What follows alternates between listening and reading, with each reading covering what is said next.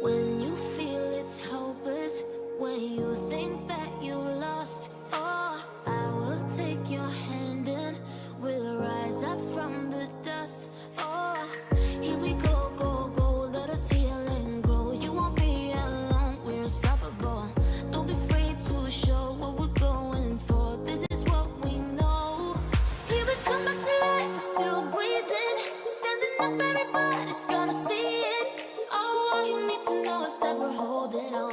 Even if we fall, we will rise up and we follow the path that we believe in. No, we're not gonna stop until we reach it. Oh, all you need to know is that we're holding on. We rise up from the dust and clear my throat.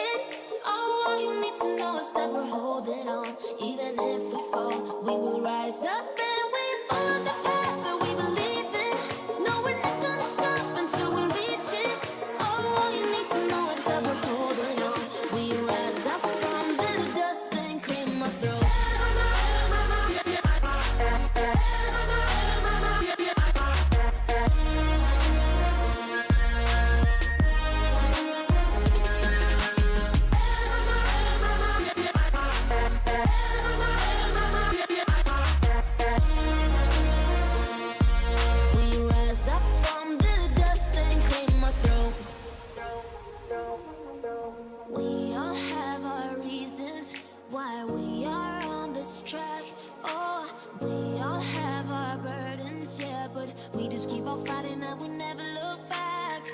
Here we go, go, go, let us heal and grow. You won't be alone, we're unstoppable. Don't be afraid to show what we're going for. This is what we know. Here we come back to life, we're still breathing. Standing up, everybody's gonna see it. Oh, all you need to know is that we're holding on. Even if we fall, we will rise up and we follow the path that we believe in. No, we're not gonna stop until we reach it. Oh, all you need to know is that we're holding on. We rise up from the dust and claim our throne.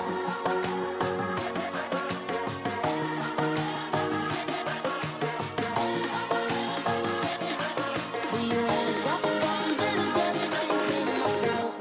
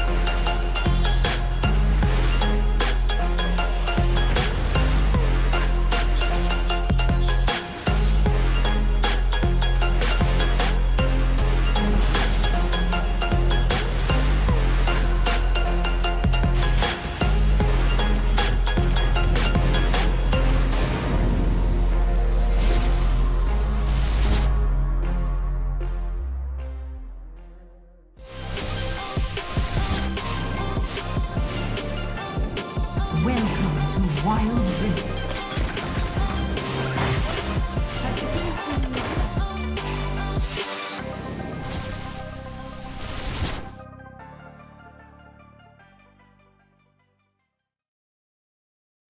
Ladies and gentlemen, we are now at the finish line of the South Luzon group stages here at the 2021 League of Legends Wild Rift Sea Icon Series Summer Season Philippines, and it is most definitely summer right now. I know you all can feel it.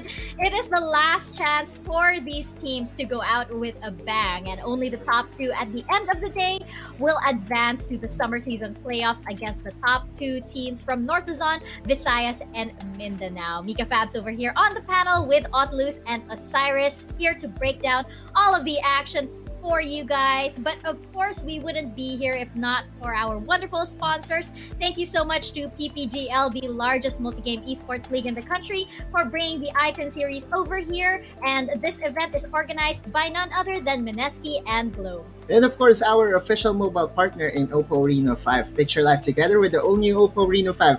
Enjoy all-day gaming with long-lasting fast-charging battery, a powerful processor with a smooth 90Hz refresh rate. Get the ultimate gaming experience with the all-new Oppo Reno 5 4G for only 18,999 and the Oppo Reno 5 5G for only 23,999. At syempre, nandito din ang sikreto ng mga gwapong gamers. Kahit buong araw na naglalaro, hindi mo ang na-GG, fresh pa rin. At para fresh all day, bring your clay game with you, Master All-in-One Clay Face Wash. It cleans 99.9% of germs, controls oil to 12 hours, and helps prevent pimples. All-in-one, bring your clay game with Master. Sikreto ng mga gwapo. And you can up your game even more. Osiris there, just trying to be cute for you all. Master you can right up your game even more as Virtual Hangouts Go Esports brings events and programs like no other, starting with an apprenticeship program led by the pros, stream takeovers, and local and international tournaments. All you have to do is download the Globe One app and click on the Virtual Hangouts tab to get updated and get hashtag OL together now on the latest happenings on Globe Virtual Hangouts. Now, guys, we do also have some surprises, some giveaways for the community right now. It is the end of our broadcast week, so that means we will be giving away 1,650 wild cores to 10 lucky winners at the end of the show. So hope you guys stick around for that. And if you want to know how you can do that, just like and follow the PPGL Facebook page, post a photo of yourself virtually hanging out with us here on the panel or with the casters or, with the players over there at the game just by watching the Wild Rift Sea Icon Series PH Summer Season. Make sure that the post is public with the official hashtags hashtag Sea Icon Series, hashtag SISPH, that's SISPH, hashtag PPGL Wild Rift, and hashtag OL Together Now. That is 10 winners that we will be announcing at the end of the show for 1,650 wild cores each. Yeah, so stick around. You better stick around until the end of the show to find out if you are one of those 10 winners. But we also have another giveaway ongoing. Isn't that right, Osiris? Yes, get a chance to win 380 wild cores by voting your favorite team. It will add up to your God King Darius or God King Garen, whichever you want to. Like and follow Oppo Philippines Facebook page. Like and share the stream with the caption of the team you are rooting for. Make sure the post is public with the hashtags hashtag Oppo Game On, hashtag Oppo Reno 5, and the hashtag Picture Life Together, hashtag Oppo A94, and hashtag Live Life at Full Speed. So we will be announcing 4 winners for this last day as well. Once winners are announced, please message the PPGL Facebook page to know how to claim it. This giveaway is only applicable to Facebook. And of course, we are live on 4 different platforms: Facebook, YouTube, Twitch, or TikTok. So you can go ahead and drop by here on Facebook, follow the instructions, and if you are in a rush in getting those skins, all you have to do is to go to kodashop.com and load your wild cores up using your globe load. And guys, as we mentioned, it is the summer season indeed here in the Philippines. The sun is high in the sky once again. So this might mean another good day for Sunsparks because as we've noticed the past few days, Sunsparks appear to be solar powered. They had a great day yesterday, although they did lose to Omega Esports, coincidentally at night. And it might be because the sun had already set by that time. But they did score a very important 2-0 against Liyab Esports, which I think is quite huge. And just checking out the series highlights from yesterday, from a very good day from Sunsparks and Autolus, I want to get your thoughts on how they can carry that over here onto the last day of the South Luzon group stages and what kind of statement they'll be leaving the audience with. Well, first off, they have to break the code, per se, right? For the third, they will be going up against Execration come third series, and that will be the third and final game for South Luzon. Also, the make or break as to who really is going to get the head-to-head between the two. We all know that Execration and Sunsparks right now are at the bottom of the standings. Well, what we are looking at right now is the Omega and Execration, and this is the Execration that has been showing up off late in the early game, but Omega is just on a different level. Omega has has bags in their tricks that hasn't been figured out by any team yet, and they are just pushing their tempo to the fullest so far. And you know what? We did also say how Omega Esports, is just one of those teams that continues to challenge the meta. Every time, Riot comes in and does some adjustment to the game and they say that this character is nerfed or no, you can't do this. Omega Esports says, it's okay, we don't care, we're going to do it anyway. And somehow it just works for them because of their amazing teamwork, because they're all just individually really, really skilled players. Osiris, what do you think?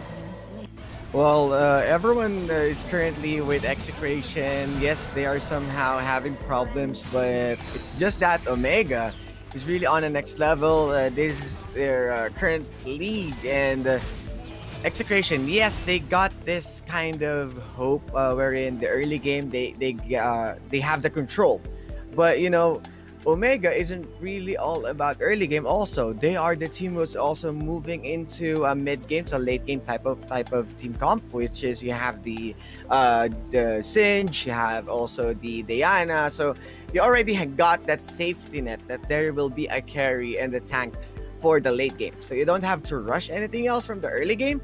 Yes, Impressive might be giving those early kills, might be bending the meta right there, but it's all about trust, as what we saw from the interview, that everyone they have this trust with each other, that even though someone failed, there's always this one person or the whole squad to save the back.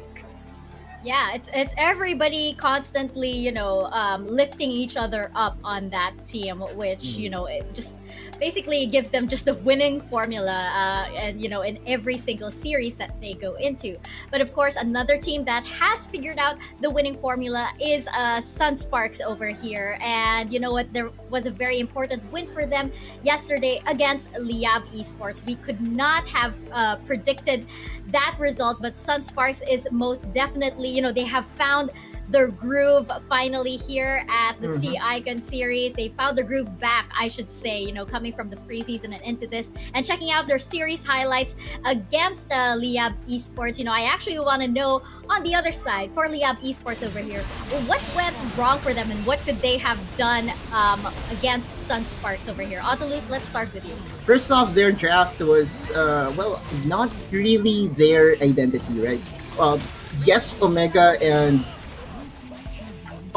was surprised by their Annie pick and Zhao pick, but knowing Sunsparks, they are, the more methodical set of players. They will not really be surprised by those cheese picks that you will have. And look at this, that's just an immaculate performance on the Lee Sin by Fate, picking up those Annie from different angles, and that I think is the reason why in those two games, Playab didn't really perform as we expected them to have. This is another Olaf, and so far in South Luzon, Olaf has been abused mostly by Liab, and they are not really showing up on this pick. Just one win so far, so I'm hoping that this time around they will probably prefer to have the Gragas on Miggy, because I really love Miggy on that Gragas. Opens up the Yasuo composition as well. You did bring out the Olaf pick. It seems like Liab they have some kind of strategy plan. They have some kind of plan here, but it seems like other teams seem to jump on that and disrupt whatever plan that they have, maybe for the Annie or the Olaf, which just doesn't seem to be working out so far. Other teams just seem to be catching on to this. What do you think, Osiris? Well, it's just that right now, yes, at that point, Leab they got this kind of surprise pick, but it isn't surprising if the result isn't really good. You are controlling the early game with an Annie, and Sunsparks got the Lee Sin. So, who got the better control? Technically, it's Lee Sin fighting off against a Xin Zhao, and you got this team comp. You can just on the second game. I mean, you got this team comp that you can just isolate an Olaf, and yes, he can dive, but not with his teammates. You got the Cask, you got the Fisher, you got the Blade Hauler. Everything is there. Everything, the traps are there just to make sure that whenever there's a respawn, whenever he goes into Ragnarok, the team or Liab, other teammates will falter, and it will be Olaf himself is being left out and die. And of course, the last series of the day was Sunsparks versus Omega Esports. And, while we knew that they did have a successful run against Liab Esports, against Omega Esports, it was a bit of a tall order for them. But I still do think that, this was a good day. This was a good series for Sunsparks still, because this was miles of progress versus what we saw during week 1. And just checking out the series highlights from that matchup, Autolus, what are your thoughts? Do you actually think that it was a huge improvement as well? Yeah, I definitely believe so as well. When it comes to facing up against Omega, there really are a lot of things that you have to think about. You have to think about the Gragas on Arise or Diana on Arise. You also have Impressive, right? Just dominating the jungle so far, and looking at the highlights right now, I think this is the flash from Dr. Mundo. Trying to assassinate sets, and no one in their right mind will do it except Impressive. That's because he's Impressive, right? He's being allowed by his team to play as aggressive as possible, and that I think is the secret ingredient as to why Omega Esports got the nod over Sunsparks, regardless of the momentum that they were riding. Sunsparks, they also looked a lot more confident going up against Omega Esports yesterday. And, this did quite a lot. Despite I'm seeing JLC on the Singed again, and we have Impressive over here with these amazing plays. Sunsparks, they still did look a lot more confident than we've actually seen them before against Omega Esports. Osiris, what are your thoughts on this match? Well, Devil J on that Akali seems pretty good, of course. Whenever there's an Akali, you know that the assassination potential is really high. But you gotta respect JLC with that Singe. You got the Mega Adhesive. Yes, you got the mobile team comp, and even the Yasuo who can dash all around, but with the Mega Adhesive, you are in one place. And what's worse about that is you can clearly see that Impressive, the guy who's wielding the Camille right there with all of the flashy plays that he did. It's just Omega right now. They are on their let's say the Ultra Instinct, and Sunsparks still got a long way to go. Doesn't mean that they are fairly not doing well. It's just that they are currently behind with how the performance of Omega is. Yeah, definitely. And you know what? Of course, every time Omega wins a series over here, they do dance around Nexus, and it was just funny seeing JLC's Singe do that, because then you have that trail of like the toxic cloud going around as well. But just checking out the standings that we have, of course, it is our last day over here at the South Luzon group stages, so it is the last chance for these teams to make a difference over here. We have Omega Esports in first, Leab Esports in second, Sunsparks in third, and Execration in fourth place. Now, it's looking like, our top two teams over here are pretty much sealed. But of course, every series still matters over here in the Wild Rift Sea Icon series, because every series, that is still 50,000 Globe Cup points at stake. And just looking at our overall standings over here, including those of North Luzon as well, we can see Team Secret and Next Play Esports over there, and it's looking like our two towers from South Luzon, Omega Esports and Liyab Esports, widening the gap over here between them and Sunsparks and Execration. And just checking out our Globe Cup point standings as well. Now, we did mention earlier that each series is equivalent to 50,000 Globe Cup points, and one Globe Cup point is equivalent to 1 peso. So, every series that is close up, we have one happy winner, regardless of the standings, actually. So we have Omega Esports at 400,000 Globe Cup points, Liyab Esports with 200,000 Globe Cup points, Sunsparks with 100,000 Globe Cup points, and Execration with 50,000 Globe Cup points. You can see, all of our teams are, different levels of happy, I would guess. Different levels of happy over here. We do have a big day coming up for Liyab Esports and Execration. So hopefully they will get to increase their winnings. They'll get to increase that bounty a little bit by the end of the day. But as we did mention, of course, each series, the winner of that gets to take home 50,000 Globe Cup points, and this all actually adds up to a prize pool of about 10 million Globe Cup points for the summer season and the fall season. I can't actually explain it to you guys very, very well, but you know what? This video over here can. Check it out.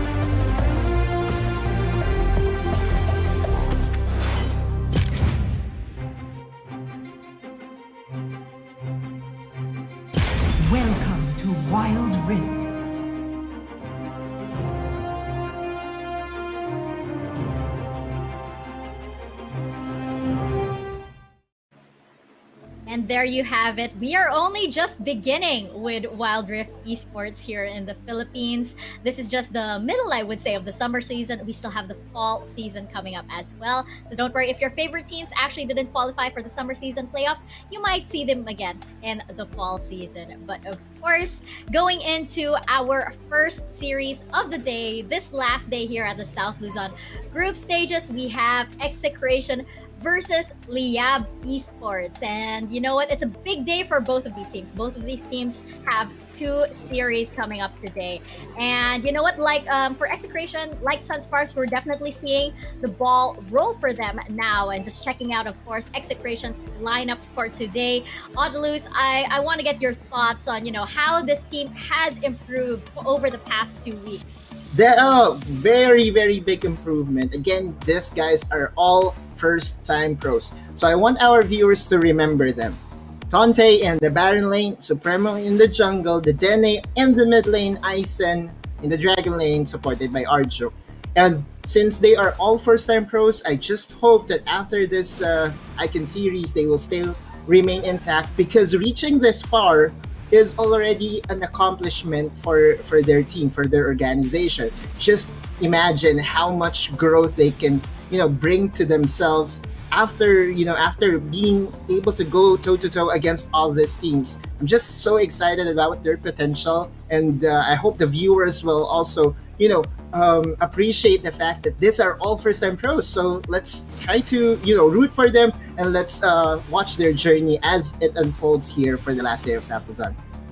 Definitely. I mean, you know what? You mentioned, again, first-time pros, and you are up against Liyab Esports and Omega Esports and Sunsparks here at the Wild Rift Icon Series. It's crazy. It's crazy, and it's a big opportunity for these guys. Again, these guys, this isn't even their final form yet. Oh, yes. and, Yeah. Our solo player highlight for today is Isen, and this guy also, I'm very, very much excited to see more things from him coming up, because as we mentioned, Execration might be a team of first-time pros, but the organization that is backing them up is such an old name in the Philippine esports scene, and Execration, I'm sure, will support these guys all throughout. And Osiris, I want to get your thoughts on Ison over here and just how much he has improved so far. Yeah, so we saw Isen on different champions, but the most effective that we saw is the Kaisa. And playing on Kaisa, mostly he's getting that killer instinct, and then goes for a Zanya, which is a big bait play. Because the Execration or the squad can back him up after putting a lot of bait, and then they can just wipe everyone out. So with that being said, the late game potential of Isen is really good. It's just that whenever at the early part of the game that he's doing the killer instinct and he's carrying the twin shadows, it's kind of iffy, and that's also something that he needs to change, because I believe that he's really effective on different playstyle. Instead of carrying the twin shadows, might as well keep that item to the Baron laner, to Tante or to Supremo, and he can opt for a much more safer item, because this guy is an aggressive machine. Yeah, he might have to invest more, I guess, on his own protection as well. And of course, you did mention Execration, playing out with the baits over there. We do, of course, have to shout out, I guess, Arjuk, as we did note in a previous interview that, he has taken the mantle of being the sacrificial lamb for the team. But that also means that he is indeed a good support player, putting himself on the line over there for his team. But of course, we also have Liyab Esports over here. Definitely not first-time pros, of course, on the other side of our matchup over here. Now, they got a loss from Sunsparks yesterday, so I'd say that today they might be out for blood. This is a team that is never ever to be underestimated. Even though they might have some bad days, their bad days still looks pretty good, actually. And of course, just checking out their lineup once again, this all-star lineup that we like to say over here. Otaluz, let me know your thoughts. Nixu, Migi, Exosen, Gambit, and Marita Boy forming the Exodia for Philippine Wild Rift competitive scene for me, right? If I'm not mistaken, we have Miggy and Gambit already being representatives for SEA right, for the Philippines. So they have really a huge amount of experience. Exosen was a world's player, right, back in 2013. So he has been in the grandest stage of League of Legends scene. We all know Nixu, also a pro player in his own regard, high regards, and Moraita Boy, a staple in the League of Legends PC community as well. So this group of people is, you know, kind of the contrast of the first timers and Execration. And today is going to be the last day we're going to see them in the group stages. And hopefully by playoffs time, we are going to see them in a much better form because so far, yeah, they have been not in their best form.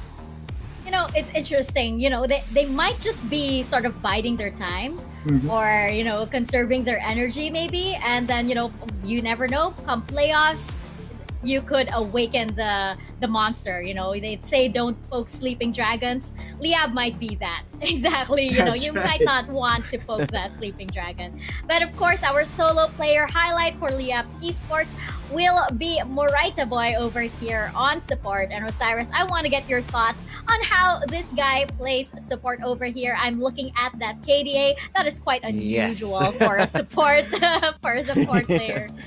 Yes, and there's a big reason why this guy is playing on a jungle role previously, and I believe also that we saw that Miggy is the one who's playing on the support role, if I'm not mistaken. So there's a big swap that happened going into Icon series, and Moraita Boy with a 6.42 KDA speaks a lot that he is out for blood as a support. And he isn't backing down. He's creating plays. He's catching everyone off guard. And there comes a time also that he left a gambit just to secure a kill and just to surprise the enemy team. But you know, this duo dragon lane with the gambit can function individually. It's just that the synergy isn't really there for now. But there's still this the final four that we are waiting for. They can go on par with Omega because they got the experience. It's just that this is Wild Rift. This is something new, and it may take some time, but they are not far from it. Oh yeah. Again, this is a Liyab that has been expected by everyone to top this group, right? And later on, I will discuss it moving forward as to what happened from the expectations as to their current performance. Yeah, and you know, checking out our Globe key player clash over here, it will be, I believe, Exosen versus the Dene. And you know what? Can I just you know, be a happy fangirl over here for a little bit? Both of these players have both picked Ari Yeah. Ari, in yeah, the yeah. past, and I am excited to see if there will actually be like some sort of like tug of war for Ari over here. I don't know. I'm just throwing it out there because I'm an Ari main. But on the loose, let me know your thoughts on this clash. I think that Dene is also an Ari main. So if there is a pro player that can guide your nine-tailed fox plays, I think the Dene is your best candidate. For Exosen, meanwhile, he has a champion ocean, right? He has so many champions, and that I think is the reason why Leab coming into the South Luzon Summer Icon Series after winning tournaments after tournaments, they have been heralded as the favorites to top this group, right? Again, just a refresher to everyone, they were selected by both Team Secret and Next Play to advance to the top two. Right? Just goes to show that the expectations for their squad is really at a very high level. Osiris, what about you? What do you think? Well, gonna back Otulus up that yes, everyone is eyeing for Leab, but right now it feels like they should be aware of the existence more on the Omega, which is the top one. But Leab, I wanted to see Exosen on that Ari because Annie isn't really a good champion for this guy. Yes, he is functioning very well with what's the early game into, but you kind of need that extra layer amount of crowd control with the charm, and there's a huge escape mechanics with the Fox Rush, and Exosen might be staying away from that Oriana but might be capable to carry as an Ari instead of an Annie. So I think that's one thing that they can do to steal away also Dedene's main and put him in a bad position to pick, or they can just go for a big tug of war or ban it out completely. We'll see. I have a feeling this Globe key player clash over here, you know, in the draft itself, it's gonna start there. It's gonna start there, and I feel like that's the most exciting part for this Globe key player clash. Who is going to get who, and who will eventually come out on top? And that is what I want to know from you guys. Adeluz, who is taking the series? I still favor experience, right? I know that the Execration is hungrier, but because of what happened yesterday, I think Leab will just come out on fire, and hopefully, probably just pick that Diana, because I think Diana is a good fit with Exosense gameplay, right? So with that said, I will give 2-1 in favor of Leab. And Osiris, what about you?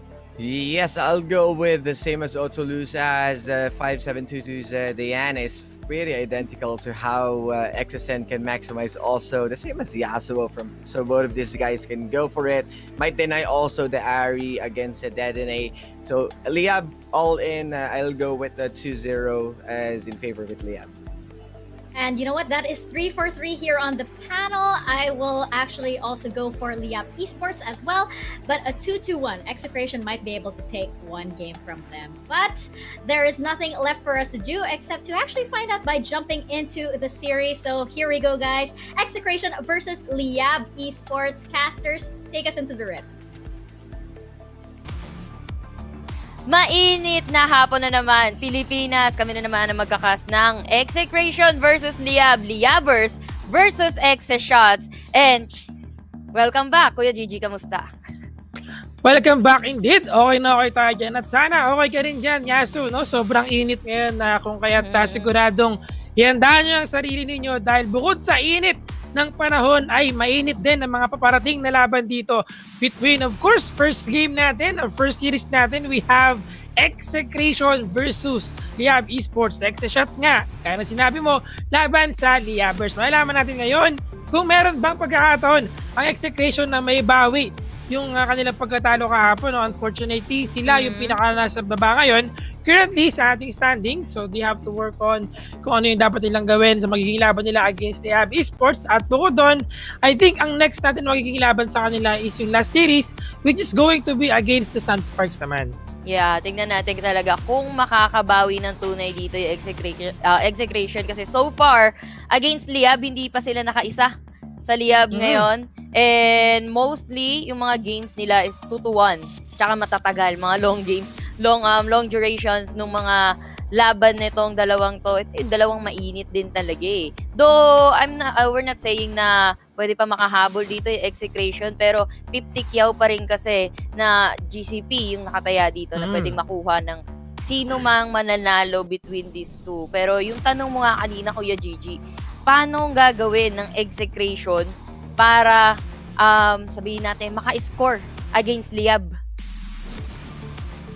Medyo naisip ko na ang mga pwede nilang gawin dito is, alam mo yon, yung the normal way na sinasabi natin palagi, no, na talagang pagdating sa mga pickings dito ng Execration, alam natin lahat na may palag talaga sila against Liab Esports. Pero the problem is Execration, kahapon nakikita natin always palag-palag sa simula, na nagkakaroon sila ng konting problema pagdating sa, alam mo yun, mid game to late game. So yun yung kailangan nilang gawa ng paraan dito. Kailangan nilang subukan na, alam mo yun, may panalo nila yung, may maintain nila yung peace, na mapatuloy nila na may panalo yung kanilang mga sunod-sunod pa na laban. And as well as of course the execution once again, kasi nga Execration, no, kailangan pasok lagi dyan yung execution.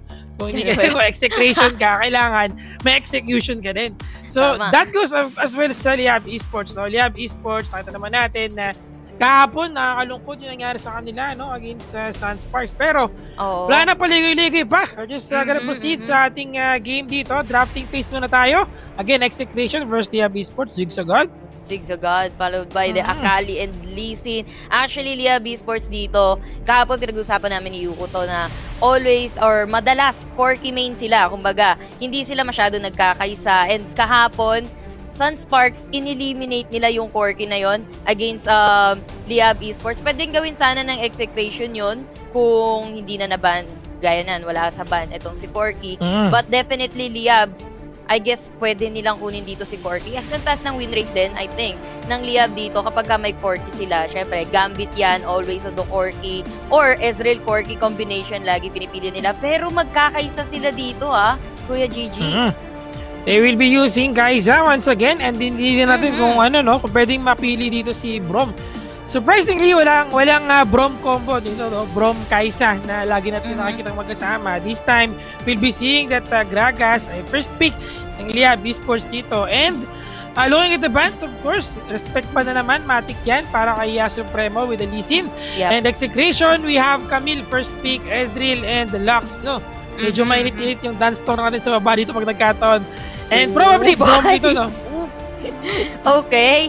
Si Vibe coming from Liab Esports, pero meron kasi condition kay Vi. Kailangan kasi may second demotion ka. We all know, Vi, kapag ka pumasok yan, sasapak agad yan, kailangan may mga follow-up agad yung mga teammates mo. Kasi if hindi, para ka lang magsusuicide mission dyan. But then again, that's a good pick on that Alistar. Pinag-usapan natin yung follow-up when it comes to CCs, to stuns. Bayad na bayad dito yung pwedeng ibigay ni Alistar. What's lacking sa side ng Liab Esports is the mid laner, or pwede nilang gawing mid laner si Gragas actually. Oy! Katarina! Noong unang tingin ko, pag medyo nakatingin ka sa gilid, tapos nakikita mo si Vi sa gilid ng paningin mo, parang Katarina siya. Akala ko yun yung third pick ng Liab Esports dito. Katarina, pero yun na nga, no? Nilak na nila. Katarina is going to be the mid lane of Liab Esports, going for Exhaustion. And magandang magandang lineup na meron sila. Yep. They have the AoE CC coming from the Pulverize, and of course yung explosive cast, then the assaulted battery from Vi na mangyayari pagdating na ng mga team fight natin. Execration naman, they also have very interesting lineup dito. They only have of course yung super tanky na si Dr. Mundo, and I would say na so far sa current meta natin medyo medyo hindi na siya ganoon kakunat compare sa before na naging alam mo yun yung previous patch natin, pero right now still viable pa rin in the current meta, no? Pero sobrang bilis, no? Sobrang bilis. Sobrang bilis mga na pangyayari dito, game agad no? Talagang nabigla nga kayong puso dito. We're now going sa ating game 1 na. Ihandaan nyo na mga kaibigan dahil Execration versus Liab Esports. Palag-palag na ito. Yeah, hindi. Tama ka dyan, Kuya Gigi. Ngayon ang nakikita natin, standard laning lang, 1-1-2 para sa both team natin. And kita nga natin, harapang Camille versus Gragas, Nixu versus Tonte at the top lane, habang Oriana and Katarina naman sa may middle lane. We have Ezreal, Lux versus the Kai'Sa, and Alistar naman at the bottom lane. Pero between these two men, kailangan mag-ingat-ingat dito nila Moraita Boy, lalo na ang katapat nila dito, Arjuk in a Lux. Ang lakas mang haras ng isang Lux. And kapag na-lockdown ka niyan, let's say, light binding, hindi man makapag-deal ng agarang damage yan. Pwede ka kasing maharas dyan din later on, marotatean. Pero at the bottom lane, hinahabol nila dito si Arjuk. Aba, makulit ka. Pero ligtas pa rin naman si Arjuk. They will be committing yung heal neto ni Aizen just to save itong kanyang support at the bottom lane. Sinabi mo na nga, no? Sinabi mo na yung aggression na pwedeng ipakita dito ng Liab Esports to try and win the bot lane or the dragon lane mismo. With what happened, nakita natin, of course, burn agad dito yung flash ni Arjuk, samahan pa ng isang heal ni Aizen. So, they really have to be very careful, no, in the bot lane na magkaroon ng skirmish dito. And at the same time, nakikita natin na ito na, nakikita na natin yung epekto ng pagka-nerf ng barrier sa mga dragon laners natin. So they're more on preferring na yung heal and exhaust instead of the heal barrier for our ADC. Yeah, tama ka doon. And maganda din naman kasi yung heal, pero maganda yata yung pasok dito ni Miggy. Pero not so perfect kasi nga Dedenne, buhay na buhay pa rin siya, naka-touchdown pa rin siya sa may honey fruit na nasa gilid niya. But still, Dedenne though, low health pa rin, pwede siya mag-force reset doon para sa kanyang sarili. Sobrang solid yung ginawa doon ni Dedenne, no? Talagang kumain na lang siya ng honey fruit dito. Of course, para magkaroon siya ng generation. And at least kahit paano nakikita natin na mabilis din yung rotation coming from Miggy at the moment. I think 2 beses na niyang sinubukang i-gank dito si Dedenne. But Dedenne, ang ginamit niya lang doon na summoner spell is yung barrier. Again, 120 seconds. So, kailangan nilang ma-make sure na mabantayan yung time frame na yan para meron sila ulit sa potential na makakuha ng isa pang kill na mid lane dito. Probably before the dragon spawn, yung first dragon natin, which is going to be the Cloud Drake. Kung mapapansin nyo, that's the icon already, no? Para sa laban na ito. Yeah, tama ka doon, Kuya Gigi. Wala pa masyadong wala pa talagang first blood, pero andun yung mga aggression na tinatry pasukan nga ng Liab, yung Execration, pero at the top lane mukhang may nagkakapitikan na naman, yung isa naglalasing lang, yung isa sumisipa na, habang si Supremo actually, tahimik lang siyang nagpa-farm wala pang real rotation na nanggagaling coming from the jungle ng Execration dito. I guess, looking forward na makakuha muna siya ng first item, no, Kuya Gigi, pero yung top lane natin, mukhang si Nixu na paputok na ng kanyang honey fruit sa may bandang gilid kasi si Tonte medyo maasim, hindi naman siya masyado nasaktan doon para kay Nixu, he's still safe and magbaback away na rin muna itong si Execration pero at the middle lane, the second fight this time, he will be killed. Dedenne is going to be the first blood na ibibigay para sa Liab Esports. Ayun na, doon na lang nila nakita yung opportunity para sa kanila dahil wala nga flash dito. Wala lang barrier pala, rather si Dedenne, nagkaroon sila ng pagkakataon na makuha yung first blood in the mid lane, giving Exosen more open opportunity para makapag-farm siya ng maayos dito at magkaroon siya ng mas maraming item, potentially na maging pinakatalagang burst champion dito sa kanilang lineup. And at the same time, alam mo yun, hindi sila takot mag-burn ng mga summoner spell nila dito. Moraita Boy, ginamit niya yung kanyang flash para lang matulak sa gitna ng teamfight dito si Dedenne sa mga tropa niya. Now the first drink is being taken down by Execration, Yasu. Yeah, Void Seeker na iba to na nga yan at nakita na dito yung ginagawa ng Execration. Pero Execration, mapapahinto sila na mag-Drake. Napakalahati na nila yung Drake eh. Pero sabi, wait lang. Kasi pumupwes na rin dito yung side na Leab Esports. Meron silang bahagyang vision doon sa loob ng jungle na Leab Esports and Nixu. Pasilip nga par kung nagda-dragon talaga kayo pero hindi pa eh. Talagang medyo tinatakam pa I guess na side ng Execration tong dragon na to kung papasok pa talaga yung Leab Esports. Pero ito na nga. 5 na sila dito para sa side ng ng Liab Esports na pumapasok sa dragon habang sinalunan ni Moraita Boy na knock up itong si Supremo pero makunat nga yan pero sa likod, medyo duguan itong si Aizen, napabakaway sila dito, continue on that Drake. Itong Liab Esports, pero hindi pa tayo tapos. Nandito pa rin sila, Final Spark will be there, hindi na maaabutan yung KS on that Cloud Drake, Kuya Gigi. Pero habang nangyayari yun, Tonte will just make the trade dito. Worth trade para sa kanya. Sinakuha naman niya yung first tier turret. Pero hindi pa rin tapos ang laban ng bot lane. Yep, true shot barrage. Ibinigay na nga ni Ezreal. Wag muna kayo lumapit para low health kami. Pagbakin nyo kami. Kahit konti lang. Pero this is gonna be a reset for both teams. Talagang TP lang muna. Probably kukuha muna sila ng mga first items nila or kung ano na yung available. Pero at the middle lane, mukhang inaaurahan ba ni Dedenne? Kasi hindi niya kaya mag-isa to sa Exosen sa Katarina. Madulas-dulas to, no, Kuya Gigi? Talagang mahirap sabayan itong Katarina. Pero the thing about that is pwede mo siyang gamitan ng shockwave kapag nag-death note sa harap mo, no? Pero yun nga lang, syempre, alam mo yun, when it comes to pag-poke, medyo mahirap pa. Kanina, no, nakita natin kung gaano kaganda yung pag-initiate ni Moraita Boy. Pinasok niya yung kalaban nila dito, Execration. Ginamit yung kanyang Unbreakable Will para meron siyang enough tankiness at ma-survive niya yung pag-boost sa kanya ng skills dito. Now, the Rift Herald has spawned. Ito yung first Rift Herald natin, no? And mukhang ito yung magandang objective for Liab Esports na magbigay pala ng pressure. Pero nanggaling nga sa likod doon. Etong si Vine, ang target na naman is gonna be Dedenne. Nakasapak na naman ng baka itong si Dedenne. Pero Supremo trying to hold out 3. Coming from Liab Esports, Biggie though, very low sa HP. Nandito na etong Hexecutimato, masinipa sa muka. Taking that kill para kay Supremo at mukhang extend pa sila. Exosen is still alive pero na-jump on the turret. Itong si Camille na palalim ng onte pero hinahabol pa nila dito si Aryo habang nag-re-referral dito si Supremo pero explosive cast para kay Aizen. Medyo tumalsik. Hinahabol nila. Lux will be taken down by this guy. Sana preheating lang from behind. Low health dito. Itong si Exosen. But still, Liab Esports, I think itutuloy pa rin nila. Itong referral na to makukuha pa rin nila. Tinaboy ni Moraita Boy. Si Supremo Boy. Pinatalsik lang doon sa may bandang likod habang nahabol nila dito yung baka, penging Sangyu pero nope, mamaya na siguro. Ito yung magandang bagay dito, no? When you have an Alistar, sobrang laking potential talaga na makapag-disengage sila dito at matulak yung isang membro ng kalaban ninyo. Pero mid lane, yeah, pinasukan na naman nila dito the middle lane. Execration, Jackwave para sa dalawa pero yung follow-up medyo nawawala at habang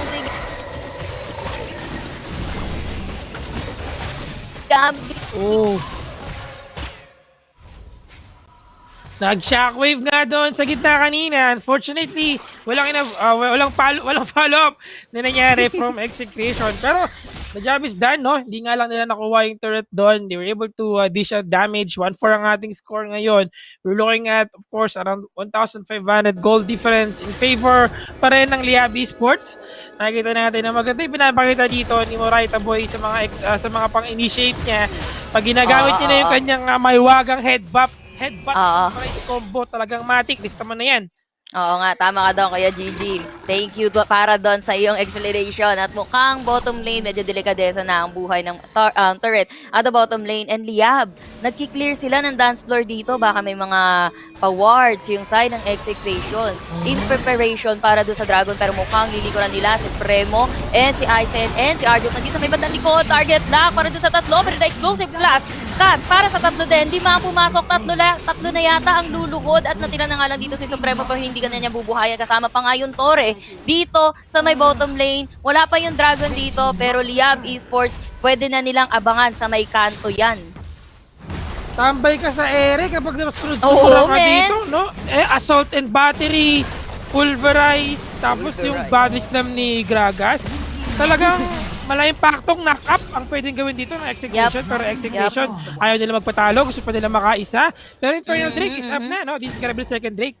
Yeah, pwede maabutan yan ng Execration at pumupwesto na, I think, yung Liab Esports, but still waiting kung pupwesto din ba talaga yung Execration. They have the Scuttler na pang vision dito on the river sa side ng Liab Esports, pero sinisimulan na ng Execration. Yung Drake na to, 5 din ata sa Liab Esports ang po-contest, pero hindi na nila makukuha yung Infernal Drake na yan. Para sa side ng Liab Esports, nauna na nga yung Execration. I think hindi sila masyado nakaabot doon. Sabay reset na lang for their team, Kuya Gigi.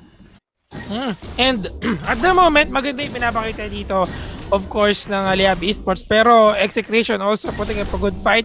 Kahit na 1-7 yung score natin, palag-palag pa rin sila sa mga pagkakataong ito. And what really happened is, of course, nakita naman natin kung gaano nila talagang finocus fire si Dedenne sa mid lane.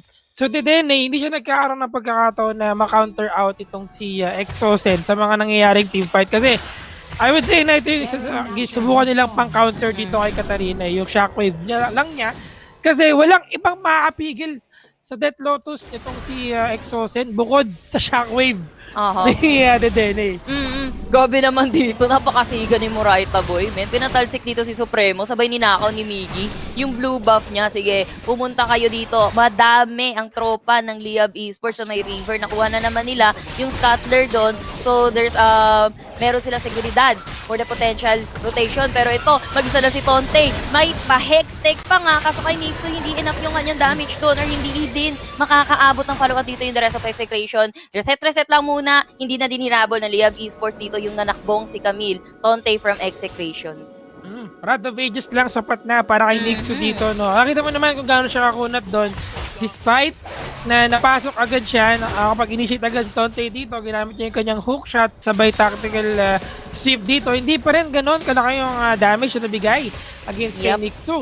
And currently, nag-focus siya ng bagya sa kanyang tank items dito, no? Magic Resist. Kasi alam niya na ang hirap sabayan itong si Exosen when it comes to pag nagputok-putokan na yung mga burst nila dito. So meron siyang spirit visage para meron siyang magic resist. At the same time, the rest of the members of Liab Esports, nakita natin na si Exosen, talaga naka-burst AP lang siya na item dito. Walang defensive. Yep, indeed. And ang ginagawa kasi dito ng Liab Esports, nagro-rotate sila as 4 or 5 at target na naman nila dito si Dedenne with the slam and the pulverize. Pero Dedenne, buhay pa rin naman dito na protektahan siya ng kasarili niyang protect. Nandito na rin si Supremo. I guess ang target mo talaga nila dito, the mission is to push that turret. Andun yung final sparks, nandun yung true shot barrage. Pero nope, hindi yun mapipigilan ang Liab Esports. Sabay TP ulit, readying for another rotation, another team fight mamaya pagbalik nila. And at the moment, we are at 12-minute mark. We're seeing that hindi pa kompleto yung item dito ni Aizen, no? Currently, wala pa siyang Trinity Force. Actually, just now, kaka-upgrade na lang ng Trinity Force niya. Meron din siyang Muramana dito for more damage output na pwede niyang ibigay during the team fight. So right now, medyo palag-palag na sila sa damage dito. Pero ang kailangan nila, ang problemahin talaga nila dito, Execration, they have to worry about the Death Lotus nitong si Exosen and with the passive as well, sabayan mo pa ng magandang knock-ups coming from Liab Esports. So nahihirapan sila mag-protect dito. They don't have enough shield. Kahit meron silang shield from Arjuk and Dedenne dito, hindi pa rin yun enough. Pero team fight sa mid lane, Yeah, pinasok na nga nila agad si Supremo ang matitiktikan. Supremo to fall down kasama na ngayon Torre na yon, men. Bago yung Baron. teamfight na yon, dalawang ultimates coming from Execration. I don't know, just to defend the turret sa may middle lane. Final spark tsaka true shot barrage. Meanwhile, we have Leab Esports. Nag-rotate na nga sila dito. On that Baron, wala nga naman yung jungler dito ng Execration. But I don't think na magiging effective yan Tinene kung i-contest pa niya. Nahuli na nga siya doon ng bangga-bangga portion. But Tinene, hindi na siya makakasurvive even the protection of his own protection habang nahabol nila dito. Arju, ay Katyan Rain coming from Gambit. Nagpatigas na nga dito si Arju pero pinatagal mo lang, mamamatay ka din naman. Liyab Esports, 3 ang napaluhod nila, Kuya Gigi. Iba yung galawang ngayon ng Liab Esports, talagang gusto nilang may bawi. Yung nangyari kahapon sa kanila, they really want to try their best na bigyan ng pressure dito ang Execration and it's working very well. Even Execration, mga kaibigan, di sila makapag-react na maayos dito. Supremo, kahit Dr. Mundo siya, parang hindi siya si Dr. Mundo kapag nakapasok na ang assault and battery ni Miggy dito. Now Dragon, Mountain Drake, Yeah, kinakanaan na nga yan na Leab Esports na simula ng Execration pero Leab pa rin makakakuha ba nananakbo. Mukhang may iwan dito si Tonte with a Hextech Ultimatum sabay hookshot papalayo. Tactical sweep para kay Miggy. Final spark will connect pero hindi masyadong damage yung mabibigay ay Katyan Rainman. Pinaulanan yung Execration dito habang pinangga ng back isa. That's going to be 4 down sa side ng Execration even under the turret kaya Gigi. Kahit nasa likod Deo ng turret, andito pa rin kami. Explosive cast, pinigilan silang makapag-disengage dito. And once again, Miggy, assault and battle sa Dr. Mundo. Wala kang pake kahit makunad ka. Siguradong pipitasin ka namin kapag nahuli ka ng assault and battle. Uy! Exocet! Nagtigil siya doon, man. This is an official ace by Oppo Reno 5 and diretso na nga yan ni Leab Esports. Hindi na maghihintay pa. Focus fire na on that Nexus and sila na nga ang makakakuha ng first game for this first series para sa last week ng ating South Luzon, si Icon Series. Napakabilis nang nangyari. Unfortunately, it was a one-sided match itong game mo natin. No? Pero nakita naman natin, again, sinabi ko naman kanina na Execration is trying their best na talagang makabawi sila kahit paano. Pero nagsimula ito lahat yung sunod-sunod na gank na nanggaling kay Miggy in the mid lane. Then, hindi siya nakapag-responde ng maayos dito. Nahirapan siya ng bagya. After ma-burn yung kanyang barrier, sunod-sunod nang inabuso nitong si Miggy yung mid lane dito. Samahan mo pa ng pulverized combo coming from Moraita Boy. Ang hirap talagang pumalag sa ganitong klase ng lineup from Leab Esports. So, I would say na talagang, alam mo yun, the pressure is there. Talagang Execration, I think medyo nagkaroon sila ng konting problema dito pagdating sa kanilang, alam mo yun, yung lineup nila. Medyo hirap talagang pumalag sa ganitong sunod-sunod na wombo combo. Hindi siya, alam mo yun, Leab Esports, hindi siya AUECC eh. Pero more on single with the assault and battery. Yung security nila yun lang eh. Pero again, first game Execration, unfortunately Leab Esports nakakuha nila naman ito. Yeah, kasi andun na lahat halos nung ingredients na pwedeng gustuhin mo sa isang composition dun sa side ng Leab Esports. Kanina nakita natin si Vi. Sabi ko, it depends kung makakapasok dito si Vi, pero binigyan nila ng Alistar nga. Kasi ang naging key dito talaga ng Leab Esports, yung mga sunod-sunod na skills nila when it comes to the CC, assault and battery, then follow up the pulverize, coming from this Alistar, then samahan pa natin ng explosive cast kung sakaling tumakbo sila dito sa side ng Execration. And also, Leab Esports, pinagana talaga nila yung composition na to. Ang ginawa kasi nila, nagsama-sama sila, men. All together, malakas. Ganun ang composition dito ng Leab Esports. That's why it really works for them. As for the Execration naman, medyo na 10 bits tayo. Hextech Ultimatum, isa lang naman kasi nahuhuli niyan. And it depends pa kung may mahuhuli ka ng shockwave mo as an Oriana. Comparing dun sa mga CC kasi ng side ng Leab Esports, detutok eh. Detutok, pwede mo siyang ilak on the target, hindi gaya nung sa side ng Execration dito, Hextech lang yung pwede mong ipang tutok sa isa. Yun nga lang, isa lang talaga yung madi-disable nyo and hindi naging successful doon itong si Camilo, itong si Tonte on that Hextech catch against Leab. Tsaka itong first game natin, nakita natin na talagang, alam mo yun, in terms of lineup, no, Liab Esports talagang ayaw nilang pabayaan na magkaroon ng opportunity itong Execration na makapag-far pa sila pagdating sa mid-game or sa late game na mismo. Kasi since they have Dr. Mundo, alam mo yun, they have Ezreal, yung mga champions na ito is mga scaling champion, talagang kailangan late game, no? Kailangan meron silang enough item para talagang mapakita nila na talagang, alam mo yun, yung makakapag-perform sila dito ng maayos. Unfortunately, talagang yung pressure na binibigay ng Liab Esports dito talagang hindi kinaya ng Execration. Kasi even in the bot lane, even in the dragon lane, tsaka sa mid lane, pinapasok nila sa loob, no? Talagang backline sila dito at sobrang iba yung yung lakas ng loob ni Murayta Boy. Parang iba yung niya.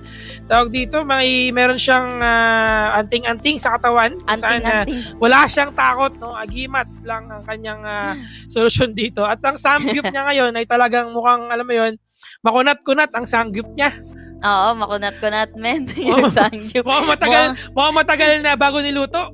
Oo, mukhang hindi pa nga nila nang-ngerp yung sangyup dito ni Murayta Boy, men Talagang hindi nila, alam mo yung tinamaan na ng final spark. Talagang buhay na buhay pa din yung baka, men. Kapag nga sinabi ni Chef Gordon, pagka hilaw yung sangyup mo, men, nagmumu pa yung sangyup dito ni Murayta. But anyway, ang ganda nung pagkakasunod-sunod talaga, the symphony of skills ng side ng Liab Esports and yung pagiging sama-sama nila kapag ka nagro-rotate, kailangan walang may iwan. Talagang pasukan kung pasukan. Kasi Miggy, kahit may tore sila, ang nakakatuwa doon, napapabagsak nila, most likely ito si Supremo Under the turret, sabay bumaksak ni Supremo yung tore. So, hitting two birds with one stone yung ginagawa dito ng Liab Esports. And yun din yung nagpanalo sa kanila. Talagang sama-sama, all together, malakas. All together na nga, di ba? Hashtag natin yan. So alam nyo na yan, mga kaibigan, huwag nyo kalimutan yan para magkaroon kayo ng pagkakataon na manalo ng 380 wild course. And eto na nga, aside from that, medyo for me lang questionable yung pick na Dr. Mundo. Pero alam mo yun, sige, siguro yun yung naisip nila na pwede nilang pang-compensate since may Alistar yung kalaban nila, or at least kahit paano meron silang tank champion. Pero pero alam mo yun, maraming a lot of different option na pwede mong gamitin dito to win this matchup against Liab Esports, no? But mamaya na natin pag-usapan yan dahil meron tayong part dyan na makikita natin yung ating mga picks and bans. But we're going at of course, yung ating play of the game powered by Oppo Reno 5. Ito yung mga situations ngayon na nakita natin. Alam mo yun, na naging lumabas yung A-game dito ng mga headbutt ni Murayta Boy. Talagang headbutt, no? Talagang wala silang takot na pumasok sa ilalim ng mga turret dito. And yung again, we keep on mentioning kung gaano kaganda yung assault and battery, tapos pulverize, sabay explosive cast. Yung mga gustong disengage, babalik pa rin sila sa kamay nila dito, securing enough manpower para magkaroon sila, of course, ng mga advantage sa mga mangyayaring team fight. Yep, indeed. And eto nga, pinakita sa atin nila Liab Esports kung gaano sila kalakas kapag ka seryosong-seryoso Grabe talaga yung pagkakasunod-sunod. Kita natin, assault and battery sabay pulverize. Andun yung mga true shark barrage, pero and final sparks. Pero nangingiliti lang actually sa side ng Liab Esports. Eto, hindi natin nakakita, I guess, yung huling pasok ni Katarina. Grabe yung pasok niya doon, men. Napashish! Ako doon. And Exozen with that Katarina, pinakita lang sa atin kung paano talaga the proper Katarina, baby.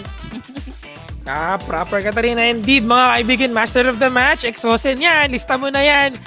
Ang ginawa niya dito, wala siyang ang defensive item niya lang ay yung kanyang stasis. Stasis. No? Pero, since nakita naman nila na since early game pa lang, nasa kanya na yung first blood, alam mo yun, nasa kanya na almost every kill na nanggaling dito from the mid lane because of the gank and the help of Miggy. Tapos ni Murayta Boy, wala na siyang pake sa kanyang ibang items dito. Gusto niya lang mag-focus sa AP build niya kasi hindi naman din niya kailangan maging defensive talaga Kasi alam mo yun, sino bang kailangan ng defensive kung nasa tabi mo na si Murayta Boy tapos meron pang assaulted battery dito na secure na talaga yung CC nila. Ang gagawin mo na lang, mag-skill ka na lang dito, batuin mo yung mga dagger mo, patamahin mo sa kanila at pumitas, no? Tamaan lang ng magandang dagger rings yung kalaban dito. That's gonna be a secured kill na para sa inyong team. Yeah, tamang sayaw lang sa gitna. Etong si Exosen, alam mo yung tipong Ikot-ikot lang. oo, sasayaw ka lang sa gitna habang may nagsusuntukan sa gilid mo, no? Ganun yung ginagawa dito ni Exosen, and napakaganda naman talaga nung last pick off niya kay Lax. Talagang going beyond the turret para lang mapatay. Kahit mapatay siya doon, okay lang. Nakuha ko yung parang pang-montage. Pang-montage dito sa Katarina ni Exosen. Why not, Coconut Man? Pero iniintay lang natin yung susunod na draft against, between these two, Execration and Liab. Kanina sinabi natin yung mga games nito, ang dalawang to, ang tatagal, no? Tapos umaabot siya ng 3 games. Pero this time mukhang Liab, mukhang gusto nilang tapusin ng maaga and totally insecure yung kanilang second spot para dito sa ating ranking sa South Luzon. Tsaka mukhang isa pang reason ko bakit gustong tapusin agad to ng Liab Esports is mas pinaghahandaan nila yung second game nila. Yung second series natin, which is eto na naman ang ating labanan between I think so far, no, I would say na parang sila yung top 2 currently sa ating standings dito, which is Liab and Omega Esports. Maya-maya yan, no, series 2. Kung kaya't siguraduhin nyo na ihanda nyo ang inyong mga sarili sa mga susunod nating bakbakan dito, dahil etong game 1 na ito, hindi pa ito ang again, series 1 pa rin naman tayo, no? Game 1 pa lang tayo, may game 2 pa na mangyayari dito. So may pagkakataon pang Execration na may bawi yung kanilang bandera. Yeah, I guess possible game 3 nga na pwedeng bitbitin tayo ng Execration later on. And malay natin, kasi talaga honestly 2-1 palagi yung tapos na itong dalawang to, though lagi namang nananalo or 2 games na yun na ipanalo, 2 series na yun na ipanalo ng Liab Esports dito against Execration. Malay naman natin, bumawi dito yung Execration, talagang mag-activate sila ng power of friendship. Talaga, gaya ng ginagawa ng Liab Esports, sama-sama sila, malakas sila eh. Execration dito, napipilitan silang mag-react doon sa rotation na ginagawa ng Liab Esports. And siguro, gaya na nga nabanggit mo kanina, Kuya Gigi, no, medyo questionable yung Dr. Mundo. Kasi honestly, pwede pang gumamit dito ng other champion, itong si Supremo. Nagbuwukong din siya and meron din siyang Olaf.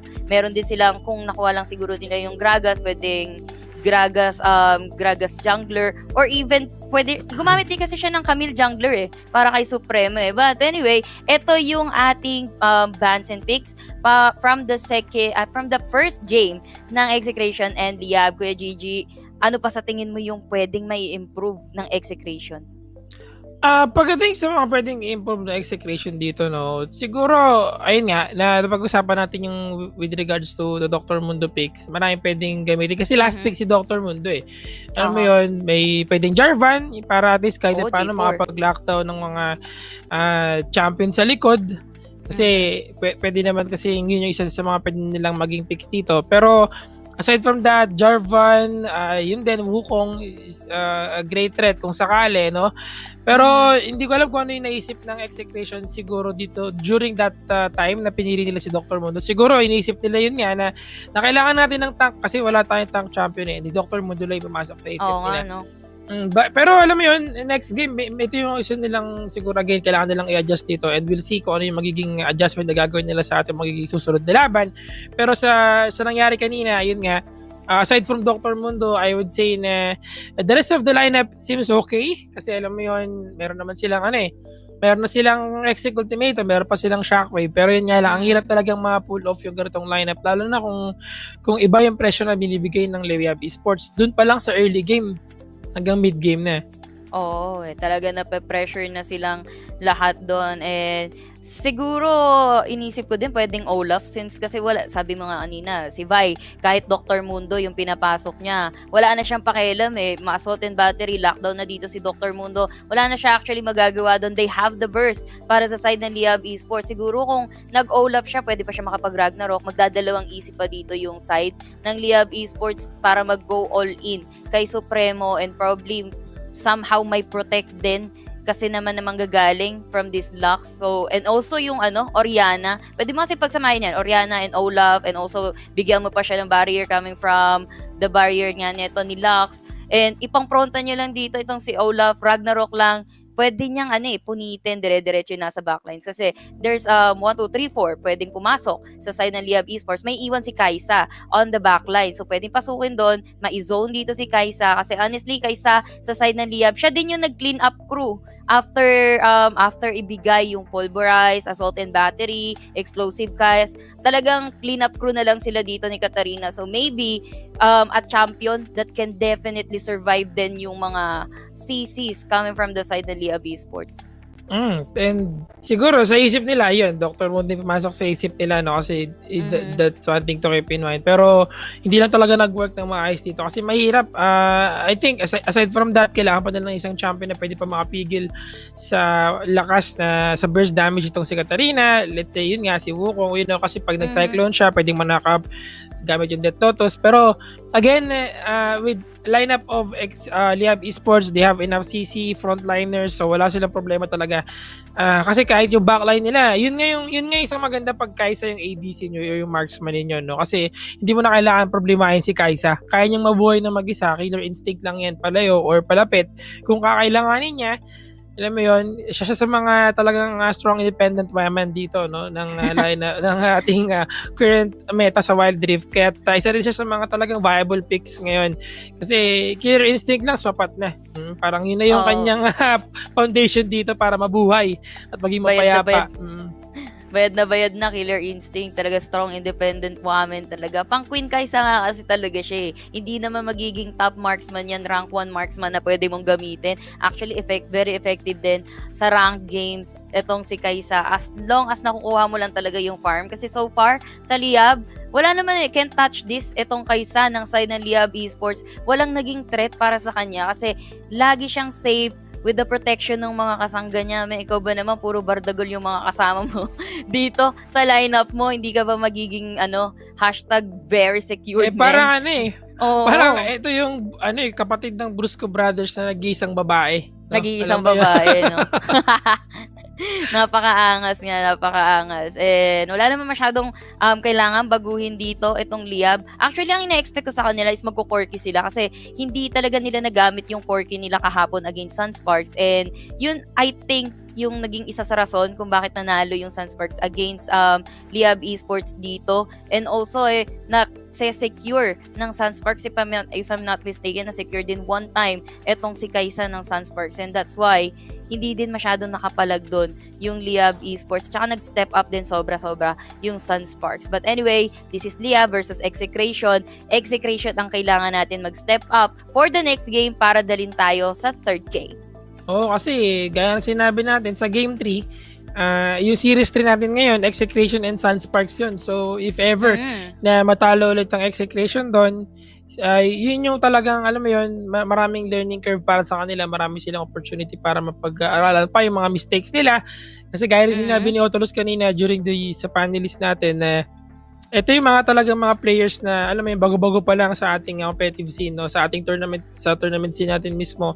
Kung kaya't marami pa silang, alam mo yun, marami pa silang pagkakataon na may work on yung kanilang mga mistakes dito. But hindi pa tapos ang ating series dito, no? So pwede pa sila makabawi, pwede pa sila makakuha ng 50 kyaw. So 50,000 Globe Cup points lang naman yan, no?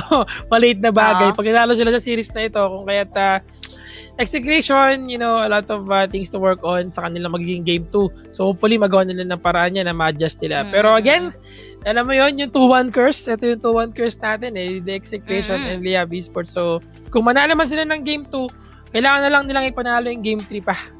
Keep the momentum. Kasi pag nag-game 3, talagang back to the best of 1, best of the best, yung down to the best of the best na naman tayo, no? Pero maliit na bagay, 50 kyaw. Napapaisip ko tuloy, ano yung malaking bagay para kay Kuya Gigi eh. Kasi 50 kyaw, maliit na bagay. Ano nga ba, men? Magkano? Malaking bagay. Naisip ko din malaking bagay. Pero siguro pag nasa na sila, no, nasa playoffs na sila or pag talagang kung magkakaroon man tayo ng worlds dito, no, yun ang malaking bagay. Oo, yun ang malaking bagay talaga. Kasi malaking malaking labanan na din yun eh. Biruin mo, worlds, isang buong mundo yung kakalabanin mo, yan, all across the globe. Yung mga magagaling sa mga taga-ibang bansa din, not only inside the Philippines. Actually, kapag naglaban-laban na din yung mga nakakuha na tayo ng representative from the Philippines, kapag naglaban-laban yung mga taga Southeast Asia, including other countries, Men, yon malaking bagay na yon. One step to pinakamalaking bagay, men. One step to Aurelion Sol, the Galaxy guy. Galaxy guy indeed. Yun na yung parang ano no? Onting apak na lang, nasa pangarap ka na. Pero again, mga kaibigan, sa mga naghihintay dyan, we're just waiting for the Game 2 para magsimula din. And alam ko excited na kayo. Pero habang naghihintay kayo, mga kaibigan, makipag-interact na kayo dyan sa ating comment. Don't forget to share the stream para syempre maging suavity pa ang ating stream at mas maraming makaalam na meron tayong mga ganitong klase ng tournament. At huwag kalimutan yung mga hashtags natin dahil pagkakataon kayo manalo ng mga wild course dyan. Sa ibang araw ng libreng wild course. Yan pa pala isang malaking bagay sa akin, wild course. Oo. Kailangan natin yan. Kailangan natin yan, wild course, pambili na upcoming champions na i-release sa May 6 and sa May 12. Meron pa marami pang champions na pwedeng na i-release talaga. Hindi ako sure kung ilan yung champions sa LoL PC right now, pero I believe kung ilan man yung nasa Wild Rift natin yan, wala pa sa kalahati, no, Kuya Gigi? Wala pa talaga sa kalahati. Marami pang pwedeng idagdag dito, no? And I've been monitoring yung mga updates sa atin galing sa mga devs natin. And so far, alam mo yun, may mga ibang champion kasi na hindi pwedeng talagang maipasok sa Wild Rift at medyo mahirap pa sa kanilang mga current situation. Pero again, hintayin lang natin yan dahil alam mo yun, sino ba yung mga champions natin na-expect na nandito na, di ba? But speaking of the upcoming champion, Kha'Zix and Rengar, paparating na yan. Ako, nag-reserve na ako ng isang champion selection chest. Ni-reserve ko na yan. Hindi ko alam kung gagana yun kung pag may dumating na si Kha'Zix at si Rengar ay pwede ko silang kunin. Pero yun yung isa sa inaabangan ko, no? Kapag lumabas nila dito, kukunin ko yung Kha'Zix kagad. Jungler main na ako pag lumabas si Kha'Zix. Jungler main. Feeling ko manonood ka din ng mga tutorial ni Supremo kasi I believe nag-i-stream din si Supremo. And not only Supremo, yung mga teams, mga players natin, nag-i-stream din sila and for the purpose of educational stream. So definitely matututo kayo sa kanila. And yun nga lang, hinahanap ko din na timingan. Anong oras kayo nag-i-stream tong mga to? Kasi manonood talaga ako Ano lang ako, platinum pleb lang ako kaya kailangan ng matinding grind, kumbaga. And we're just waiting para sa ating susunod na game against with Execration and Liyab. Pero gusto ko din itanong, Kuya Gigi, sinabi mo kasi kanina may mga champion na hindi pwedeng ipasok sa Wild Rift. Gaya nino? Siguro, isa sa mga naisip ko na mga na champion na isang example na pwede kong naisip na isip ako pala. Isip mo na ako. Sige. No pressure. siguro dun sa mga complications, alam mo yun, when it comes to madaming skills pagpasok ng dev mismo. Kasi sa atin, ako kasi hindi ko naman gaanong familiar with kung paano nila ginagawa yung kanilang pag-add ng mga champions dito. Pero I would say na talaga meron lang talaga mga champion na mahirap ipasok sa Wild Rift ngayon. Pero at saka marami silang fino-focus pa Isang nabasa ko is that they're more focused on, of course, improving pa yung game. Alam mo yun, at the same time adding champions na meron din mga paparating na exclusive champion, no? So that's also one thing na nilulook forward natin. Exclusive champion na meron lang sa Wild Rift. And isipin mo, may mga exclusive skins na nga di ba? Yun yung malaking bagay para sa atin na makikita natin yung mga Stargazer skins. Ganda dyan. Ganda nga yung mga skins na bago. Baka naman. Pati yung gusto ko yung kay Twisted Fate. Ang angas ng itsura, di ba? Oo, sa Stargazer ni Twisted Fate, men. Kita mo kapag binalasa mo yung baraha mo ng may Stargazer, kala mo may kasamang star Wala mang star na walang star sa barahan, Heart Spade, lang. Walang star, pero kala mo may star na talaga. Parang nakakalakas nga talaga kasi kapag may skin ka, andun din may intimidate yung kalaban mo. Men, ang pogi nung champion niya. Siguro malakas to. Hindi ka papasukan, men. Big brain move, pare ko. Talagang matakot sila dito, no? Magkakaroon sila ng hesitations ng skin talaga. Pero aside from that, of course, gusto ko lang palang i-shoutout yung mga viewers natin dyan. Kahapon nagpapa-shoutout sa'yo si Presiv, Nakita ko yung isang comment niya na talaga talagang ma-shoutout mo lang daw siya, kumpleto na ang buhay niya. Si Impressive, man. Pa-share naman ng ulam nyo dyan. Yeah, Oh yeah, no. shoutout kay Impressive dito, man. Pero honestly, with Impressive, man, talagang nakaka-impress naman kasi talaga yung mga galawan ni Impressive. Hindi naman siguro talaga siya magiging impressive on the IGN. Pinatunayan niya din na living up to his name yung kanyang mga galawan dito when it comes to the team fight, man. Talagang hands down. Yun nga lang, minsan, sometimes yan. Kailangan pa din, man, I'm really looking forward kung ganito pa din ba yung magiging galawan ng Omega against Next Play, against Team Secret. Excited na ako sa playoffs eh. And excited din ako para sa Visayas at Mindanao. Kung dito sa South Luzon meron tayong impressive, ano yung meron sa Visayas at saka sa Mindanao? Tsaka, speaking of Visayas and Mindanao, no, next week na yung simula ng ating Visayas na group stage. So again, ito yung isa sa mga pinakainabangan din natin. And para sa ating mga casters, alam mo yun, karamihan ng mga Visayas players or Mindanao as well is medyo tago. Alam mo yun, tago sila dito na nagpa-practice, tago sila na nag-i-scrim dito. Kung kaya't sigurado maraming magugulat sa atin sa magiging performance nila talaga and kung paano sila magpapakitang gilas.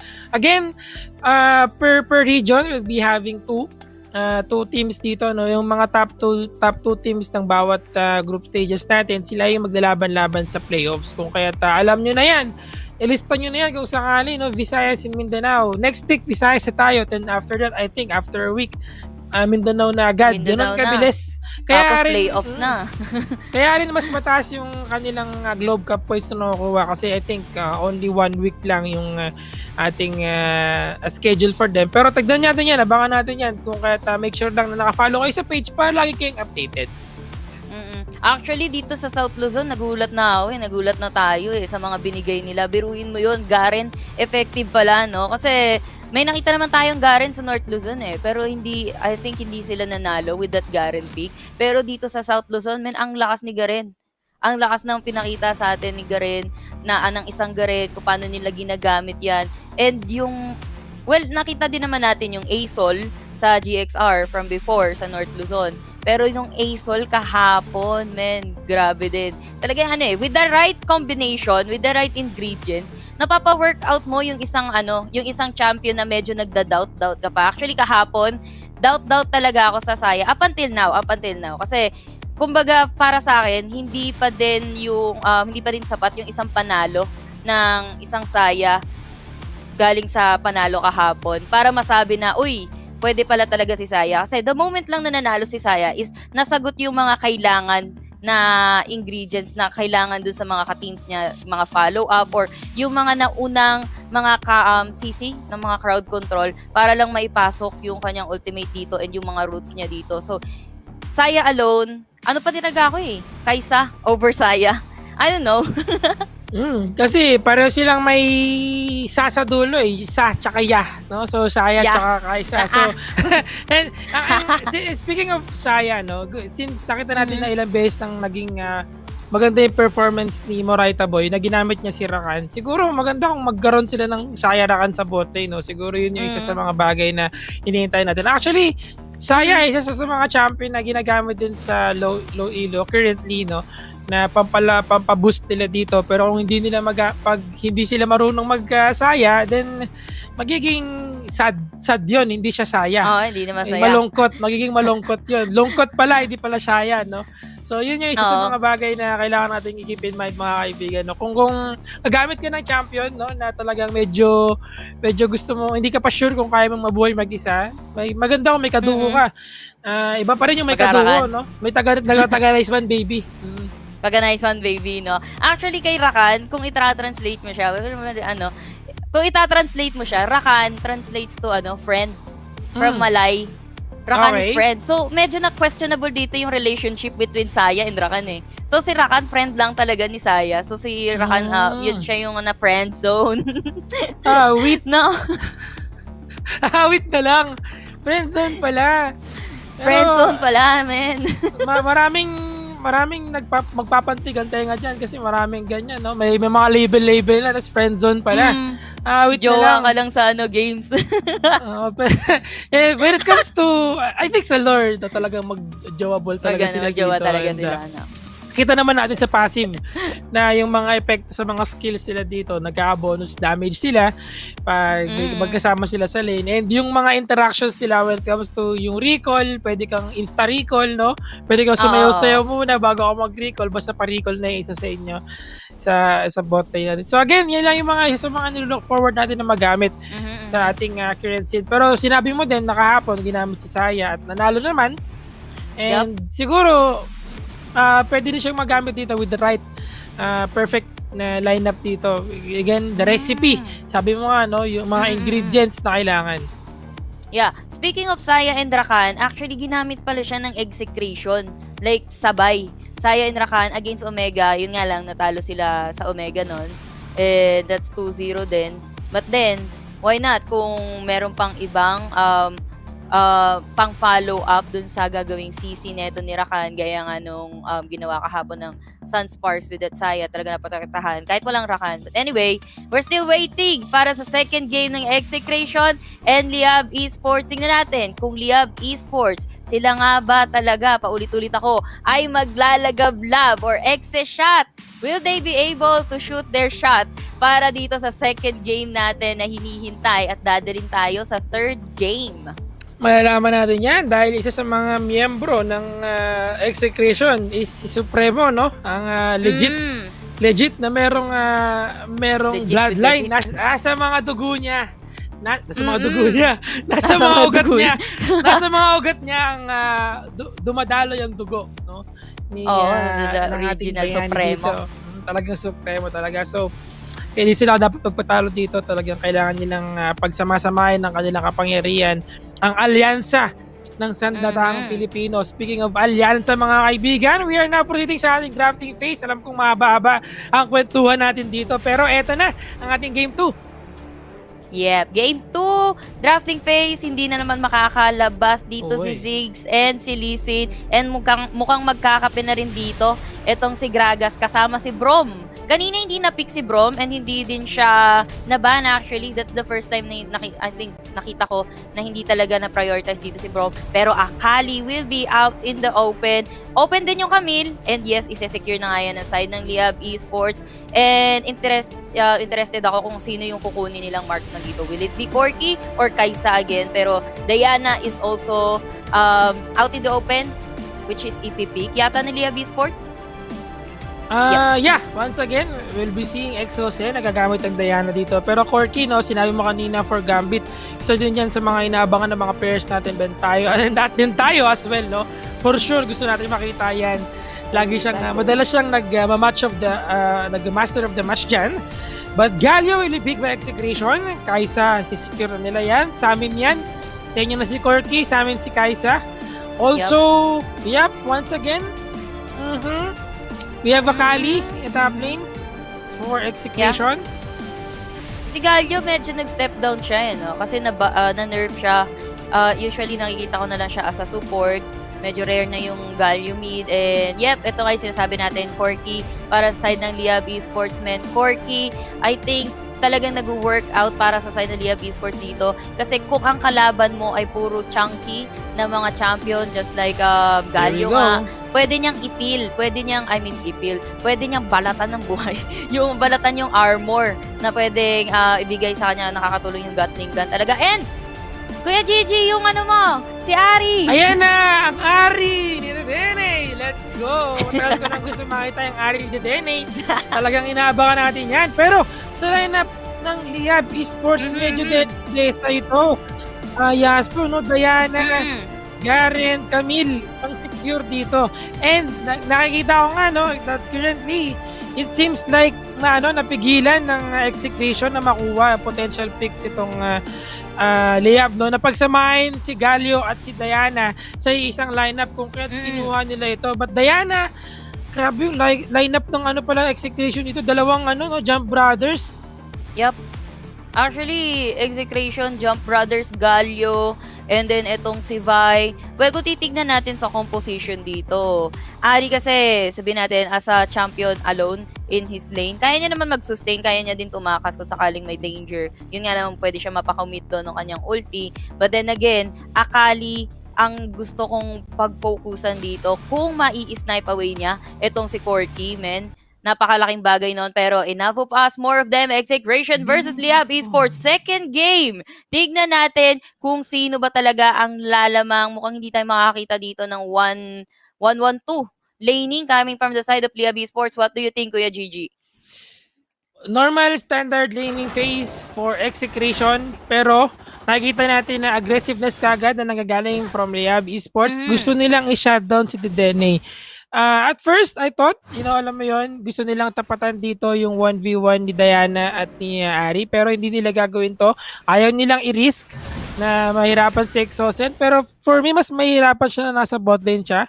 Kaya we'll see kung ano magiging adjustment na gagawin ng Liab Esports dito aside from kung ano yung ginawa nila ngayon.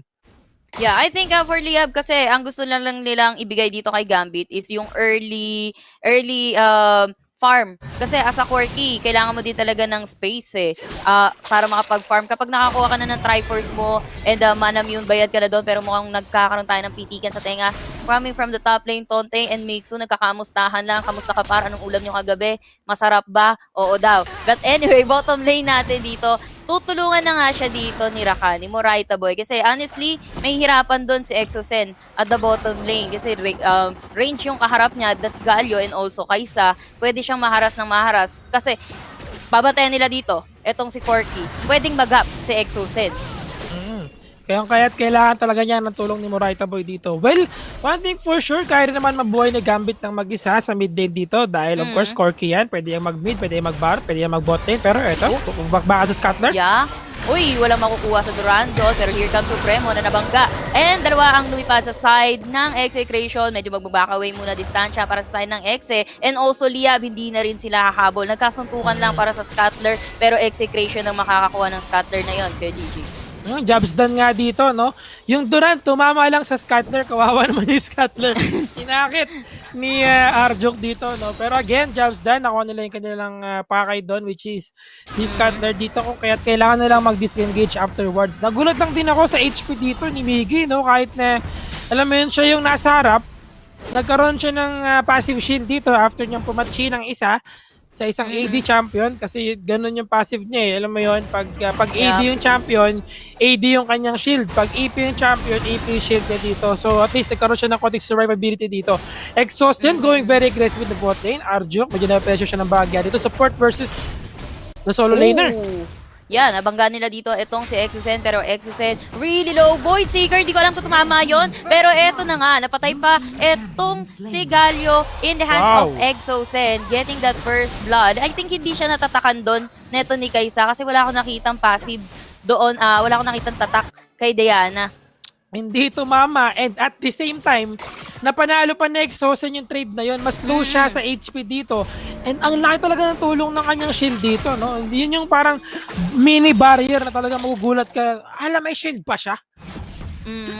Yung kala mo patay na pero it's a prank lang pala. Pero bottom lane with the moonfall na nakakit nila dito. Ito si Aizen. Aizen na nanakbo at pinapatsi-patsi ni Exosen. One more hit and that's gonna be enough to take him down. Exosen, kababalik lang niya. Nakakuha na naman siya ng kill doon. Kaya GG.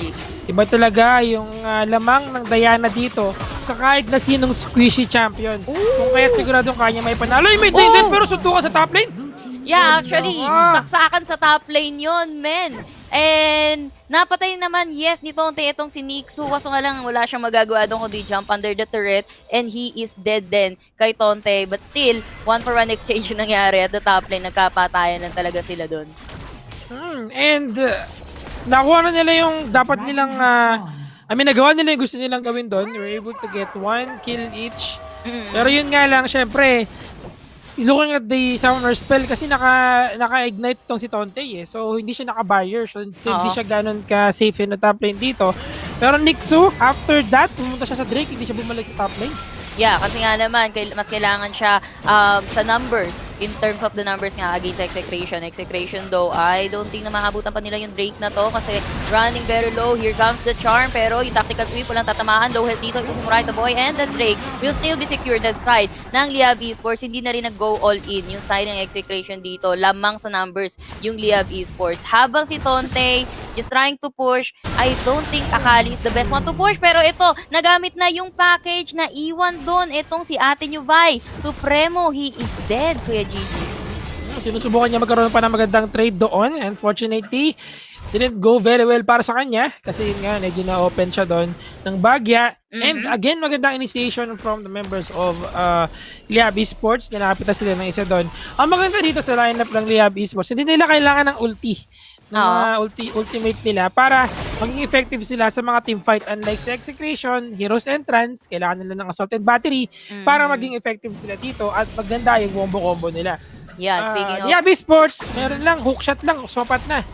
Swapat na, no? Coming from Miggy, kahit hindi, kahit medyo absent yung Hextech Ultimatum. Though Exocen, maganda din, parang plus na rin sa kanya kapag nadali niya ng Moonfall. 2 or 3 members dito na Execration. With that setup, pwede nilang mapasukan ng grade damage, Phosphorus Bomb, Gambit, preheating sa likod, gamit ng missile barrage niya. Let's see kung ganun yung mangyayari kasi yung Rift Herald natin mag-i-spawn na in a few seconds. Kailangan ng pumesto ng both team natin dito. I think Rift Herald, napaka-importante niyan lalo na sa mga susunod pang Dragon. Pwede mo kasi talagang gawing diversion yan eh. And mukhang Leab Esports ang unang position dito, Kuya Gigi.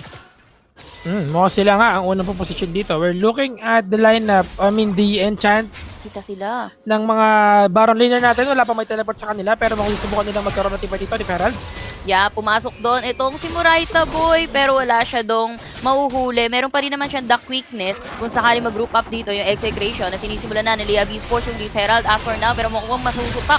Etong si Supremo, Hextech Ultimatum na gamit na yan. That's -1 ultimate coming from the side of Leab Esports. Naglabasan muna sila sa pit dito. Maybe luring in Execration. And we'll see. Mukhang go in, go out, pero sa bandang likod, mag-isa lang dito si Tonte na pinagtutulungan ng dalawa. Here comes the Moonfall just to catch si Tonte. Meanwhile, the Rift Herald will be secured ng Execration habang sinapak sa may mukha. Itong si Miggy, Arjuk though, medyo may iwan pero may flash pa rin siya. Arjuk still to fall down though in the hands of this Porky and his missile barrage. Leab Esports, they might have not be able na makuha yung Rift Herald pero tatlo yung napabagsak nila, I believe, sa side ng Execration. Sopat na, no? Sopat na yung trade na yun. I think, dalawa yung nakuha nila dito. Dalawa. At the same time, nakuha pa ng Execration yung Rift Herald. So, I think para sa kanila, sulit yun. Yun nga lang, syempre, nagbibigay ng chunk of gold dito sa mga main players ng Leab Esports. Yeah, mukhang mahuli pa nila dito si Exocen and the Killer Instinct. Hindi magiging enough at hindi pa nga siya naabutan ng charm. Here comes the teleportation coming from this Garen. Rahan will be here as well. Murayta Boy, napa-inlove sa kanya si Supremo. Supremo is dead again. Miggy, humahabol pa na na-charm dito ni Ari. But then, Aizen ang target dito. And I don't think Aizen, hindi na siya bubuhayin kahit may honeyproof pa sa tabi-tabi. 4 naman ang dadagan sa kanya. He is dead, Kuya Gigi. The worst nightmare of the ADC ang kapag naiwalay ka sa support mo. Yun na yun eh. Yung alam mo yun, yung it's been a long day without you, my friend. Yun na yun, naghiwalay sila doon sa may river. At yun na yung naging senyales. I said, will go down for sure. Kasi wala na yung kanyang kaibigan na si Arjuk. So yun na lang next clash, siguro. Yeah, mamaya next clash. Pero 1-8 yung score natin dito in favor yan ng Leab Esports. And also, kakakuha lang nila ulit ng turret. Dragon will spawn in a few seconds. Tignan natin kung sino naman ang makakasecure. Nakaisa ng Dragon, by the way, yung Leab Esports dito. And mukhang Execration ang nag-uumpisa dito, Kuya Gigi. Talagang sinusubukan nila kunin ang second leg of the game kasi kailangan nila manalo pa sa mga objective pero Denny waiting patiently. Delikado ang buhay niya dito dahil kapag tinamaan siya ng Hextech Ultimatum, matatuhuli siya. Ito na nga, hinabol na nga dito si Dedenne, pinagtulungan ng 4. And mukhang si Aizen naman ang crush neto ni Nixu pero wala na sila doon. Si Tonte, mukhang iba yatang tarima na pasukan mo pero malikot itong si Tonte. Low health nga lang. Tonte though, trying to run away pero enough ba yan? Mukhang maling base yata, Papi Koy. ang iyong pinupuntahan naman dito naman sa loob ng jungle ng side ng Execration. Humabol pa sila pero wala silang makakabutan. But Tonte still on the run. Para kang kriminal na hinahabol ng pulis dito. Nixo nagpaikot-ikot na lang pero Moraita Boy ando na din para respond. Isang hininga na lang dito si Tonte. Mabubuhay pa kaya siya? Here comes the smoke. But Tonte, nope! Baby, you are caught or not! Buhay pa si Tonte! Buhay na buhay! Niligtas siya ng guardian angel niya na si Arjuk. The greatest escape na ginawa dito Ang layo ng ng inutot. Execration. Nag-around Arjuk with the the world. ultimate. Mm. Arjuk with that ultimate, nagawa niya ng paraan na maligtas si Tonte dito, umikot sa base ng kalaban. Nakala niya nandun siya sa red side and at the same time, yun nga yung nakita natin again pag-responde na ginawa dito ni Arjuk with the shield. Kung hindi niya na shield yun, sigurado putas na dito si Tonte doon sa nangyari team fight na yun. And right now, this is going to be the Baron up na.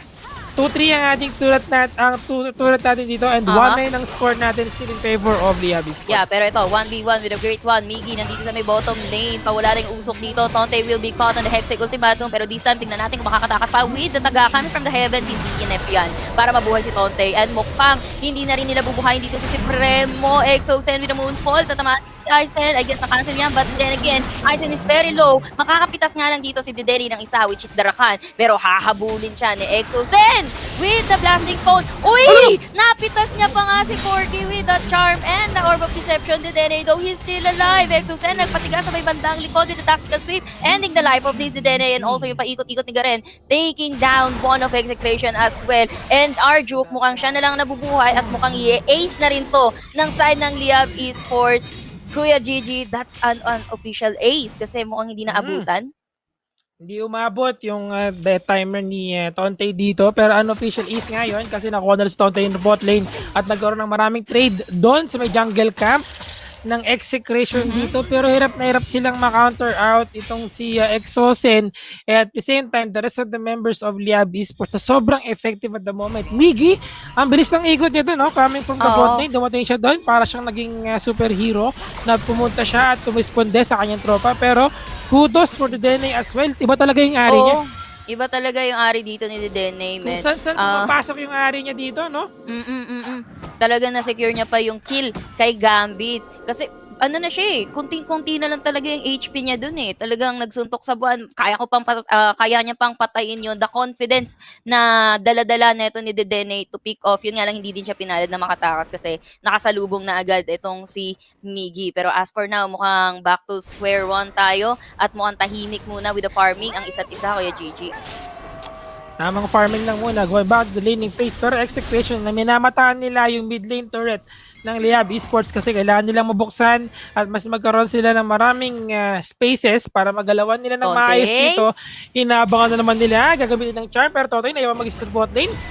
Yeah, mukhang hindi nila mag-burst down yan. Kaso Tonte, hindi nila makita. As for now, meron pang Hextech Ultimatum. Pwede nila huliin dito si Tonte kasi Baron? hindi na nila ipupush further. Kaso nga lang, yung Baron na the top lane teleportation coming from this Miggy, Moonfall, mukhang walang tatamaan yan. Pero here comes Leab coming from behind na naiwan si Tonte na naman. And Exosen, kinda low on his HP. Pero here comes Corky, Gambit pumasok mag-isa, man, with a package delivery. And napatay na nga siya doon. Pero tinagataga sa mukha itong si Aizen na tinahabol pa nga dito na Liab Esports. Yung mga nananakbong tatlo with a Moonfall. Para sa dalawa na nakot up pa. Flash away para kay Arjuk and Dedene. Isang hininanga na lang with that Stasis. Nagkatigasan sila under the turret. Pero Dedene is still bound to fall down. Arjuk at si Supremo na lang ang natitira, Kuya Gigi. Hindi ko in-expect na tatama pa din yung Moonfall niya doon. Dulo na ng range yun At nahatakpan niya yung dalawa. And unfortunately kay Tonte, nag-teleport siya nang walang kasama. Kaya after nun, nag-festa na ang Liab Esports dito. Pero ganoon din naman yung ginawa ni Gambit. Ginamit na yung kanyang package, delivery package para pasok sa loob. At pinagpestahan din siya dito ng Execration. Unfortunately kay Aizen, hindi niya nagamit yung kanyang pang-disengage dito dahil nga na-silence siya sunod-sunod na. And isa pang nakita ko itong problema na ginawa ng Execration is chinarm ni Dedene yung Baron so wala siyang charm na nagamit. Yeah, mukhang nagkaagawan na naman dito sa Scuttler pero dalawang nabangga, dalawang nataga, dalawa din ang nag-flash away pero here comes the espada, tinagaan na nga dito si Supremo and nandito pa si Miggy, si Tonte na naman yung naiiwan, gigil na gigil siya dito kay Nitsu pero Nitsu hindi na niya maaabutan, nakulong na siya with a Hextech Ultimatum. Miggy though, looking for more blood at pinasok na nga with a ton, napalipad ni Murayta Boy na may kasama pang Moonfall coming from Exosen, walang kawala si Arjuk yon with a double kill, unstoppable para sa Nitsu, para sa Miggy ng side ng Leab Esports. At ito na pagkakataon ng Leab Esports ang kunin ng first barang na vlog. Napatay pa nga Nixosin si Tidene in the mid lane at sumusubukan pang gumawa ng pesto. And unfortunately, 421 na ang score natin at mukhang gusto nang i-secure ito ng Leab Esports. Pero Execration still trying their best na may panalo ang game. Medyo na-out of position palagi si Tonte, no? Oo, medyo na out of position. Maganda na sana yung akali ng pang-catch on the backlines. Kaso nga lang, wala pa tayong nakikita ng magandang perfect execution like as in coming from Tonte. Kasi siya yung unang na huhuli ng Leab Esports dito. Siya yung unang pumapasok sa side ng Leab Esports. And then Tonte, walang makapag-protect sa kanya kasi even Supremo, medyo nababox out sa may bandang likod. Pero Execration, tago-tago, Miggy may ispatan. Here comes the Hextech Ultimatum. Kaso kay Arjuk lang yan na hinahabol yung bandang likod nila. Tonte once again is very low on HP habang sinuzone dito sa may bandang likod ni Nitsu. Yung dalawa with a fall on 2. Stasis yung dalawa din pero pinagtagal nyo lang ang kamatayan nyo. Here comes the GA though. But this GA, mamamatay ka din sa kamay ni Garen with a double kill by unstoppable para kay Garen. Arjuk, naku po, nananakbo mukhang mag-around the world din habang inahabol. Etong si kuya nyo, Dedene. Dedene is dead. And Arjuk dito, hindi na din talaga bubuhayan ng Leab Esports. Talagang lakad matatag sa may bandang gitna. Tonte na lang ang pag-asa ng bayan to defend this Nexus na hindi nabibigyan ni Murayta Boy. Tinagaan na naman sa mukha. Habang napabagsak nila yung turret inhibitor, Tonte naka-touchdown pa sa loob ng base. Minardan sa loob ng base, Kuya Gigi. But this is a focus fire on this Nexus. Leab Esports, lumalagablab sila. Victory! Lumalagablab indeed. That's gonna be the second win para sa ating Leab Esports at sila ang nanalo sa first series natin ngayong araw na ito, earning them another 50,000 Globe Cup points, no? So magandang laban na naman ang pinakita ngayon ng Leab Esports. Talagang pasok sa kanila yung wombo combo lineup, no? Yup. Na hindi siya malaking, alam mo yun, hindi yung malaking impact na wombo combo like yung nakikita natin Malphite, Oriana, Yasuo, yung mga ganun. Pero yung mga simpleng wombo combo lang. Meron silang Moonfall, meron silang pang lock dito with the Hextech Ultimatum, tapos sabayan mo pa ng quickness and the grand entrance from Murayta Boy. Swapat na para sa kanila na may execute ang maayos yung kanilang mga skill shots dito at okay na yun.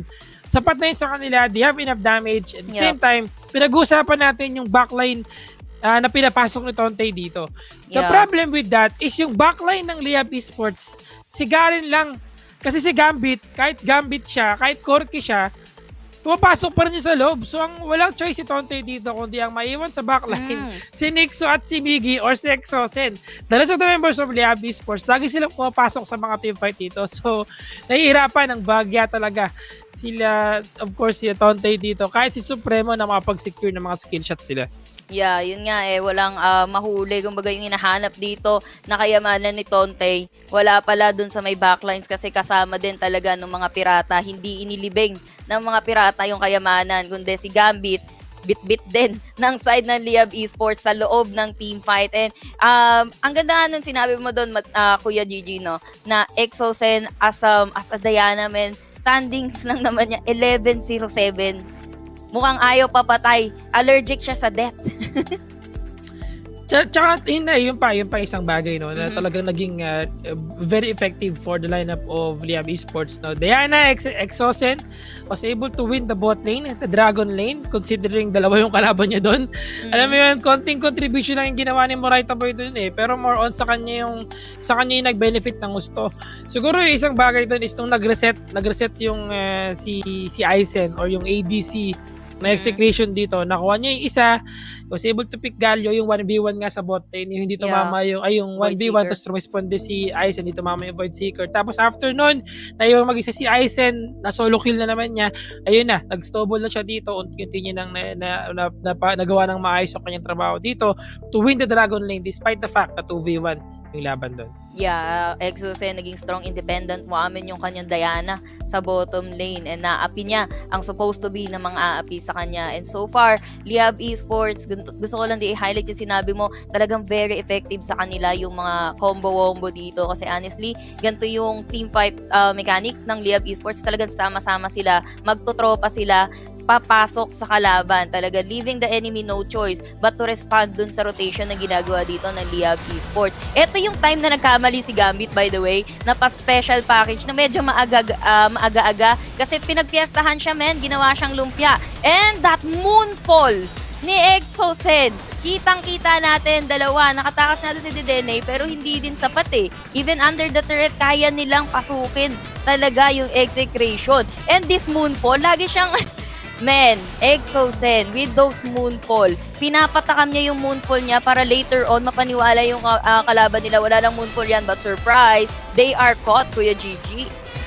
At saka ang mahirap doon, hindi lang yung moonfall kasi yung talagang malaking impact dito sa game is yun nga, yung mga mini wombo combo na pwede nilang gawin na nagpanalo sa kanila sa mga team fight. Even the damage coming from Gambit, masakit din talaga.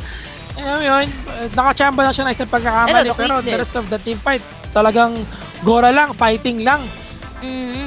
Fighting lang talaga. And nakatutuwa ako doon sa ward sa may loob ng base. No? Winardan namin. Warded like literal. Pero Exocen na magiging master of the match for the second game ng first series natin. But that build, man, bayad na bayad para kay Exocen and still working para sa kanya yung barrier, Kuya Gigi, with a 72% then kill participation and damage per second niya 1-4. Feeling ko ito yung mga isang champion na hindi mo pwedeng tanggalan ng barrier eh. So, si Diana. mga tulad ni Diana. At talagang alam mo yun, kailangan mo talaga mag-barrier dito para mas pa-utilize mo yung paggamit mo ng Pale Cascade and more shield para sa'yo. Mas happy ang tummy mo kasi ikaw ay maraming kills na makukuha. Again, 1-4. 5-1 na DPM damage per minute pero ang kill participation niya medyo mababa, 72% kasi solo kill lang ang kaya niyang talagang sapat na para sa kanya ang gusto niyang gawin dito. And pag tumutulong siya sa mga team fight, madalas nakaiwala siya sa ibang members of Liyab Esports kasi kaya nila nang sila lang. Alam mo yun, hindi na kailangan madalas ng tulong niya dito. And yun yung isang magandang bagay dito sa ginawa ng Liyab Esports. Pero that's pretty much it. I would say na talagang mainit ang Liyab Esports dito. Sumasabay sila sa init ng panahon. Gusto nilang ipakita na meron pa rin silang Liyab sa kanilang mga katawan. Alam mo, pinag-uusapan sa panel yan, I think, and even sa GC natin, na parang nagiging lamang ngayon yung mga may init sa kanilang pangalan. Gaya neto, Liab. Tignan natin kung kailangan mananalo din ba. Next series natin, later, mamaya may Sunsparks na laban. Tingnan natin, baka manalo din yung Sunsparks. Pero tingnan natin din, kasi ang susunod na series natin is Omega Esports versus Liab, if I'm not mistaken. And titignan natin talaga kung sapat ba yung binibigay na sinag ng araw para madagdagan ang lakas ng Liab na finally mabit nila somehow itong Omega Esports or finally makaisa sila sa Omega Esports kasi Omega Esports talagang going strong. Talagang ayaw nilang ayaw mabangasan yung kanilang streak dito, Kuya Gigi. Yun na yung parang may teorya na ako sa mga nangyayari dito eh. Kaya pala nanalo yung Sunsparks kahapon. Mas mainit kasi yung araw sa Liab. Kasi yung Sunsparks yung nagagawa ng ng init para magliab ang isang bagay. Pero that's pretty much it, mga kaibigan. Yeah, so I think pagkakataon na para mamaya imbitahan natin ng mga inihintay ng mga viewers natin. Yung isang magandang dilag din. Talagang inihintay nila. Kaya Yasu! Yeah, and mamaya nga Omega Esports versus Liab, and kami again ang naging shoutcaster nyo. Ako nga pala si Yasu Miao, kasama ko dito si paring Gigi. Magbabalik kami sa mas mainit pang laban, kaya dyan lang kayo.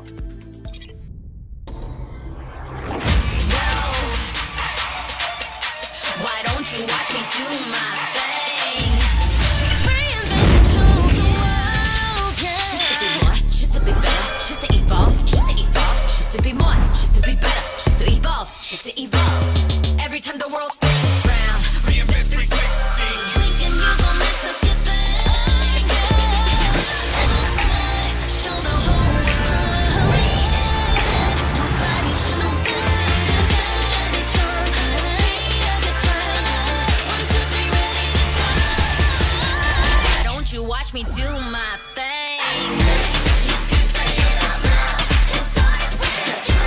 Take it to the next level with Globe's fiber, LTE advanced, and 5G mobile connection.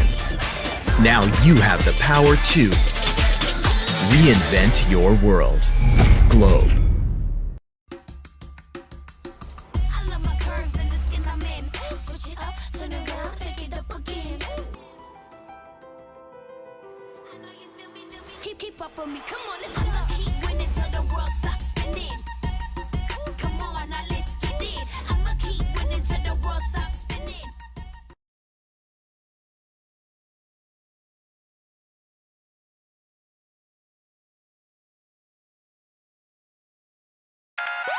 When you want to level up your entertainment, G-Pay your way and get the latest games and movies on Google Play using Globe Prepaid and Postpaid.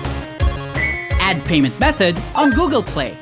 Enable payment through Globe Prepaid and Postpaid and confirm. No credit card needed. Simpleng steps para tuloy-tuloy ang purchases at downloads sa Google Play.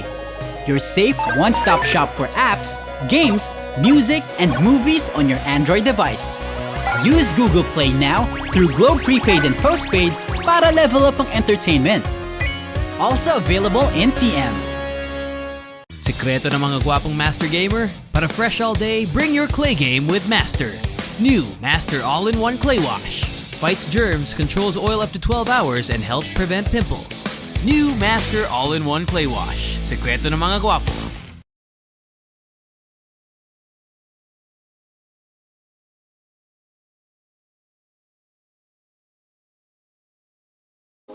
We will rise up and we follow the path that we believe in. No, we're not gonna stop until we reach it. Oh, all you need to know is that we're holding on. We rise up from the dust and claim our throne.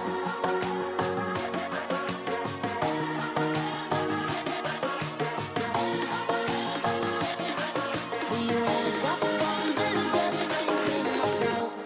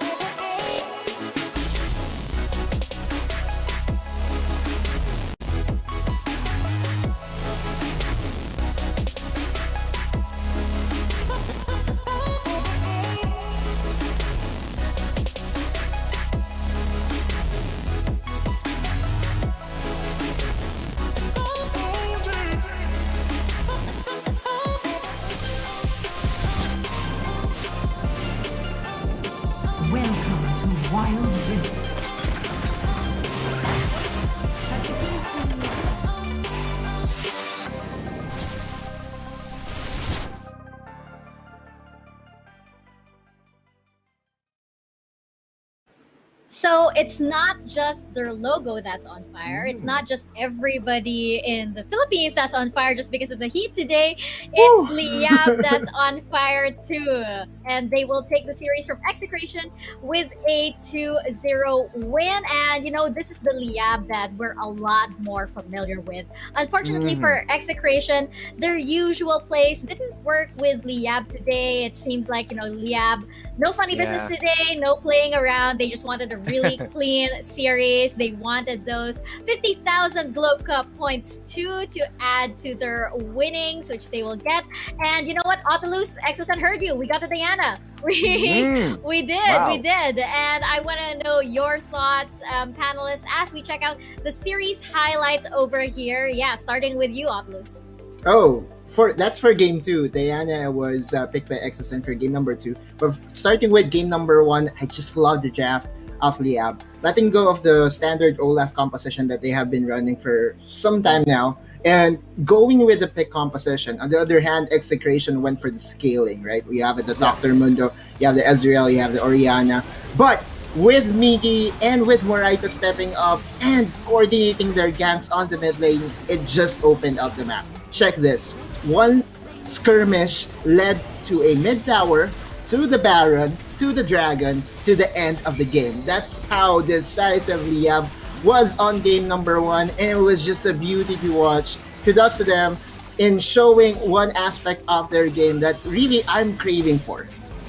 Just going all around the map together, there was a lot of teamwork coming from Liab, and I like how we really saw them, as you mentioned, move as one in game 1, because it showed a team that was very focused, that knew their objectives and knew exactly what their priorities were. What do you think, Osiris?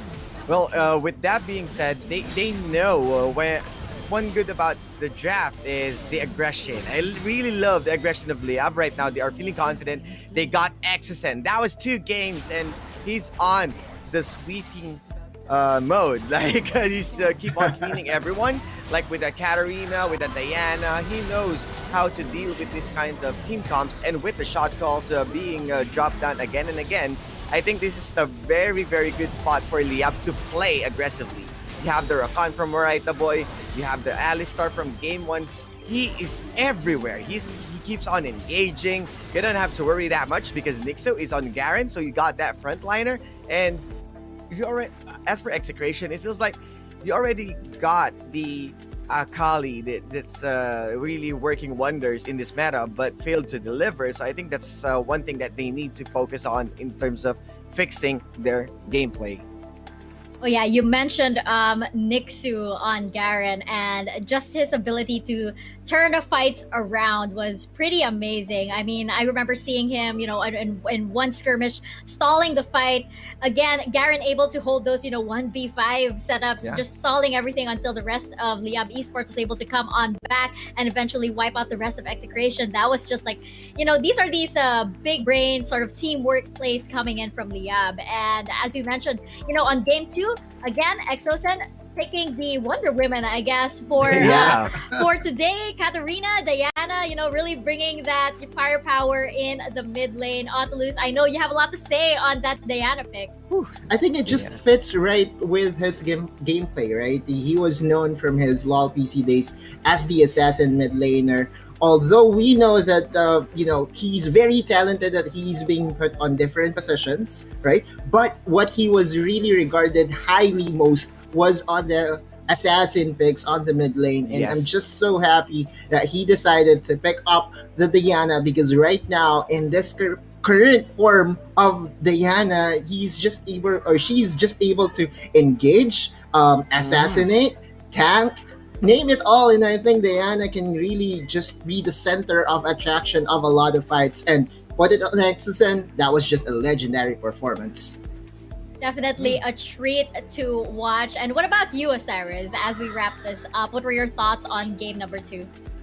It was fairly easy to Exosen to move around because he is trusting his teammates. They gave Katarina, they gave Diana, which is really engaging. At first, you are playing Katarina, you want to be that conservative type of mid laner, but you got that frontline Garen, you got the frontline Alistar. So there's a fair amount of layer before you going in, and it feels like he's really confident that he also jumped behind the Nexus. Same as game 2, bringing that momentum. He is on an assassin carry role, sweeping everyone out. He is jumping backlines after backlines, and that put a lot of pressure for Execration to move around. And you know what? Speaking of Execration, I want to know, at what point did they lose the series? Were they outplayed? Were they outdrafted? Was it a combination of both? What are your thoughts, Odlus? During game number 1, I think there is a moment in where there was a clear disconnect between Supremo and his team. From observation, I would say that Supremo is actually not with the team in terms of the boot camp situation, right? And there was a point in where he was starting the Rift Herald and his teammates were already being engaged upon. And I think that's what is lacking right now with Execration. They're coming off multiple losses, and they really have to step it up later the day on the third match against Sunsparks, because in their current form, if they do not correct those miscommunications amongst their team, it will be very hard for them to trump the now soaring Sunsparks.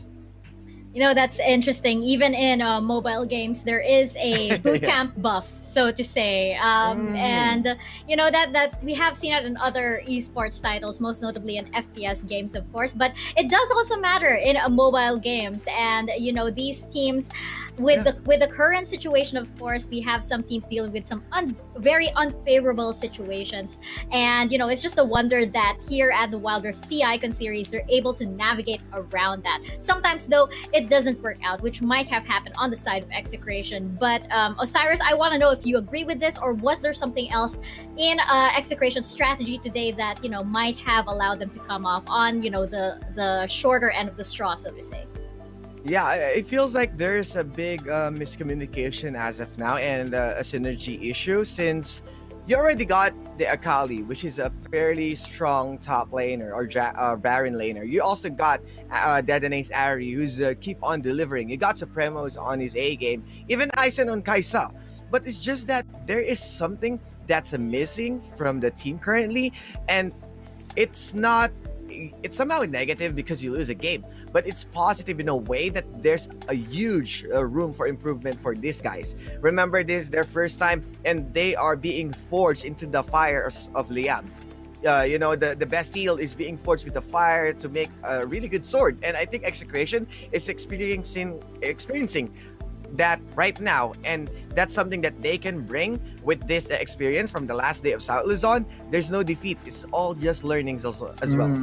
That's right, just continue in improving. And speaking of bootcamp, I just saw a post from a friend of mine that is related to the Leab guys, and apparently it's been a long time since they have been home, right? They have stayed together ever since the qualifiers, and it just shows, I think, right now that they are very excited to finish up the day. Just making sure to finish up the games as fast as possible. So I'm actually expecting that the next match that we will have between Liyab and Omega to be as explosive.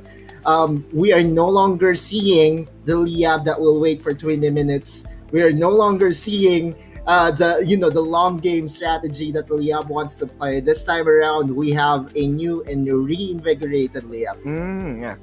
Yep, definitely. Taking control, you know, from the draft to the early game to the mid, not letting it get past, you know, anything that might give the advantage over to the opposing team. This Leab is like, you know, no funny business. Let's just cut to the chase. Let's just get down to business, you know. And, you know, it's interesting that you brought up, you know, just the amount of sacrifice that these players actually have. Sometimes I feel like it could be taken for granted because it's a mobile game, you know, and it's not immediately seen because mobile gamers, you know, it's just a cell phone. But these players also sacrifice a large amount of their time, you know, staying in the boot camp, for example, to be able to feel the synergy of the team. You know, we casual gamers might have our Discord channels, and we might have, you know, our group chats and everything, but it is totally different on this level. You have to be with your teammates. You have to feel that energy, that unspeakable energy that, you know, you just glance at your teammate or something that has to be there, especially when every single single series here at the Wild Rift Sea Icon series, it does matter quite a lot. Again, that is 50,000 Globe Cup points on the line. So of course you want to be at your best.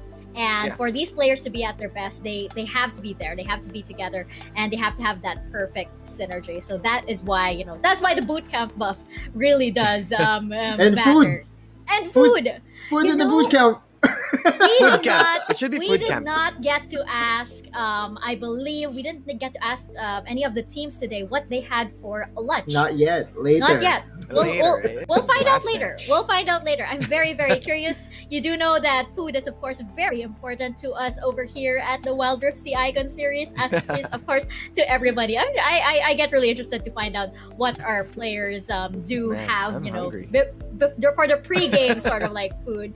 But going back to Execration, they do have a series later on versus Sunsparks, and I want to know what do you think they need to do in order to recalibrate. Sunsparks, of course, is an entirely different, is a monster on their own, especially since, again, we have the new and improved, shining, shimmering, sparkling, splendid Sunsparks in their version right now. Yes. So what does Execration need to do to sort of recalibrate, to sort of brush off this loss coming over here, and get into that zone so that they can be at their best going into that series against Sunsparks? What do you think? Let's start with you, Otolus. Oh, number one, they have to prepare for the bans that will target Ice and Skysa. Okay, so that's the number one thing.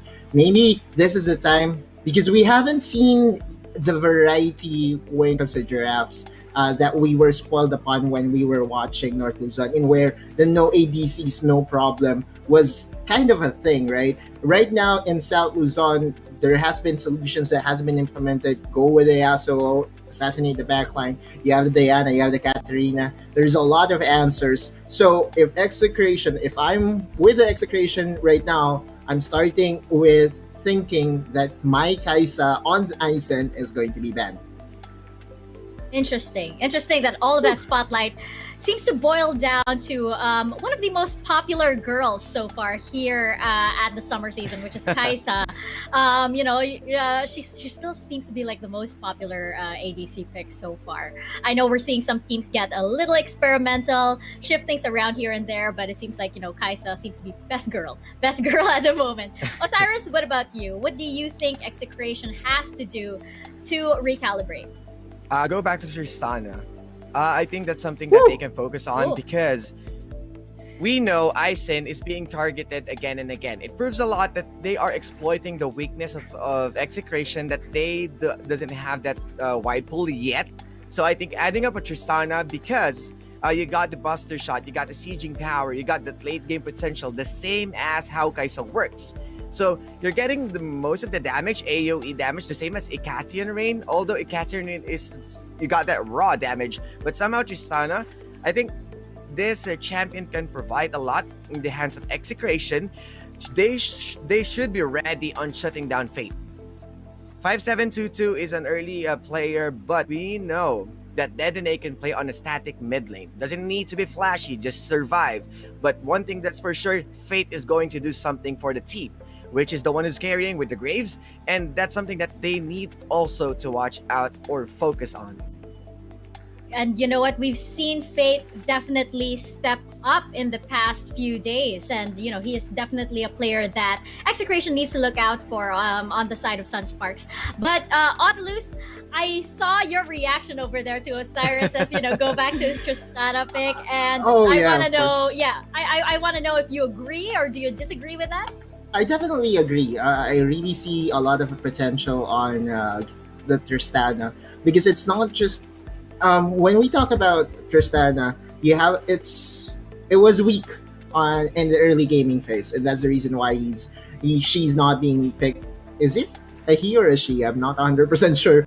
But there's a Rocket Tristana girl, the skin in LOL PC. But again, Tristana is one of those champions that has been recently buffed, and I think in her current state right now, it is possible for you to play a strategy around the Battle Gunner. Again, he is in a position, or he's actually similar to most of the ADC ADCs that has the 3-item power spike, but with her 3-item power spike, you can have the steroids on the first skill. You can also have the advantage of the range. In fact, if you are level 15, you have the longest range in the game. You're the Tristana. So I'm just liking the idea of Osiris of integrating this Tristana if ever Kaisa is going to get banned. Also, another thing to note, Fate shutting down the highest ranked member right now of Sunsparks is a tough task. He's top 80, if I'm not mistaken, in the ladder boards all across Southeast Asia. So just a very talented guy.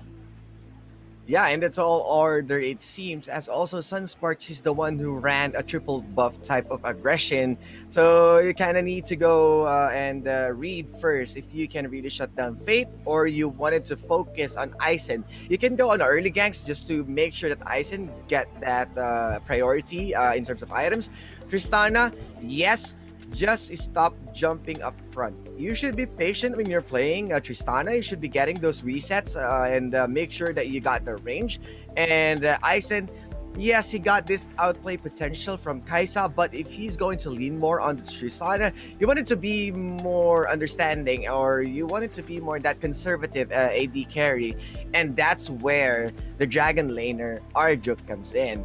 The sacrificial cow or Alistar is, or any champions from Arjuk, is a really good peel for Aizen's Tristana. So I think it complements or it amplifies also Aizen's outplay potential, or the if you wanted to play on the late game as Tristana. So who knows? I mean, we're just formulating, but we are really happy to see them that they got this potential who's running this kind of team comp. And Sunsparks is really showing that they are a team to beat right now. You know what? You guys actually, all that information, you guys actually made me think of, you know, oh, is Tristana a boy or a girl? Yeah, and then, right. like, I was like, oh, whoa! I didn't wanna assume, or, you know, the Tristana's gender or anything. I mean, it's 2021. A Yordle because- can be. Yeah, it's because he has a skin that is Rocket Tristana girl, and then there is a skin that is, I don't know, Riot things. Go for the Dragon Tristana. It's okay. Yordle power all the way, you know. You be Yay. you, Tristana. But anyway, checking out, of course, our standings on our Globe Cup point system over here. Again, this is our last day, so this is the last chance for these teams to get in, you know, 50,000 more Globe Cup points into their winnings. So far, we have Omega Esports at 400,000. We have Liab Esports at 250,000 Globe Cup points.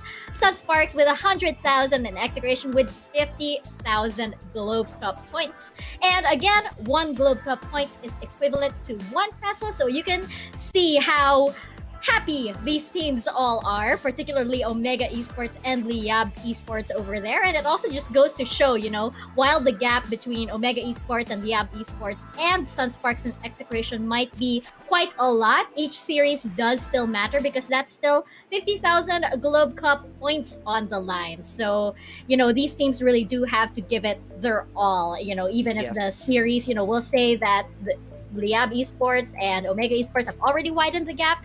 Again, it's still 50,000 Globe Cup points. But, of course, as we mentioned, Liyab Esports and Omega Esports, lo and behold, our second series of the day, Liyab Esports versus Omega Esports, the two towers of South Luzon, as Osiris mentioned yesterday. And you know what? This series, I feel it's a statement. It's a statement, so to say, to, you know, kind of like resolve this great rivalry of South Luzon, kind of similar to what we saw with Team Secret and Next Play Esports. In North Luzon, we have this today. This is the great big showdown of these two titans of South Luzon. And, you know, we have both teams that have their own kind of personalities. And Omega Esports over here, let's just refresh our memories on their lineup. Of course, their very impressive lineup. That is the adjective that goes together with Omega, of course. Wow. But Audalus, let me know your thoughts on these guys. Let's immortalize this set of guys, right? This is the last day that we will be seeing them in a long time. The next time that we will see them will be come playoff stage, which will happen June. So let's again remember, JLC will be in the Baron lane, impressive. In the jungle, Arise. In the mid lane, time lapse for the Dragon lane, and Stronger. And the support. So again, guys, heard, Mika, this is going to be a showdown. What about SmackDown? I want them to be on the wrestling stage, right? Let's get it on. And I think they have what it takes to still remain flawless. It's going to be a bit harder right now because Liyab is just riding the momentum from the earlier win. But I'm 100% sure that both these teams wants to go home with 50,000 more clue points. Oh yeah. And you know what? You're absolutely right. Can Leab ride that momentum, or can Omega come in, feeling very, very refreshed, and they have all of the energy still, left over to spend coming in here? But of course, our solo player highlight over here for Omega Esports will be Arise, who we had a very fun conversation with yesterday. Very, very memorable indeed. But Osiris, just let me hear your thoughts on Arise over here. Yes, I'm still waiting for Azir. So most used champions would be Azir for this guy because that's his favorite champion and the name itself, which is Arise. Going back, I was about to say champion, but this player is really looking good with everyone on the boot camp or with Omega. They know what he's going to use.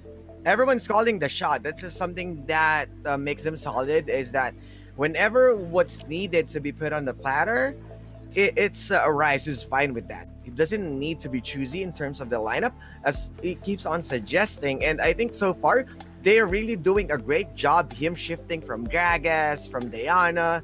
So it's just a different type of mid laner right now. The flexibility, the versatility of Arise, and it feels like we're gonna see let's see a WrestleMania right now. Because there you go. they're the Undertakers, the undefeated of the South, most probably, and I'm waiting for that one. Just the same thought I had in mind. I think they are running for a streak, and they are the Undertakers right now. Really on a streak rampage. My God, this guy is. Let's see if Liab can step it up and slow down the Undertaker of South Luzon. Oh, this is really heating up. But of course, on the other side of the ring, we do have Liyab Esports, fresh from that 2-0 win. They are riding on the first series momentum, so to say. So they are warmed up and ready to bring it. And Autolus, do you want to immortalize these guys as well? Of course, we have Nixo in the Baron lane, Miggy in the jungle, Exosen in the mid, Gambit for the Dragon lane, and Morita Boy in the support. I'm a huge fan of Randy Orton, so the Legend Killer. So let's see if Liyab Esports can break the streak right now, because so far, right, with what I'm seeing, both these teams are very excited to finish up this match as soon as possible, because I think that will be their only chance to go home to their families, have that, enjoyment with the families, to have that rest, and, the immortal term or immortal phrase, let's go home, let's win this, let's go home. And you know what? I can feel the fire from Liab over here. Whenever Sunsparks play, we always complain the sun is high in the sky because it is supporting Sunsparks. Right now, I can feel the heat, and that's probably because Liab Esports is most definitely bringing it over here. And Osiris, of course, we do have our solo player highlight over here in the mid lane, none other than Exosen over here. One of the greatest players on League of Legends that we have over here, again flexing that world's experience, one of the only players in the Philippines to have that over here. Osiris, what are your additional thoughts? Well, he's shown that he is more than meets the eye, putting the Katarina and Diana on his back. Right now, I think they are preparing something big, and that's something that you wanted to expect right now from Liab, because this is the last moments against Omega, and they wanted to prove something, and they are really showing that they're a team to be reckoned with. Right now, they are the ones being eyed again and again by North Luzon, so I'm expecting a lot from Liab to step it up, especially that Exosen already opened the doors, and we're not going to hide any more of those cheese picks or Exosen picks. Let's go for the switch in music of Exosen. Let's go. And, I'll be so eager to see if he brings out one of his Wonder Women once again. But of course, other players that we do have to keep our eyes on is our Globe key player clash right here. The spotlight is on our ADC over here, our ADCs rather, Timelapse and Gambit. Odalus, how do you think this showdown is going to go down? Wow, okay, so both these players are the finishers, right? So we can say that Timelapse is the chokeslam and Gambit is the RKO. So let's see what is going to happen in the Dragon Lane, because both these squads can really carry their game or carry their team into victory. So far, the stats are favoring in terms of the damage department, Timelapse. But look at that, that's very minimal, just 1%, very equal so far in the Dragon Lane. So I'm so excited as to what these players will bring out. Looking at Gambit, I'm thinking that he will go for Corki or Ezreal, which is also a favorite champion by Timelapse. And what about you, Osiris? How do you think this is going to go down? Yeah, I mean, both of them are really consistent in terms of putting a lot of damage for the team itself, and I'm expecting that none of them is going to back down. They are the ones who's going to put the pressure into the late game, and I would love to see Gambit, Skorky, and Timelapse Draven, just to make sure that we got that comfort pick and the 1v1s. All right, so guys, which way do you think this series is going to go? Is it going to go in favor of Liyab Esports, or will it be once again in favor of Omega Esports, yet to break their promise of a perfect streak? Odalus, let's start with you. I want to be spicy, so I'm waiting for Osiris to throw his prediction, and then I'll just go ahead and counter it. So okay, fine. What's yours, Osiris? Well, huge respect and mad respect, of course, from Leab, but numbers don't lie. It has been an undefeated streak from Omega, and let's stick with that. This will be a 2-0, as this will be the last push, and they're not going to back down. All right, Odalus, Then I will go with Leab. Let's go, Randy Orton. Let's kill the legend. All right, let's stop that streak, and yeah, it's going to be a 2-0 for Leab. So that's even. Can I it's gonna be a 1-1. I'm just gonna level the playing field over here. But I actually do think it's gonna be a 2-1 in favor of Omega Esports, just because I think that they're gonna hold true to that promise right now. But here we go, guys, the two towers of South Luzon, Liyab Esports versus Omega Esports casters. Let's get it on. These teams will definitely get it on. So guys, for second series, you'll be your casters. I'm Yuko, and alongside me is Madam Yasu, na napakagwapo today. Parang ni-inlove ako, Madam. Iba talaga. Gusto ko yung agad labi. But yeah, guys, it's gonna be Omega versus Liyab. Omega, they are still on that win streak. What is Wild Rift win streak, mga kaibigan? Icon Series win streak is the way ginagawa ng Omega dito, di ba? But of course, yung Liyab, Madam Yasu, maganda din yung series nila kanina, di ba? Yep, ang masasabi ko sa Leab na ginawa nila kanina talaga, Leab together, malakas, and Leab talagang sama-sama sila, like the discipline, pinakita nila yan kanina, and in the words of Kuya Gigi, the wombo combo, nag-work talaga sa kanila sa team composition nila. Definitely. And yeah, the panelists talked about momentum, and the Leab definitely has it. Tapos gusto ko lang sabihin na yung sa Globe key player clash natin, parehas naka-face sa right yung ADC. So, looking at the right, because I left my enemies to die. Ganun yung peg ng post nila kanina, di ba?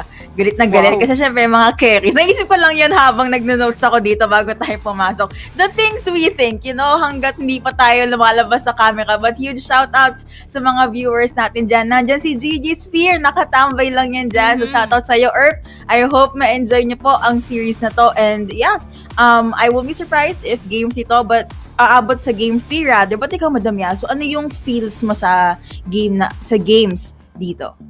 Well, ang feeling ko dito sa sa tapatan na to, Leab, they have the determination, of course, and andun pa din, I think, remaining yung kanilang confidence sa pagkapanalo niya with the 2-0 against Execration. But then again, this is Omega na pinag-uusapan natin. I think mas mas mataas yung drive nila na talagang i-keep yung win streak nila and tapusin to ng mas mabilis. Like, hindi ako mas mataas kasi expectation ko na magiging 2-0 to.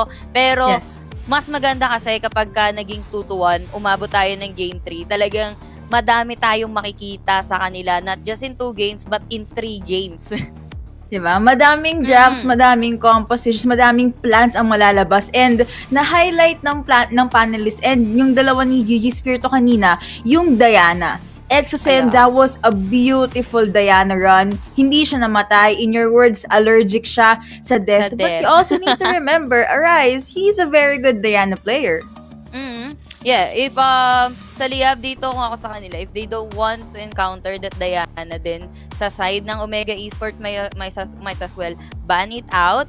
Pero para sa side ng Liab Esports, I think natututo na silang magkaisa. Yung kaisa performance dito ni Gambit kanina, napaka-smooth lang din, honestly, against Execration. But they still went for that Corky para sa side ng Liab Esports on the second game. Though, medyo nadulas nga lang dun si Gambit on that Baron team fight na napalalim. Just a little bit. Namatay lang naman siya doon. Pero okay lang, panalo pa rin naman sila on the team fight kasi nga, with that save, coming from Diana's Moonfalls din, nahabol nila yung mga nagtatakbuhang mga Execration. And yun yung nagpapatunay ng Liab Esports. Hindi sila yung sa iisang hindi lang iisa yung kayang bumuhat sa kanila. Like, honestly, Liab Esports, ang lakas nila pagsama-sama sila. Yeah. And yun din yung kailangan pag-ingatan ng Omega Esports dito. Talagang i-watch out. Kasi Liab Esports will take the risk na, okay, kukuha kami ng time para mag-gank ng isa kahit 4 kami and they will secure that kill. They are definitely in it to win it. So, kung ina-expect nga natin 2-0, di ba? But hindi natin alam, honestly, kung sinong team ang mananalo dito kasi wala din drafts. So, yeah, and you talked about Liab. Kanina ako naman going over sa Omega. Malakas din sila sa team fights, but hindi sila, ang difference lang is, pag-usapang initiation, si Impressive lang. And the other 4 follows. Pag Liab, magugulat ka, 3 or 2 yung kukuha or yung parang magka-catch sa'yo, di ba? Di ba? Kamukha kanina. Si EXO, usually kasama siya ni Miggy or ni Nixu. Meron nga pala isang napakalupit na explosive cast na play si Nixu doon. 3 tao yung pumunta sa kanila, di ba? That's somewhere sa may bottom lane na grabe men, explosive cast, napaka-explosive talaga. And I do believe napunta sila sa talagang gustong i-position ni Nixu. Harap na harap tatakas kayo, sorry, nope, hindi pwedeng umuwi ngayon. Meron pa kayong module dito kasama ng 5 ng teacher coming from the side ng Liab Esports. But then, yun nga, malakas si Liab Esports dito kapag kasama-sama the symphony of skills, the wombo combo coming from Kuya Gigi. But Omega Esports, ang strength naman nila dito is isa-isa sa kanila, mga pang-montage yung mga panggalawan, pang-highlight yung galawan dito, especially impressive with the steals. JLC being a steal na napakatigas na pumo-frontline talaga sa tapat ng kalaban, and the rest, clean up crew, kanya-kanyang takas, kanya-kanyang takbo. May isa-isa silang guardian angel sa likod nila para sa side ng Omega Esports, honestly. Parang sige anak, pumalag ka lang, ako bala sa'yo if ever maipit ka. But yeah, that's basically what happened sa Omega. And ano ba ang maiisip ko lang kasi ngayon, all out talaga yung magiging draft nila. At some point, feeling ko mababan din si Time-lapse is very good at using Kaisa. Pero, exceptional din kasi yung Raven niya. So, nga ni Otolus, we have a Champion Ocean. Hindi Champion Pool, guys. Champion Ocean. Yeah, this is gonna be game number 1. So, pasok muna tayo sa draft, mga kaibigan. First 2 bans will be a Corky and a Camille. Because Liab Esports talagang ang taas ng Corky picks nila. Most of their games and most of the games na pinanalo nila is that of with Corky. And of course, the Rakan, Madam Yuho, kung malamang nakita natin yan kanina, yung Rakan, the follow-up ng Charm, ng Quickness, and also, it's either Rakan's Quickness or Charm, follow up by Moonfall, or Moonfall muna, and then saka papasok si Rakan. Symphony of Skills, yun lang, Liab Esports. But then, Omega Esports, isi-secure nila dito yung Gragas. I'm most likely that's gonna go over sa mid lane. Since nakita naman natin kanina na Liab, they run a very good Gragas composition. So, agawan na lang muna. But that leaves Akali and Lee Sin. sa Liab, Open. Kaisa 2. Oh yeah, Diana. How can I forget we've been talking about it? Diana ang napunta sa Liab dito in exchange for that Gragas. They can go with ADC support if they want to or mag-secure na agad ng... Kaisa Brom? Yeah. Yeah, open pa din kasi talaga yung Kaisa magjowa. Kaisa Brom, pwedeng kunin dito ng Omega Esports. Kanina kasi naban si Brom on the second game But Akali. Akali is open. Akali nga naman, man. Really looking forward sa Akali ni JLC. Will it be yung normal Akali natin na napakasakit like pure magic yung kanyang mga items dito? Or the Bruiser Akali, the tanky Akali na pwedeng ipakita ulit ni JLC? I think it's gonna be the Bruiser Akali. My money's on Bruiser Akali. Kasi kahit kahapon ninyo nakita natin but Saya being hovered over by Liab, meron siyang 1-game win that kinda convinced me. But gaya nga ng sabi mo kanina, it's not enough. Kulang pa. It depends. It depends kasi pag magro-roll ka ng Saya, I think may kailangan kang ma-met na certain conditions sa lineup nyo. Kasi Saya alone can't win games. Di katulad ng Kaisa na talagang totally secured ka sa late game. Kahit kasi Saya late game, yes, andun yung damage. Pero when it comes to surviving by herself, I don't think na kayang-kaya niya. But then again, we have a Vi sa side ng Omega Esports and a Jana for the counter-engage nga naman. Kasi papasok yung lineup ng Leab Esports dito, especially that Lee Sin, pwede sa mala delicates, pero mukhang may sasabihin ka, Madam Yuko. Nakita mo yung unfiltered face ko no? Oo nga Okay, so it's gonna be a Gragas mid, tapos Akali sa Baron lane, and you have Vi on the jungle. Parang medyo nawindang ako kasi parang wait, pwede kasing may chance kasi na ilagay sa jungle si Gragas. We've seen different teams do that. Not on Omega though, but that's a chance. Pero yun, nawindang lang yung pagkatao kanina. And last pick, uy, Singe. Madam. Yeah, this is a Singe. Coming from Liyab, ha? I'm not sure kung Singe na to is kokopyahin. Yung mga ginagawa ni JLC and also yung itemization dito ni JLC na makunat-kunat na Singe na totally nakaka-survive siya kahit anong iba mo sa kanya most of the times. But then again, it is what it is. Sa execution, natin malalaman yan. Sa composition, actually, hindi ko talaga gusto yung Saya pick, pero probably kapag nanalo to, I might regret it later again. But then again, when it comes to the composition, mas may lamang kung i-imaginein mo yung Symphony of Skills dito ng side ng Leab Esports, if they will have enough damage, sipa ni Lee Sin, and then, or throw dito ni Singe, and then follow up by Diana's Moonfall, or probably si Diana yung pwedeng mag-hold, and they have the Brom to counter-initiate or disengage. They have it all. For the side of Omega, medyo very, very light lang ako. I'm not really sure with Vi, kasi pwede kasi siyang pumasok, but then again, pwede siya maging suicide mission. Siya lang yung pwedeng pumasok dito. Yes, there's Akali, pero hanggat hindi napupunit kasi yung frontliner ng side ng Liab, and may Brom sila, by the way. So, medyo delicates yung pasok dito. But, I hope Liab may execute nila to ng maayos. And ang ganda din kasi talaga ng draft nila. I'm actually thinking about yung mention mo na mas may initiate potential yung Liab. That's true. Because if you're gonna compare Vi and Lee Sin, mas mobile and mas madulas si Lee Sin when it comes to trying to go with the pickoffs, and makuha lang niya dito, let's say, stronger. We've seen how amazing he was in Jana. I will not be surprised kung i-prioritize siya ng Liab, or maybe even Kaisa. Akali, medyo kaya pa niyang i-burst down si Lee Sin if she wants to, if JLC wants to. And gusto ko din makita ko ano yung gagawin ni Nix dito. It's the first time I've seen him lock in that champion, and let's see how things are gonna pan out. But kung usapang mid laners, Gragas and Diana, early game mas may harass si Gragas, but that's just me. That's just my opinion. Pero pag usapang mid to late game, boy, run away from Diana. Yeah, indeed. And Gragas kasi, kailangan niyang, nakita natin, time and time again, yung Gragas ni Arise dito, kaya niyang i-sustain yung kanyang lane dito all throughout the game. Pero enough of us, more of them, Omega Esports, Leab Esports. This is their first game on the second series ng ating South Luzon. Huling paghaharap nila to, Madam Yuko. Yes, kasi ibang teams na ang maghahakap for our last series, so might as well go all in. And guys, kung sinabi namin yung teams they have to go all in, kayo din naman mag-all in na kayo sa pag-share, invite your friends, sabihin nyo, uy, supportahan naman natin yung dalawang teams ito, kasi ito talaga yung well, silang dalawa yung Team Secret and Next Play dito sa South Luzon. Kasi sila talaga yung rivals. Sila yung top 2 ngayon eh. Kita mo yung ginawa ni Exosen doon? Hindi, wala siyang clear vision na nandun. Itong si Vi, nandun itong si Impressive. Binato niya man ng buwan para lang maka-KS somehow ng mga maliliit na wolf fitingi or wolf nga ba yun na nandun sa may gilid.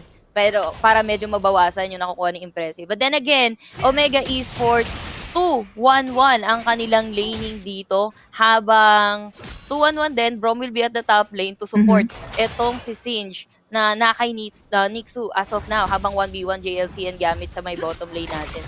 Iniwan nilang mag-isa si Gambit dito para makapag-farm with hopes na mas mabilis yung pag-online niya. That's good. And kaya-kaya naman mag-survive ni Saya against si Nakali kasi siya faster wave. Kaya pa si Arai, sinabol ito, was able to flash up though. It did connect pero mukhang hindi na siya papasukin ni Miggy dito. Kalma na lang. Pero bakit lumalapit si Arai kay Diana? Galit na galit ka, sir. You have Gambit here just getting the honey fruit. Heal na lang muna and balik tayo sa katahimikan sa mapa. Yeah, and I think 1-for-1 din ang makukuha nilang Scuttler for both teams natin. You know, Exozen, medyo napalalim yata siya dun medyo dugu-duguan. Itong si Koya nyo, Exozen, at mapo-force siyang makapag-recept. Well, hindi naman pressured yung lane niya, and I think maaabutan niya pa din naman yung waves. But going to the bottom lane, nakikita natin JLC mas lamang siya in terms of the XP. Meaning Gambit, he's not doing too well at the bottom lane, Madam Yuko. That's true. Mukha ang hindi maganda yung pressure na ginagawa ng katapat niya dito. Was not able to get the early game pa rin naman ngayon, but was not able to get the jump start na he needed. Pero wait, ito naman sa Baron. Ako po, nakapag-flash na naman si Nixon. That's gonna be a airborne, and that's gonna be the first blood being secured by Omega. Yes, may exhaust, but still, they were able to get the first blood. Tol, si Impressive talaga. Ano ba yun? Oo nga eh. Kumunek, man. Parang impressive. Kung paramihan ng pang-montage dito, men, ang dami ng pang-montage ni Impressive, honestly. Tama, Napakadami niya ng pwedeng ilagay. Siguro, pwede na aabot hanggang episode 10 mahigit kung gagawa siya dito ng montage episodes niya. Pero, there's a nice pick-off coming from the side ng Omega Esports. Ang napapansin ko lang dito, as for now, sa Leab Esports, si Exosen lang yung medyo nag-overextend talaga. Though hindi naman actually overextend. Tinry nilang i-pick off etong si Arise, but Arise, being so wise, talaga nag-back away siya doon. Wala pa nakukuha na first blood dito yung Liab. And medyo hindi ko napipil yung aggression ng Liab gaya ng ginagawa nila kanina sa side ng Execration. I think medyo nag-iingat din sila. But then Omega Esports, pinipressure nila pabalik gaya nga nung ginawa nila sa may top lane. Pero bottom lane natin, madam, mukhang may nag-group up. Naku po, EXO being very low was able to flash out though. And highlight ko lang na yung lineup kasi ng Liab, scaling composition siya. Kaya kalmado lang sa mapa. Ngayon, also gusto kong i-shoutout, I mentioned next play kanina, si Josh G, nandito sa Tagalog stream natin. What's up, tol? Bakit ka nandito? But First Dragon is gonna be up in 13 seconds. They did try to go with the gank kanina. That's why si Brom sabi niya, nope, protektahan ko yung ADC ko, balik tayo dito. And in return, ang ating Baron laner, sila na po ang naghaharap ngayon. Yeah, kailangan nila mag-prepare for that dragon. Kaya bumaba na rin dito yung mga marksman natin. And I think on the way na rin itong si Impressive after that buff. Pero bottom lane natin, mukhang may nagpapadala ng tornado. That howling gales though stronger. Alam mo kahapon, master of the match si Stronger. Parang gusto niya ngayon din eh. Pero bottom lane natin, Madam Yuko. Tingin tayo sa baba, mga kaibigan. Void Seeker did connect, but I don't think Omega is gonna commit. But Liab, sabi nila, sige, bait lang, go lang, bahala sila dyan. Basta tayo, the Dragon Arise is there though. Nagtapon na ng isang barrel. Mga tol, shot muna o alak muna. But JLC, for sure can flip, being pop. And hindi pa makapasok yung Omega dito. Pwedeng kaya siguro dahan-dahan yung pag-pick ng Liab kasi they know mayroon pang howling gale dyan from Jana. Lumalapit si JLC, kinakabahan Rats Pilipino, also being popped by Brom. Pero ako na-steal na naman ni Impressive ang Dragon dito.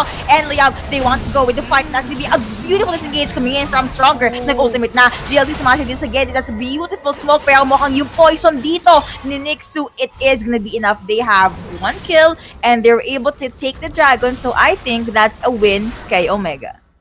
Yep, Miggy, hindi na siya nakaalis doon. And Impressive! Plus 1 episode na naman sa kanyang episode of Steals. And also, Mega Esports, they will translate that team fight na panalo nila into a tower push din. Not only na nakuha nila dun yung Drake, but also nakakuha sila agad ng first blood turret natin, Rip Herald, babangon na yan later on. And then Leab Esports, they really have to step up.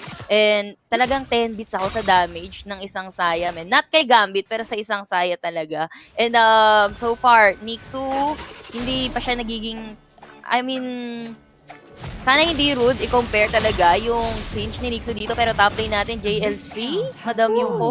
Winter's Bite did connect, but nope, that's not gonna be enough kasi nakapag-disengage naman agad si JLC. And you talked about Gambit kanina. I do agree. Pero parang kaya siguro kinuha ng Liyab si Saya is because if Execration jumps in with the ultimate from Diana, perfect yun for Saya's Featherstorm. Then again, kailangan ma-set up nila yung mga team fights, and guys, may smite na si Impressive. I'm just gonna throw it out there.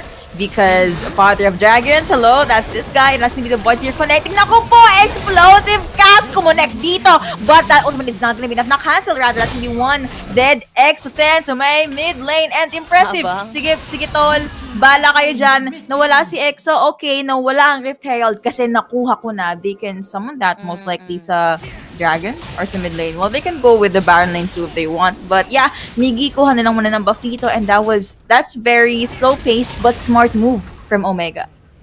Yep, indeed. And Leab Esports, nilibang lang, nagpalibang naman para manakaw nga, maisahan sila doon yung Impressive na busy lang mag-Rip Herald. Definitely, etong Rip Herald na to mamaya, gagamitin ng Omega Esports panggulo na naman kapag ka nag-respawn yung Dragon natin. Kasi nakakuha na naman sila ng 2 turret dito, and isa na lang naman yung turret na outer turret dito ng side ng Leab Esports, which is on the middle lane.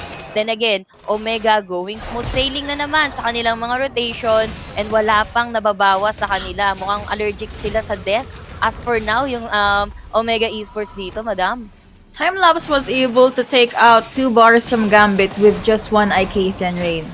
And that hurts. Like, silip muna tayo sa itemizations. Oh, makes sense. May Bork na pala siya. That's why she hurts. Just almost 8 minutes in. Sure. Also, analysis aside muna, meron ako nakitang comment, nakita daw sa katawan ni Arise na yung naagawan daw siya ng pagkain ni Impressive.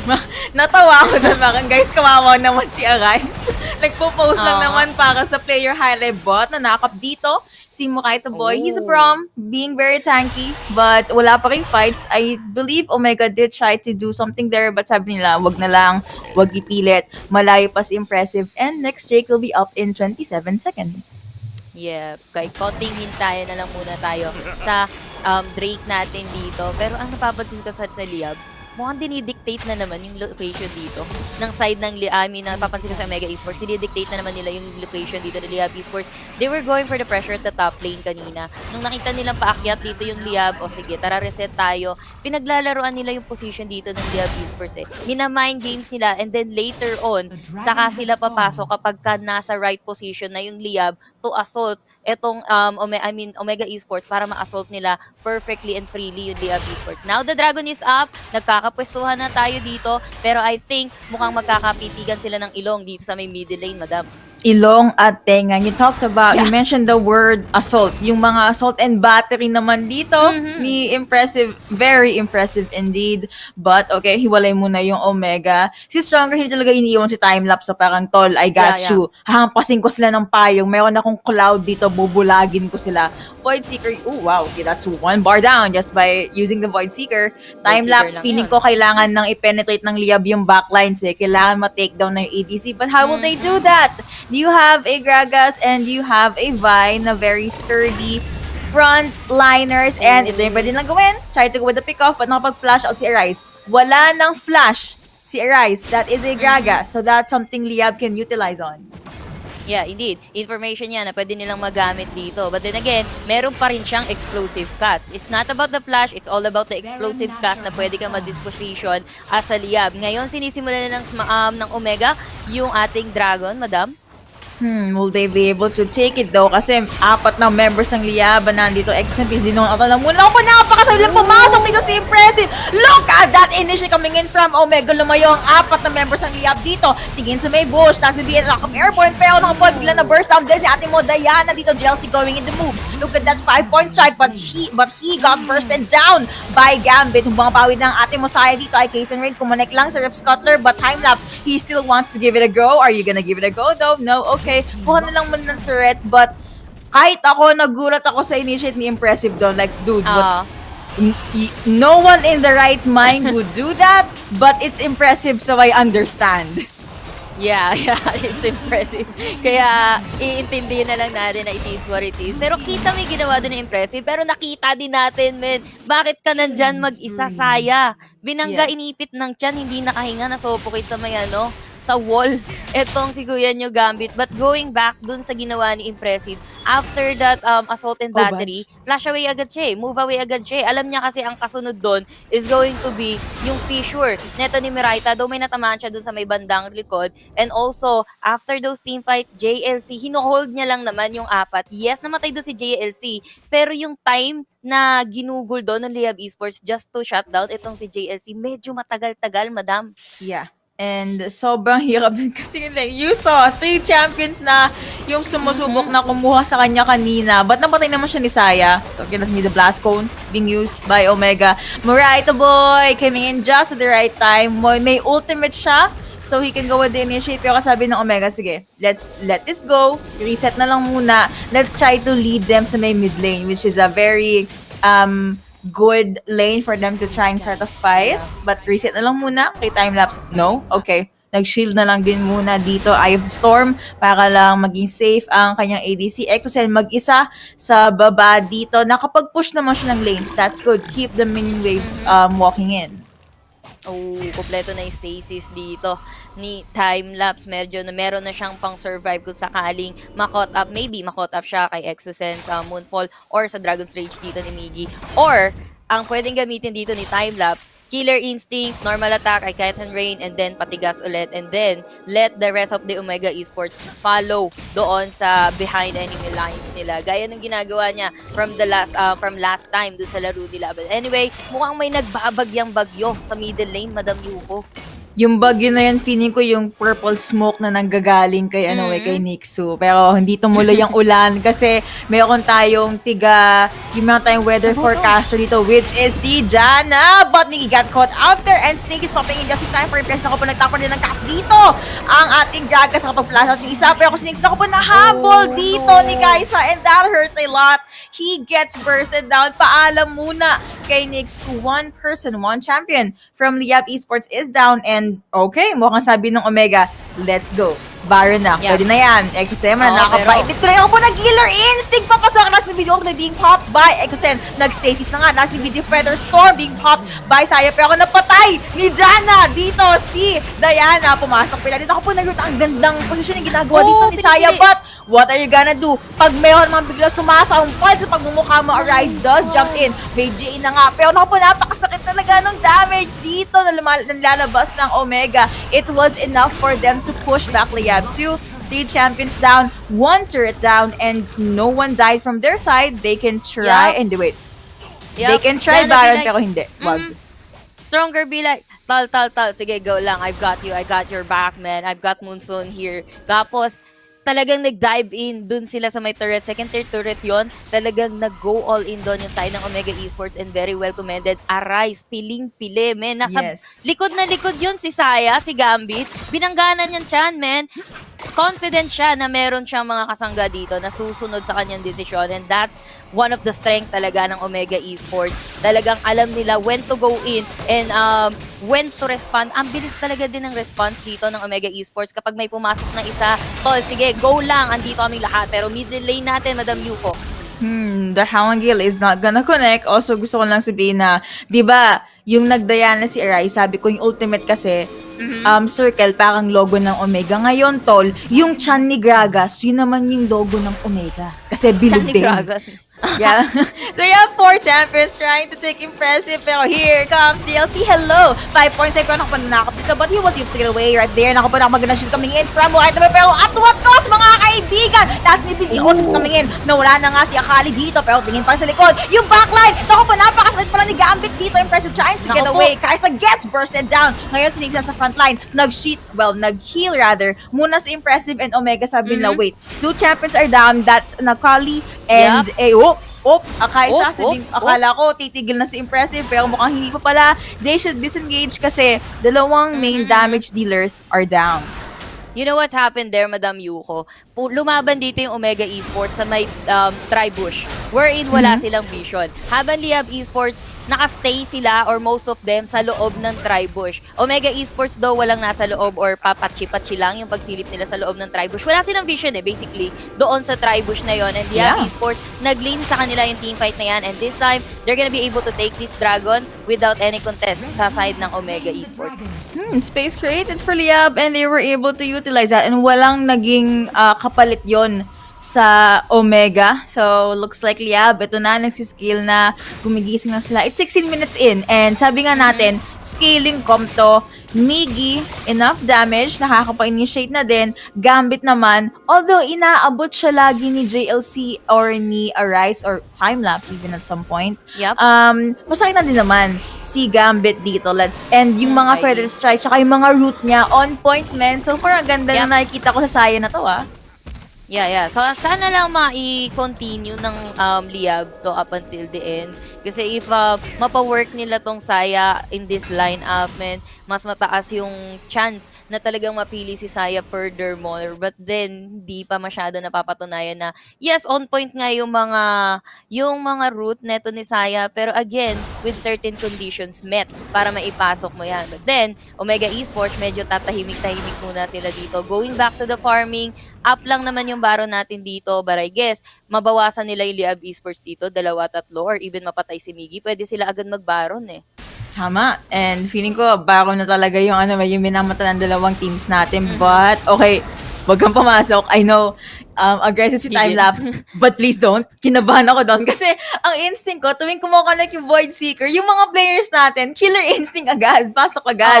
Diba? Pero mukhang kinalmahan na lang muna Timelapse dito. Arise, minding his own business. Exosen, relatively enough bars for his health para makasurvive, I guess, but still yung damage kasi nilalabas ni JLC and ni Timelapse dito, kailangan talaga bigyan ng respect. Anong team ang luluhod sa kabilang team? Who will bend the knee? But you have Gambit alongside, right the boy, bilang medyo napalayo sa team niya, si JLC doon, 5-point strike on the copter as well. Omega Esports already giving the Baron rather, a start. Liyab nandiyan sa Geddy, pero sabi niya, okay, disengage na lang muna. I can't rain. That is Morai, the boy on a Braum, but was able to take down a huge amount of his health. Yeah, tipak-tipak yung damage dito. Pero howling game, magkukunik ba? Hindi. Mukhang hindi nila pahahabulin ng sagad-sagaran yung Liab dito. Mega Esports, tinitiktikan nila yung location dito ng Liab Esports. Kanina, they went for the Baron, knowing that etong si Nixu nasa bottom lane pa. And now, Omega Esports, gagawin na naman nila yan. I think nakikita ko na ginagawa dito ng Omega Esports Pinaghihiwa-hiwalay nila yung Liab Esports. And then kapag ka nasa right position na kung saan man gusto ng Omega Esports yung ma-1 on the group up itong Liab Esports, saka sila magte-take ng Baron. Now, kapag pumasok yung let's say 3 coming from the side ng Liab Esports, coming from the side ng Liab Esports, pwede na lang i-go in kasi 5 sila at that moment. Kasi kung may information ka na nasa bottom yung isa, nasa top yung isa, and then 3 remaining sa middle lane. So, in the numbers, lamang kayo, pwede nila mapatay yung 3 and then the rest, history na lang.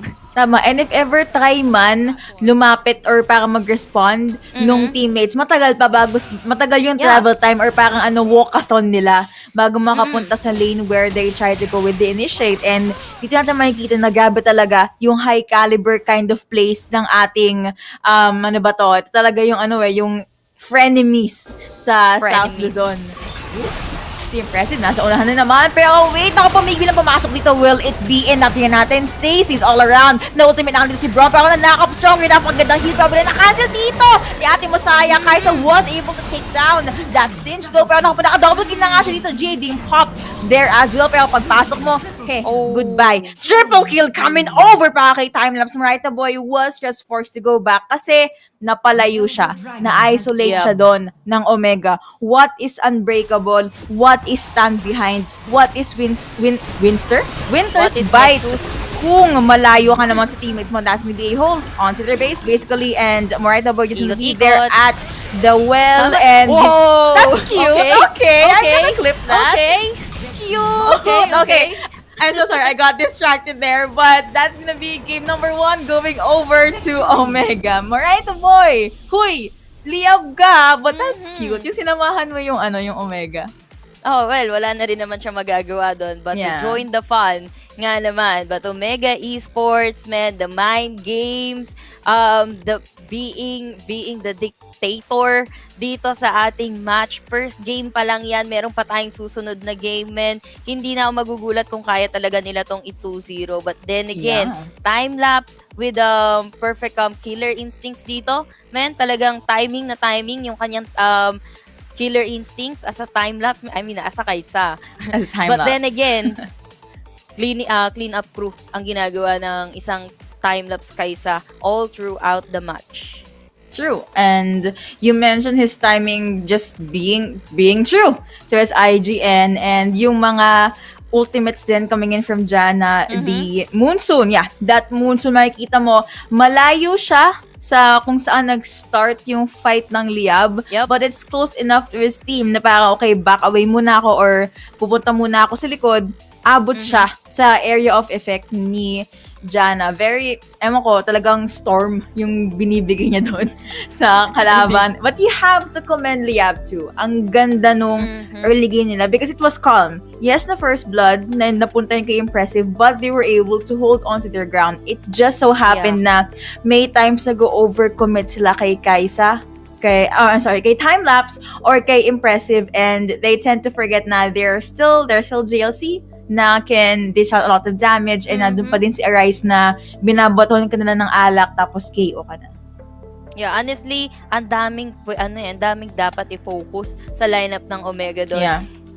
I-take down mo si Impressive, nandun yung threat ng ni Timelapse and ni JLC. I-take down mo si JLC, andun yung threat ni Impressive and ni Timelapse. So, para nila three-way, pero kahit sino yung unahin mo dun sa tatlong yon, merong dalawa na susunod sa inyo. And take note, the patience game din ng isang Jana, stronger, I think, living up to his name din and being patient din na hindi siya agad-agad ng bumunson kapag ka nag-initiate na dito yung side ng Leab Esports. Alam niyang kaya nilang matagalan yung unang impact ng pagpasok ng Leab Esports. Ang ginagawa niya sa munson niya, saka lang siya magmumunson to extend the team fight para mas may habol factor pa sila para sa side ng Omega.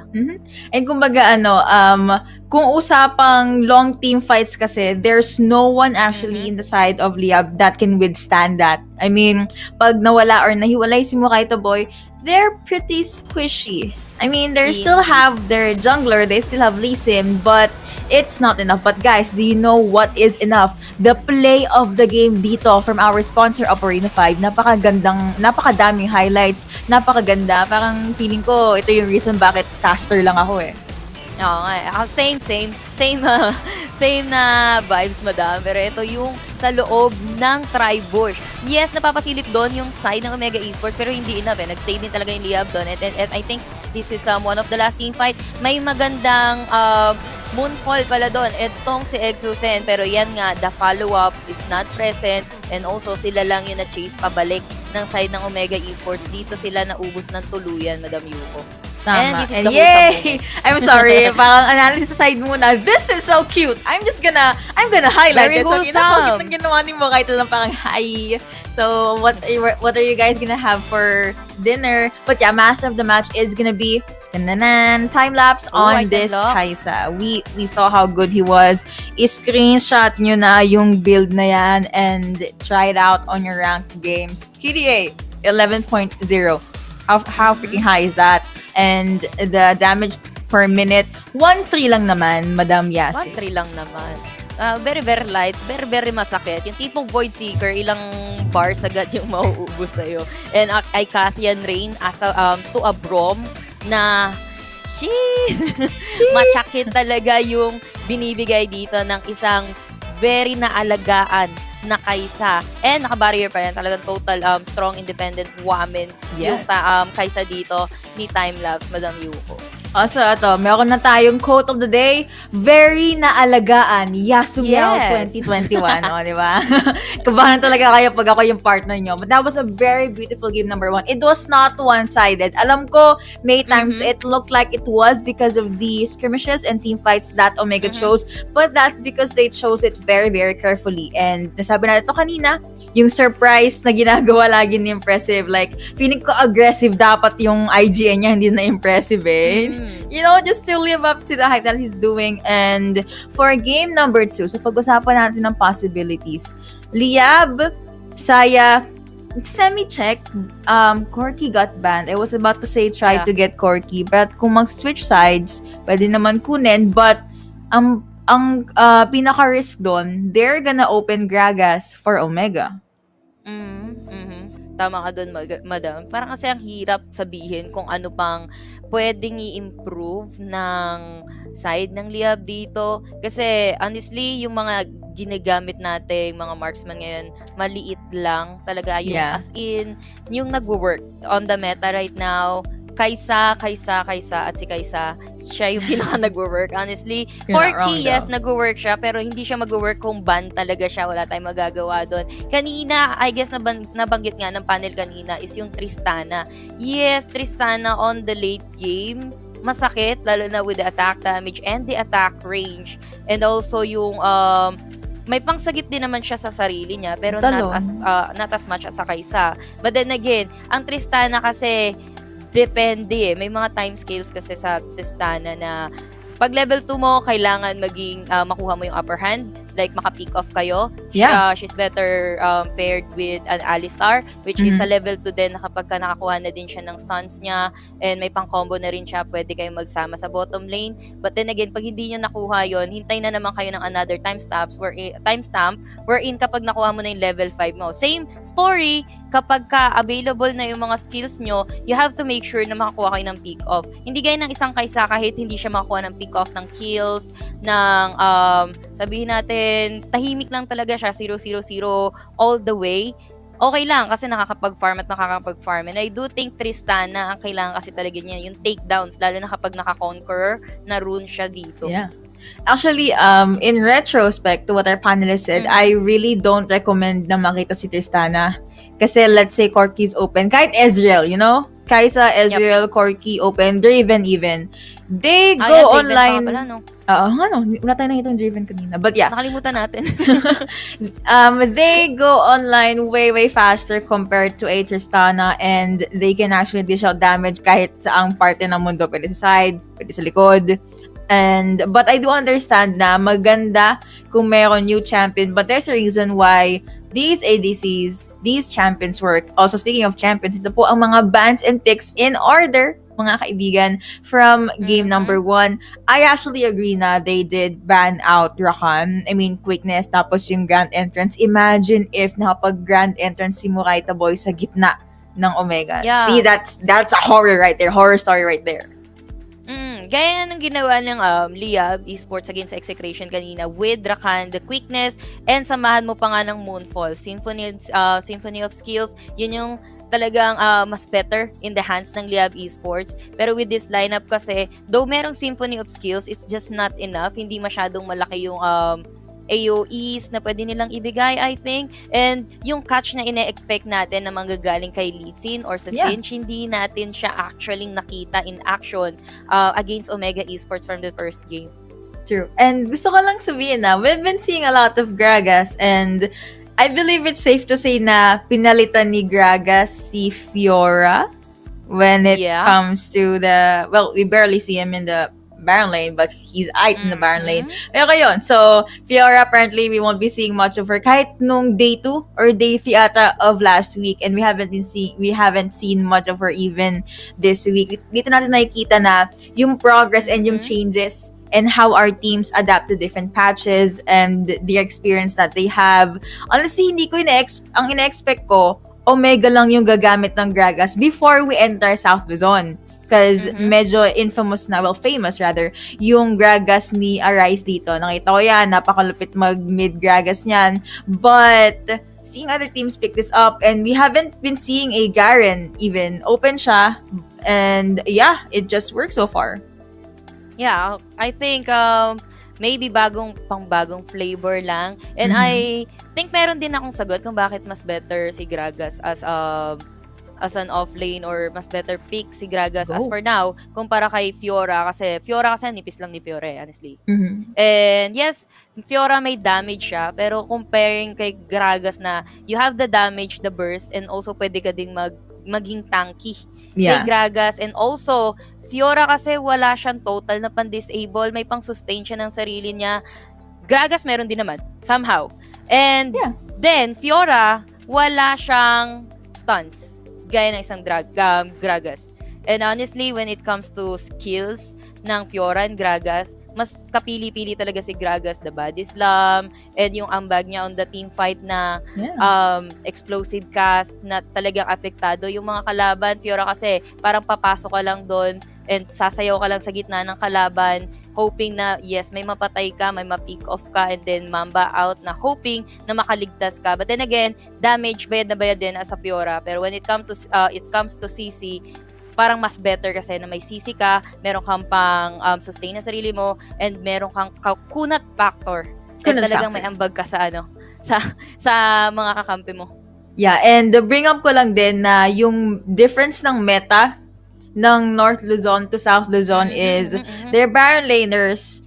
You remember yung mga Baron laners nung North Luzon, puro parang suntukan, 1v1, clean up crew, kumbaga mag-go 1v3 kahit nasa likod lang yung kakampi. But for the Baron laners for the South Luzon leg, more on team fight oriented. Yun na lang yung term na gagamitin ko. Team fight oriented sila in the sense na they don't mind giving up a tad bit of damage para lang mas maging chunky or mas maging sturdy frontliner sila. And again, mid laners and ADCs usually ang nagda-damage dito. But speaking of damage, nakita ko nga pala nakakapatay si Stronger kanina. Tol, kahapon ka pa. Umapatay na dyan yung mga mga Zephyr mo Gusto niya rin talaga maging pogi man. Hindi lang si JLC, hindi na si Impressive Time-Lapse. Siya din. Siyempre, hindi komot support ka. Dapat support ka lang. You get nothing. But nope, in this situation, sa side ng Omega, man, they're living up to their names. Yun naman talaga masasabi ko. They're really living up to their names. And honestly, ewan ko lang kung masyado ko lang ine-exaggerate dito yung Omega. Pero going back to sa sinabi mo, Madam Yuko, nakala mo si Omega lang yung gagamit ng Gragas. But ang nakikita ko kasi, you see, Omega din yung unang naggumamit dito ng Garen, right? Yes. But then, yung mga teams natin, sinundan yung yapak ng Omega dito. I think, not really saying na whatever na ginagamit dito ng Omega is tinatry kopyahin ng mga team. Pero, if it works, it works. Hindi masama mangopya. But then again, if it works, it works. It wins game, so why not, diba? Yeah. So, I'm just saying na Omega, nagiging inspiration sila sa ibang teams din against each other, and probably might be against them. Gaya nito, we have a Singe on Leab, but then again, hindi sila pinala. This is Omega na katapat nila na una din natin nakitaan ng Singe for this South Luzon, di ba? Tama. And basically, I do agree sa sinabi mo na sila yung naging trendsetters for this group stages. And that's okay. Kasi hindi lang naman casters and viewers yung mga may discover na new tricks up their sleeves, and kahit yung mga kalaban nila mismo. Nasa kanila na lang yan kung paano nila ipapasok yung ganong strategy or ganong champion sa playstyle nila. Kasi syempre, hindi lahat naman ng playstyle applicable sa isang team. We have teams that excel in the 1-4 setup. Merong full-on 5v5. Merong 3v2. Yep. So, nandun talaga yung variety. And, just put all of these small things together and you see Icon Series. And nakakatawa na we get to see a lot of things and we get to catch a lot of games. So, guys, i-share nyo na po yung live stream. Yun na Yeah. talaga yung build-up ko, i-share nyo na yung live stream. Ang ganda ng punchline mo doon. Pero laban yun. Laban madam. lang, of Lagi naman. course. Lagi.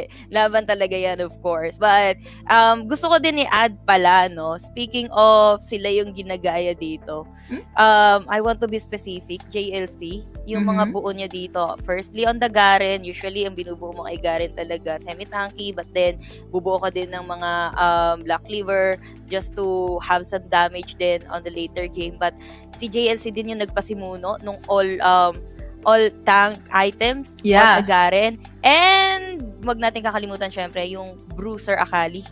Kay JLC din yon, by the way. And also, yung Singe, man. I think mainly yung mga bagong flavor na dinala sa atin is mainly nanggaling kay JLC. Pero yung mga steals, man, impressive pa din yan.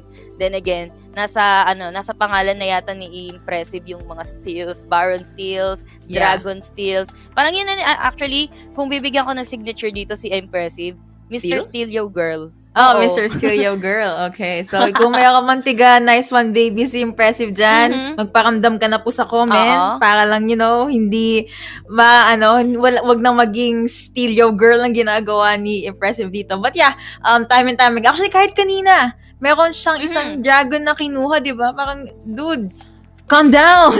Lagi siyang gigil but it just works so well for Omega. And di natin makikita na as a jungler, he is at a different level. But yung mga ibang junglers din naman natin, they're really, really strong. It just so happened na impressive, honestly, just have a better grasp sa mga, nabali leeg ko dahil kay impressive doon. Impressive just has a better grasp of the early game. Parang I kind of want to know what things run sa mga minds ng pro players. Parang, do they count ba habang nag-iikot? Do they check different parts of the map? Tapos, ano yung shot call na ginagawa nila? The shot call. Yeah, yun. Napaka-importante ng mga shot call. When to go in, when to go all out. Lalo na sa mga Baron takes. Kasi I've seen, honestly, balik tayo sa Sunsparks. I've seen Yes. Sunsparks before, meron silang mga bad shot call talaga lalo na sa mga Baron takes na delicates talaga. Delicates. Yung nangyayari sa kanila doon. But then, nag-improve na sila. They have better shot calls now. And meron na din silang better prioritization kung sino yung talagang unang tatargetin. Kasi nung first days natin, parang ang kalat pa nung kanya-kanyang target eh. Parang kanya-kanyang target yung nangyayari sa kanila. But I really like seeing Sunsparks na nag-step up sila and na-improve nila yung, kumbaga kung saan sila, I think, na nagkakamali on the first days natin. But for Liyab and Omega, honestly, wala na kasi problema talaga dito sa dalawang team. Wala na halos na problema. It's just, I guess, sa side ng Liyab, malakas talaga sila pag sama-sama. Pero, without the symphony of skills ng mga champions nila, I guess, certain champions, kung mapapasa kamay nila, kaya nilang i-pull off, I guess, kaya nilang italunan yung Omega dito. Kasi nga, ang galing talaga ng symphony of skills nila na pag susunod-sunod ng skills nila. But then again, Omega, being so wise, hindi nila binibigay yung mga ganong symphony of skills, especially that Rakan, that Corky, yung alam nilang masasaktan sila ng sobra-sobra at masiset upan sila sa mga gagawin nilang aggression. Tapos, ang naisip ko lang kasi, I really agree sinabi mo na Liyab's power is pag magkakasama sila. Kasi in the Baron and in the Dragon Pit moments na nakakapatay si Sayang, magkakalapit sila. Kaso ang problema nga lang, they're too clumped together or they're too together na kayang-kaya lang silang ikutan dito nina Arise, nina JLC, and nina Timelapse. But yeah, maybe ang pwedeng gawin ng Leab dito is they can go at the very least, 3-man rotation, tapos go with the pickoffs. Kasi si Exo nakita ko, paikot-ikot siya, di ba, kanina? As well as si Moraita Boy dito. So, those are some of the adjustments na we believe Leab could do, but syempre depende pa rin po sa mga teams natin. We are waiting for the players to load into the lobby. Alam kong gustong-gusto nyo nang makita ang game number 2 kahit naman kami. Yung mga comments na dyan, shout out po sa lahat ng nanonood. And again, thank you so much to Mineski as well as Globe for making this tournament possible. Yep, indeed. And thank you and sana manalo kayo ng sa giveaway. Sana all, kasi kami, nanonood gusto lang ko din may kasi wild sumali. Ang dami kaya mga gandang skins ngayon. Tapos may mga champions pa na Oo. Sunday na ngayon, di ba? So may mga lalabas na champions this week. May 6, Rengar and K6 lalabas na this week sa May 6 nga. So, eto yung sinasabi nila na kapag ka nagla-live ako, sinasabi nila, Ate Yasu, samantalahin mo na yung ADC mo kasi pag lumabas na si Rengar at si K6, bye-bye na yan. Kasi sila daw talaga yung mga bully ng mga ADC. Though, we'll see about that. Malay mo kasi, yes, sa LoL PC ganon, pero tingnan natin, baka kaya pa din ng mga ADC na current ADC na ginagamit natin, natapatan pa din yung Rengar and K6. But then again, we'll see kapag ka-release na sila. Yes, actually, I can't be wrong, but the moment Rengar and Kha'Zix is available sa Wild Rift, papasok na dito yung solidified na tank support meta, because if you're a utility support, yes, heals, yes, shields, but you get bursted down. And yun ang idea ng Assassins, early game pa lang minamata na niya yung ADC and yung support. So I guess that's one of the things na may iba dito sa ating meta. Pero nakakatawa, no? I can't wait to see kung aabot pa sa Visayas leg natin or sa Mindanao, and also sa mga gusto pong makakuha ng updates para sa ating Visayas and Mindanao qualifiers. Do not forget to like the PPGL FB page kasi sila po ang unang magpo-post sa updates dyan. Kami na lang yung mga tiga-yo-yo, tiga-share ng post, mga gano'n. Tiga-share lang namin. Ito nga pala yung mga nakapasok sa Visayas and sa Mindanao. And abangan na lang natin yung Visayas and Mindanao nga, which is next week na yan. Ito kasi, last week na talaga to ng South Luzon. Yeah. And last day day na natin na mapapanood, magtapatan yung mga teams na to. But then again, we're waiting for the second game nga ng Omega and Leab. And you know, madam, ang gusto ko na talaga makita dito, kung pwede lang mag-time travel, yung playoffs na mismo. Yes! Kasi, yung Omega dito, sila yung malakas sa South Luzon. Pero gusto kong makitang magsuntukan, Team Secret, next play. I mean, sa Rift, okay?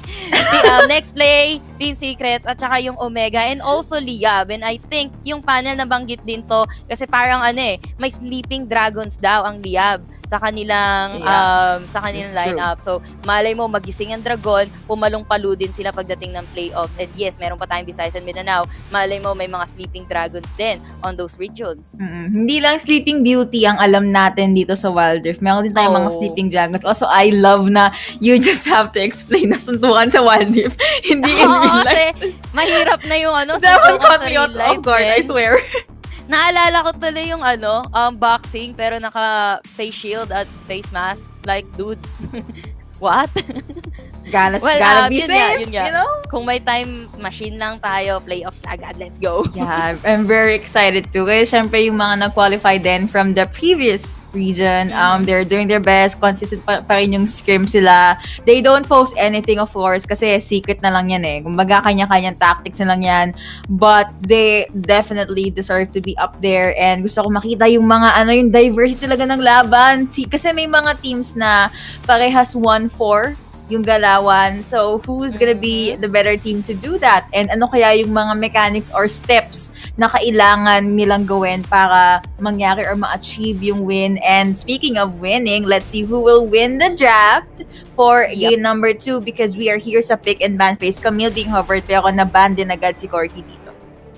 Yep, and Omega, sila na naman yung ban. Right now, pwede nilang i-ban ulit si Rakan kung hindi nila talaga gustong harapin dito yung the quickness ni Moraita Boy. And ibaban nga nila dito si Rakan. But kasi honestly, kapag ka nakuha dito ng Leab Esports yung Rakan and that Diana combo, I think doon sila pwedeng mapunit yung lineup or yung magiging aggressive dito na side ng Omega Esports. Kasi malalak sila not only with just champion, pero sunod-sunod na lockdown yung pwedeng maibigay sa kanila ng Leab Esports. But then Akali will be banned as well, eliminating that champion. Pero JLC, madami pa rin naman siyang champion, and they will be able to secure this Gragas para sa side ng Omega. Diana is open and singed if they want to. Garen is an option Garen? too kung gusto nila. But of course, Kaisa Oh. is good. Okay. And we've seen Liab make it work. Tingnan lang natin if they'll be able to do so. I don't think they're gonna get Brom. So, Diana muna. Diana, Kaisa, ang ating two very strong and independent women na punta sa Yup. Liab Esports.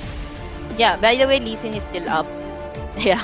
Eto na nga, Lee Sin ang pwedeng kunin dito na side ng Omega Esports.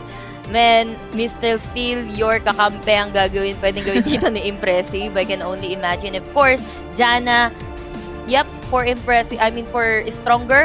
Kasi nga naman, yung extended team fight with the help of Monsoon, napakalaking bagay niyan para sa side ng Omega to sustain them. And Vi once again, sa side ng, Vi this time, sa side ng Leab Esports.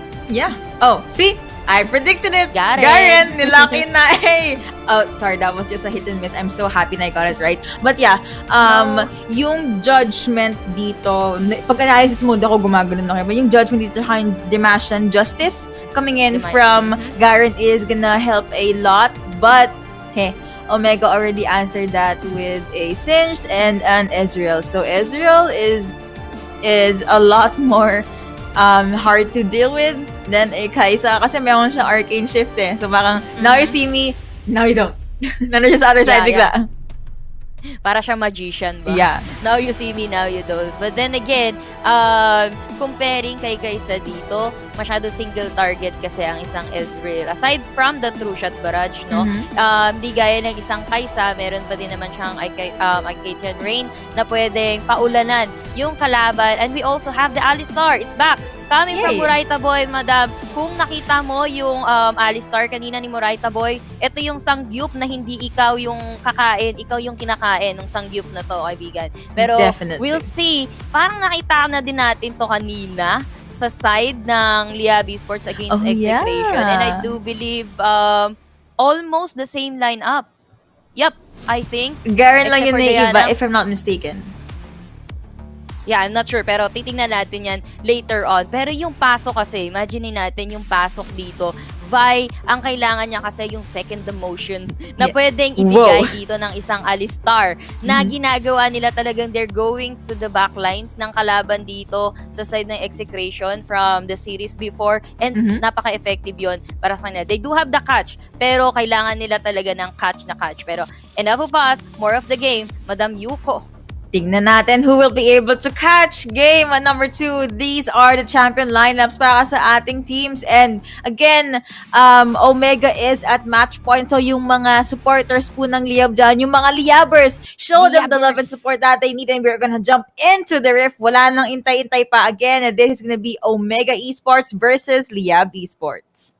Yep, and kung titignan natin, of course, lagi on the laning, this is a standard laning para sa dalawang teams natin, Kaisa at bottom lane versus the Ezreal, kasama nung respective supports nila. Pero top lane, JLC, just being JLC, nagkakalat ng, sabi sa comments, ng utot dito sa sa ating rift. So, wag niyo daw amuyin ang utot dito ni JLC, madam. Yeah, it's literally toxic. So, wait. So, since you mentioned na yung fart ni JLC dito, kaya umiikot si Nixu para hindi niya maamoy. In-electric pa na, gano'n. Yeah. Why are we saying these things on stream? But yeah, guys, so yun na po. Yun mo lang ang malaban dito sa May. Baron Lane, ikot-ikot lang. Judgment being popped by Nixie right here. At least medyo nakakuha siya ng a huge amount of life from JLC. That's gonna be their down. Gambit mag-isa lang and Stronger. Mukhang nangunguna pa dito sa kanyang ADC. Howling Gale will not connect. Pero mayroon ng kinuhang vision. Si Alice sa may baba, but looking at the mid lane. Arise just being very aggressive. Like, goodness me. XSM forced to stay behind his minions and usual umpungan, usual sapakan lang dito si Vi. Bilang sinapak na nga dito si a 1v1. Pero wait! Joke lang! It's a prank! Here comes my team. Pero flashes Arise dito. XSM is gonna be forced to go out. Pero Mokaita Boys with a lot of damage. Howling Gale, nope, not gonna connect. Napag-flash out din dito si Kuya Magambit and no casualties for these two teams. But Omega, makukuha ang Rift Scuttler. Yep, nagkagamitan din sila dito ng mga utilities nila to escape or para nga naman hindi ma-secure yung mga first blood. Wala pa rin tayong first blood even with all the skills na ibinato on that river. Nakita ko nakaabang doon itong si Vi and medyo matagal na siyang nasa mid lane nun.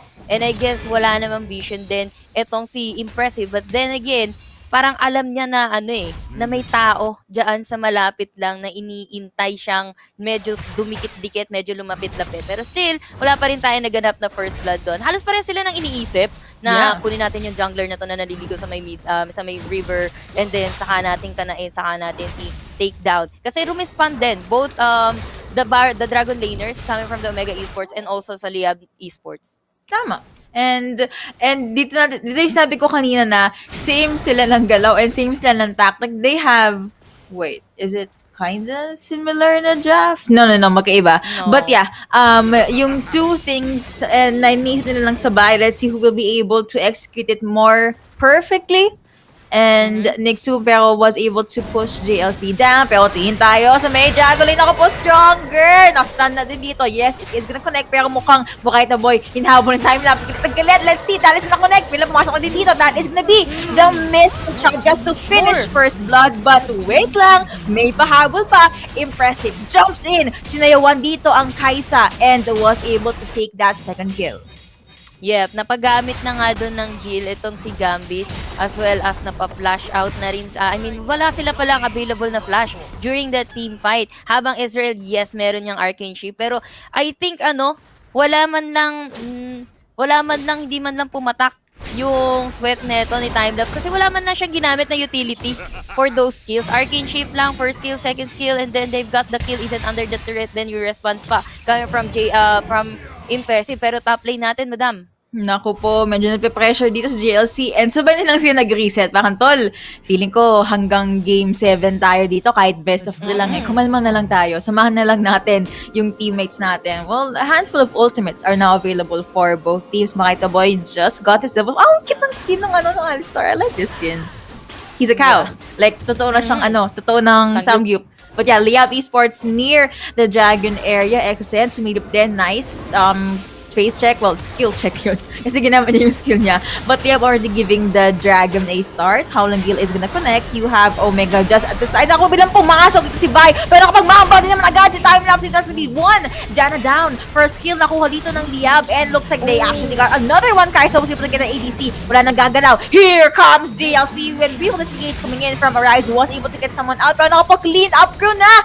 Dito na Impressive. Humabol. Sinuntok. Nag-flash in. Napakagandang setup naman naka-double kill pa nga, makakahabol pa ba ng isa, killing streak coming over para kay Impressive, but Nixu was still alive, meron ding honey fruit, and Omega Esports, kaya ba nila mag-dragon? Kaya nila, but Nixu nandyan, so wag na lang muna, kuha na lang muna ng minions sa mid lane. Yeah, maabutan pa din kasi sila, I think, na mag-dragon dito and I think medyo low health sila doon. Pero going on that team fight, Leab Esports, hindi ko sinasabi na medyo nakaasa sa ultimates na pumasok dito yung mga champions nila para sa side ng Leab Esports. Kumpara kasi sa Omega Esports, pwede lang din nilang makapang-abuso kasi na sobra-sobra yung mga skills nila. Not the ultimate, but the skills. But Leab Esports, yes, they need their ultimate para pumasok, para ma-disengage. Yeah. And then after that ultimate, kailangan nilang hitayin. Pero tingnan natin, Madam Yuko, mukhang may round 2 on the Dragon Peak. Round 2, fight indeed. Pero nasa likod lang dito si Ezreal Arise. Intay lang sa Migueli. Impressive. Napakatapang naman talaga. Iikot-ikot lang and they're come together. This is the opportunity. Nag-ultimate na nga si Execration dito pero was only able to get one. Nakamamambaw si GLC dito pero nag-killer instinct papasok. Dito naman si Gambit. Bukaita Boy. Malayo sa ADC. Tingnan natin sa may Rip Herald na spawn na pero nas may air rampage being secured by Impressive. Naipit bigla yung Liab. Goodness me. Umikot naman dito si Nixu. Umuyok pa ako doon. Pero Omega Esports, they still want to go with the kill. That's going to be a lot of very, very low health champions from Leab Esports. They are forced to go back and we can makita na medyo nag-over... I like the... Wait, maka-cancel ba? Hindi na-cancel? Sayang. That was so close. Sayang. Medyo napalayo yung killer instinct ni Kaisa doon. But it's good. You wanna go with the backline. Kaso, napalayo ka sa teammate mo. And sabi nung Omega, hey, this is the perfect opportunity. As much as possible, Leab Esports, they need to avoid these very small areas of the map kasi doon nagsashine yung composition ng Omega. Yep, indeed. And also, gusto ko lang sabihin, Exosen catching just isa doon sa kanyang moonfall dito. Pero mukhang, munti ka nang ma-surprise doon si Stronger. Ang dami Essence nakaabang sa damo. Ako yung kinabahan para sa kanya. Right? Pero na-burn yung kanyang flash down, madam. Pero okay lang, mukhang hindi naman kinakabahan si Impressive dito. Time-lapse, yes, that Essence Flux did connect kanina, but holding his ground na lang sa may mid lane dito. And Rise just gonna take the blue buff. Most likely, tulong na lang din ang ginagawa ng time-lapse dito. Here comes Miggy, here comes Makite Boy. Napakasit naman ng Mystic Shot na yun. Dude, what was that damage from that Mystic Shot? Garit na garit talaga sa time-lapse dito. Again, Rift Herald is up, and mukhang ambahan na lang muna sa may area. Yeah, indeed. Talagang ambahan na lang muna sa may area pero mukhang ang teamfight natin magsisimula dito sa may middle lane. Yeah, gusto ko makita dito yung item neto ni Israel. Meron na siyang muramana. Comparing sa isang Kaysa, wala pa siyang first item. Well, mas mura naman kasi yung Manam yun kumpara doon sa binubuo ni Kaysa right now. Pero ito, bagyo sa may pit natin, madam. Ikot-ikot lang. Let's see kung sino makakuha. That's ni Liyab coming over pa na i-float na explosive cast dito. Si Arise and was able to take out that guy. Wala na po ang tanky frontliner dito bilang kumakachi-kachi na lang sa Gedli. Si JLC Gats na be an unstoppable. Lee Sin as well. Yung hinabol niya, nakuha din niya and it was so worth it. Yeah, Miggy just hiding at the bush. Mystic Shot na connect. Pero here comes Impressive. Miggy does flash out pero tingin sa likod. Sinasayawan ni time-lapse dito. Si Kuya Momokite Boy, but nakapag-mambout din naman dito si Miggy, but at the expense of their support, which is Moraita Boy on this Alistar. Tumama, kumonect po ang skill ni time-lapse dito. Napaghiwalay nila eh. Oo nga napunit sila doon, man. Really commendable yung explosive cast. Yes, nakuha dito ng side ng Leab Esports yung Rift Herald pero at what cost? Tatlo yung lumuhod sa kanila and nahuli dito si Gambit. Nakakakuha ng kill si Gambit. Yes, may first item na dito si Gambit but then again, nakakadalawa na itong si Time-Lapse. Meron na siyang Iceborne Gauntlets, madam. Medyo mahirapan na silang humabol dito kay Ezreal lalo at may Arcane Shift to. Tapos gusto ko lang din sabihin na lang yung sinasabi ni Ezreal yung Gauntlet. Gauntlet, let's clear path. Gumaganon siya. So may extra buff yan, madam. Di mo ba alam yun? Okay, maniwala sa akin guys. Please don't. But anyway, Leab Esports, sila ngayon yung medyo nagtatago under the turret as for now. And be mindful, may Impressive sa likod. Pwede siyang gumawa ng insect plays dito. Pwede niya mahuli dito si Gambit. Tignan natin kung piling-pili nga ba yung kanyang makikita. Pero si Exosen yata, madam. Nasipa palayo, but I guess okay na din yun. Medyo natakot din naman si Exosen. Hindi ko alam kung yung klaseng insect si Impressive dito. What kind of insect plays will he actually do? But yeah, level advantage, handful of level advantages din sa may Omega. So, nasummon na ng Liab ang Rift Herald sa may mid para lang makukuha ng objectives. Wala na pong true shot barrage from time-lapse. Pero na po mukhang may kinukuha dito. Hindi na nakagalaw. May nakakuha pang isa last na Divide. Walang initiator. Mukha ito ba big box in. Gambit na ko pa nasa likod lang. What are you gonna do? Pero dito, pero tumalon dito. Josh may grip up there as well. Killing speed coming over para sa Ezreal. Alistar lang ko po naging samgyup talaga. Walang galawan kay Diana. That's the PA double kill rampage coming over para kay time-lapse dito. Nixo, hinahabol ng tatlo. And that is gonna be the first ever team ace for the game. And again, official mobile partner Operator 5. And can I just say na triple kill na dapat si time-lapse doon. Pero nakuha ni Stronger ang third kill. Okay, yes, paano? Well, give love to your supports. Okay lang yun. Pero that team fight, pinapanood ko si Exosen, man. Di din niya alam kung saan siya papasok. May team fight sa taas, may team fight sa baba. Medyo nagsayaw siya doon, but in the end, yung moonfall niya kay JLC lang din na naman tumama. Nahabol pa sila doon, and doon na nga na team ace. And yes, unang nahuli doon, itong si Miggy, wala na silang pang-initiate, hindi na rin naka-second demotion itong si Moraita, naipit na totally doon yung side ng Leab Esports. In short, out of position, and nagkalat-kalat na sila doon, kanya-kanyang takbo na lang yung Leab Esports. Naghihintay din ako ng isang magandang trample kay Moraita Boy dito. But I understand na ang hirap nga naman gawin. Exosen was forced to use his flash, and that's something that Omega can bank on. Wala na pong Dianong pwedeng biglang tumalon sa pagmumukha mo. And space created for Omega. Basically, guys, why are you trying to chase down JLC? And he does get bursted down, but looks like makukuha ng Omega yung barrier na to. Bilang pumasok sa impressive, walang gagalaw. Grabe naman yun! Tumigil muna sa unahan tapos kinuha yung bakod. Dude, what was that? And here comes Liyab. Pumasok bigla. Tingin sa likod. Si Execration ako po bilang ginugulo dito ni Impressive. Walang lalapit sa teammates mo. Napakagandang moves coming in from Stronger. Pero ako si Gambit. Anong gagawin mo dito? Ginugulo time-lapse. As be the mystic shot connecting. That is gonna be the slow as well. Bigla ng Arcane Shift papasok. And let's see who will be their next target. Rampage for Arise right here. Si Miggy was forced to dance away. Pumasok under turret. What is turret all? I have the damage. And I have the power. Pero ako stronger.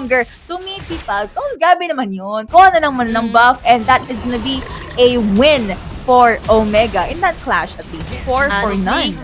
Yup, ang hirap nga naman lumaban para sa side ng Leab Esports. Ang hirap lumaban nang wala kang makita, hindi mo alam kung nasa na yung mga kalaban mo. Nasa beyond the wall. Men, tinitira sila beyond the wall habang sila pinipilit nilang pumasok dun sa choke point na yun. Leab Esports nawala ng no choice. 4v5 yun, by the way, since wala si JLC eh. Unang bumagsak dito si JLC, but then again, Leab, they failed to chase back and punish yung Omega Esports even after that Baron. Well, yeah, meron silang Baron buff dito, so makunat-kunachi sila at that time. Iniisip ko nga kung did they overcommit kay JLC since medyo tanky siya to the point na the skills and the summoner spells were on cooldown, but gusto ko lang balikan yung grabe ginawa na Impressive. Lumapit sa kalaban, pinatigil, tapos sumaya pabalik sa bakon. Nasecure pa yung bakon, no? Dude! This guy! What was that? Checking. Very definition of face checking, men. Face to face niyan, chinek yung kalaban doon. Sabay, oops, pare. Tagay muna, balik muna. Hello, di ba? Ganun yung nangyari. But looks like Omega will be able to put a... Oh no. Will be able to put a hole sa base ng Liyab Esports. They are clumped in. They are coming in from different lanes. And here comes Impressive! Naku pa na silent! Nakap airborne! Lahat binato. But guys, forgot he has Guardian Angel. But will it be enough? Yes, it is gonna be enough kasi biglang nawala dito si Impressive. But at the cost of their 2 turrets, I do not think that is worth it.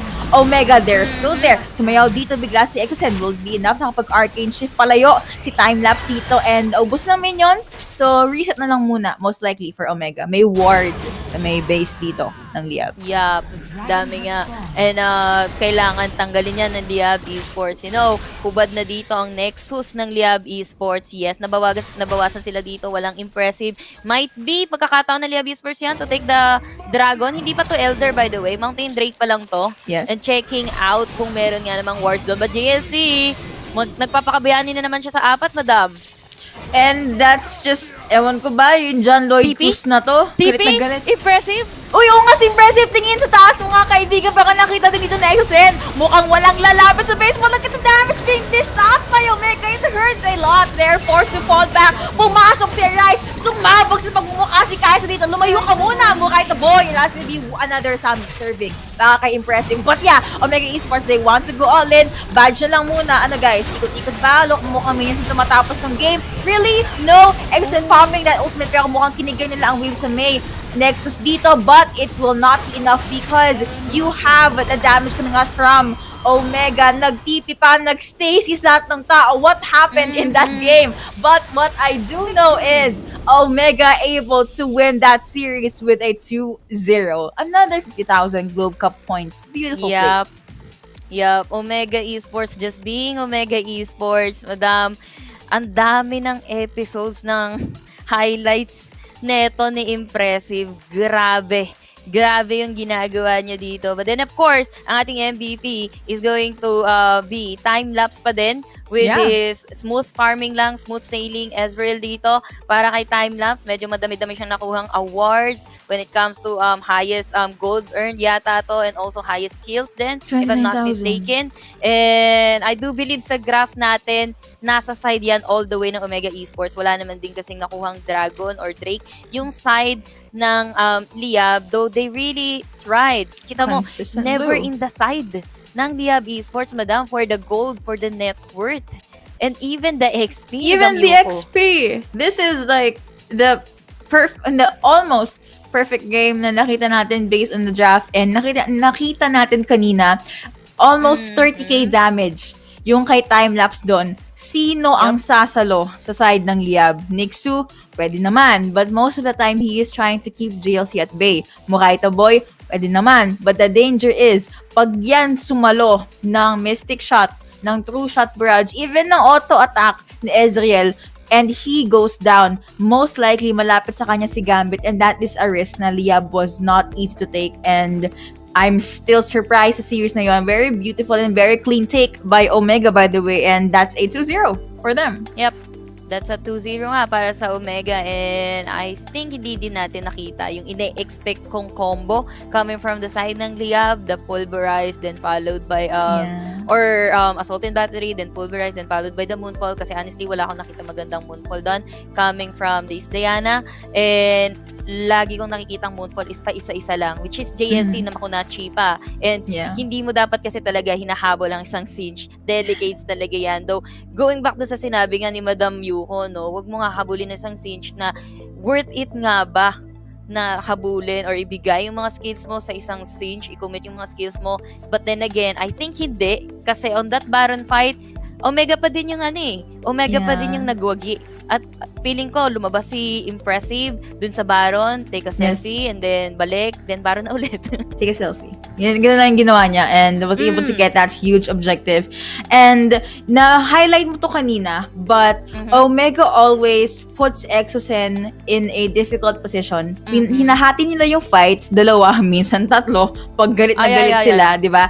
And hindi alam ni Exocen saan siya pupunta, kasi yung mga important targets nandoon sa bawat team fight. He does not know where to land his ultimate, and before he actually had the time to think, nababurst down na siya, which is smart kasi Exocen, syempre, nakita natin, malakas na player yan, and he deserves the respect and the attention na binibigyan ng Omega, but I guess that's just, again, Omega playing in their element. But for Liab, they could have won that honestly, kasi kahit pa paano, nakakapalag naman sila, despite the graph, despite the XP, all of that, if only they were more proactive no early game, kasi gaya nga ng sabi natin, medyo they just went with the flow that Omega was giving them. Yeah. Sila na yung nangyari sa kanila is naging reactive sa ginawa dito, ginagawa ng Omega. And I think one of the reason din kaya hindi makaposition na maayos itong si Exocen, lagi silang pinapasabog neto ni Gragas, like literal explosive cast, man. Talagang saan ka po position, man? Nasa position ka kung saan ka gusto ng Omega, and Omega just sweeping up the floor, nililinis lang nila kung ano yung nasa harapan nila. And I do nakita ko din minsan na masyadong malalim dito si Moraita. Si Moraita lang yung tumatangke nung ang karamihang katauhan ng side ng Omega. But then again, siya lang yung walang response. Kumbaga, walang kasunod dun sa kanyang mga pulverized dito. And gaya nga sabi mo, Exocen, hindi niya alam kung saan pupunta. It might be, pwede niya tulungan si Moraita Boy. But then again, at what cost kung butas naman yung likod nila at inaape etong si Kuya nyo Gambit sa likod. So, ang hirap, men, talaga kapag may dalawa kang parang dalawang jowa. Kailangan mamili kung sino, si jowa number 1 or jowa number 2, no, Madam Yuko? Ang daming jowa naman yun. Parang unfair naman sa mga saming walang jowa. But yeah, these are the highlights for our game number 2 of Arena 5 play of the game. Ito yung, well, not early, but this is 10 minutes in. Yung microhan na ginagawa ng Tankless. Pati, you know, just, I can't stress that enough, dude. What was that? Yeah. And nakikita tayo na actually din sa 3-man pulverize, nakita ko lang din si Exocen na naglalakad sa likod.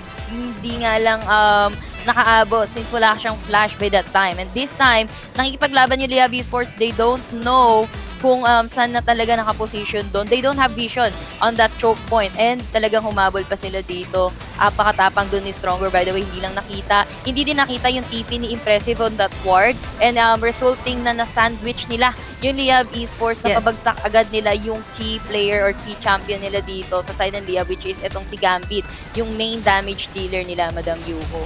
Definitely. And surely this team is gonna be a huge contender sa playoffs natin. I'm sure a lot of teams and players has their eyes on napaka-cute na ending. Baka they're just being creative sa ending ng mga games at some point. And again, the master of the match still gonna be time-lapse Sir Gerald Bermundo.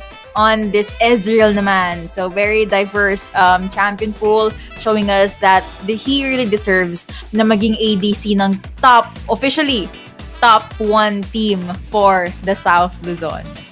Yup.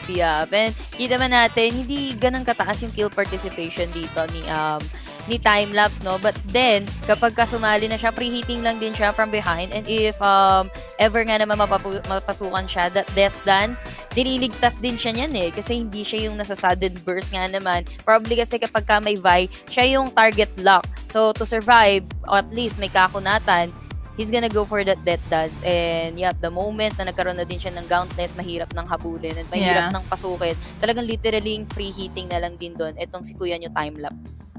And the fact na he was able to free hit shows na yung space created ba yung... I'm not sure if counted yon as space created kasi ang ginagawa niya na impressive ni na Arise ni JLC. Hey, look at me! Hindi tayo pumunta. Sa akin nyo i-boost yung skills nyo. Tapos si Timelapse parang, is it time to go?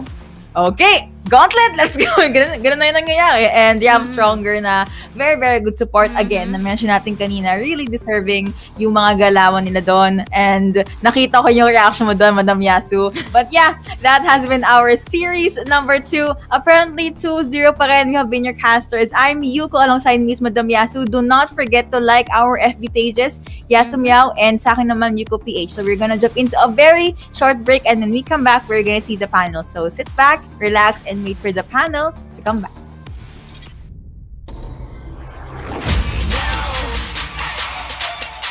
Why don't you watch me do my thing?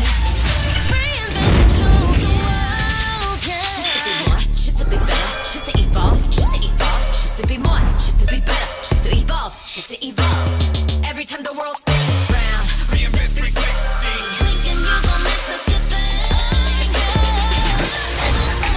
Show the whole world. Reinvent. Nobody should know stand and strong. Ready to get further. 1, 2, 3, ready to try. Why don't you watch me do my thing?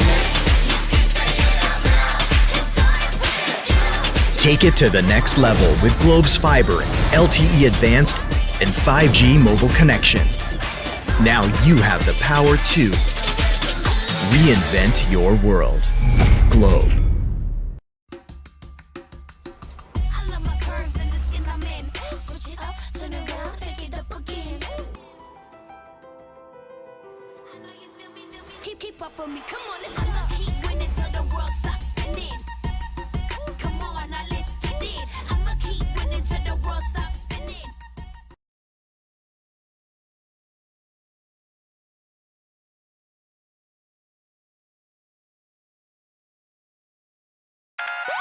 When you want to level up your entertainment, G-Pay your way and get the latest games and movies on Google Play using Globe Prepaid and Postpaid. Add payment method on Google Play. Enable payment through Globe Prepaid and Postpaid and confirm. No credit card needed. Simpleng steps para tuloy-tuloy ang purchases at downloads sa Google Play. Your safe one-stop shop for apps, games, music, and movies on your Android device. Use Google Play now through Globe Prepaid and Postpaid para level up ang entertainment. Also available in TM. Sekreto ng mga gwapong Master Gamer? Para fresh all day, bring your clay game with Master. New Master All-in-One Clay Wash. Fights germs, controls oil up to 12 hours, and helps prevent pimples. New Master All-in-One Clay Wash. Sekreto ng mga gwapo.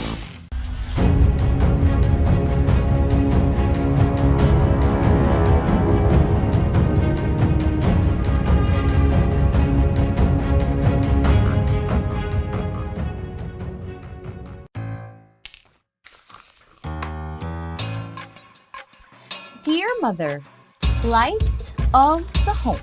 Dad. Hey, baby! Greetings, Professor Rodolfo. May I be absolved From Math Club tomorrow. May Globe Virtual Hangouts kasi. Go and hang out from wherever you are. Just open the Globe One app, choose an event, and click join. And watch concerts online! dance together. We can do quiz nights. Yo, Let's go!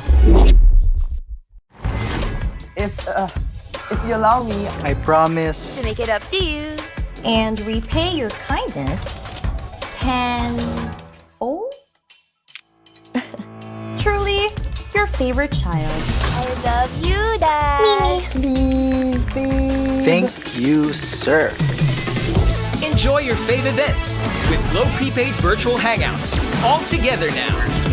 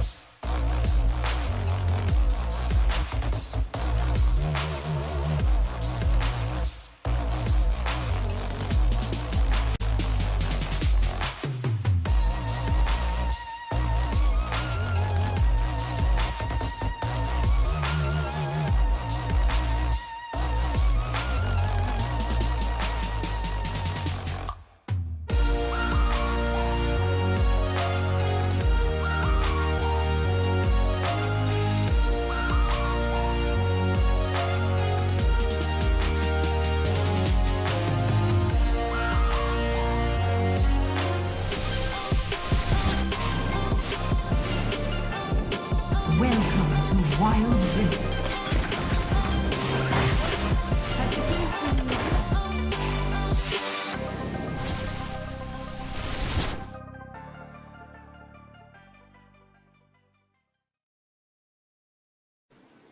Apparently, Omega Esports keeps their promises as they win the second series of the day with a 2-0.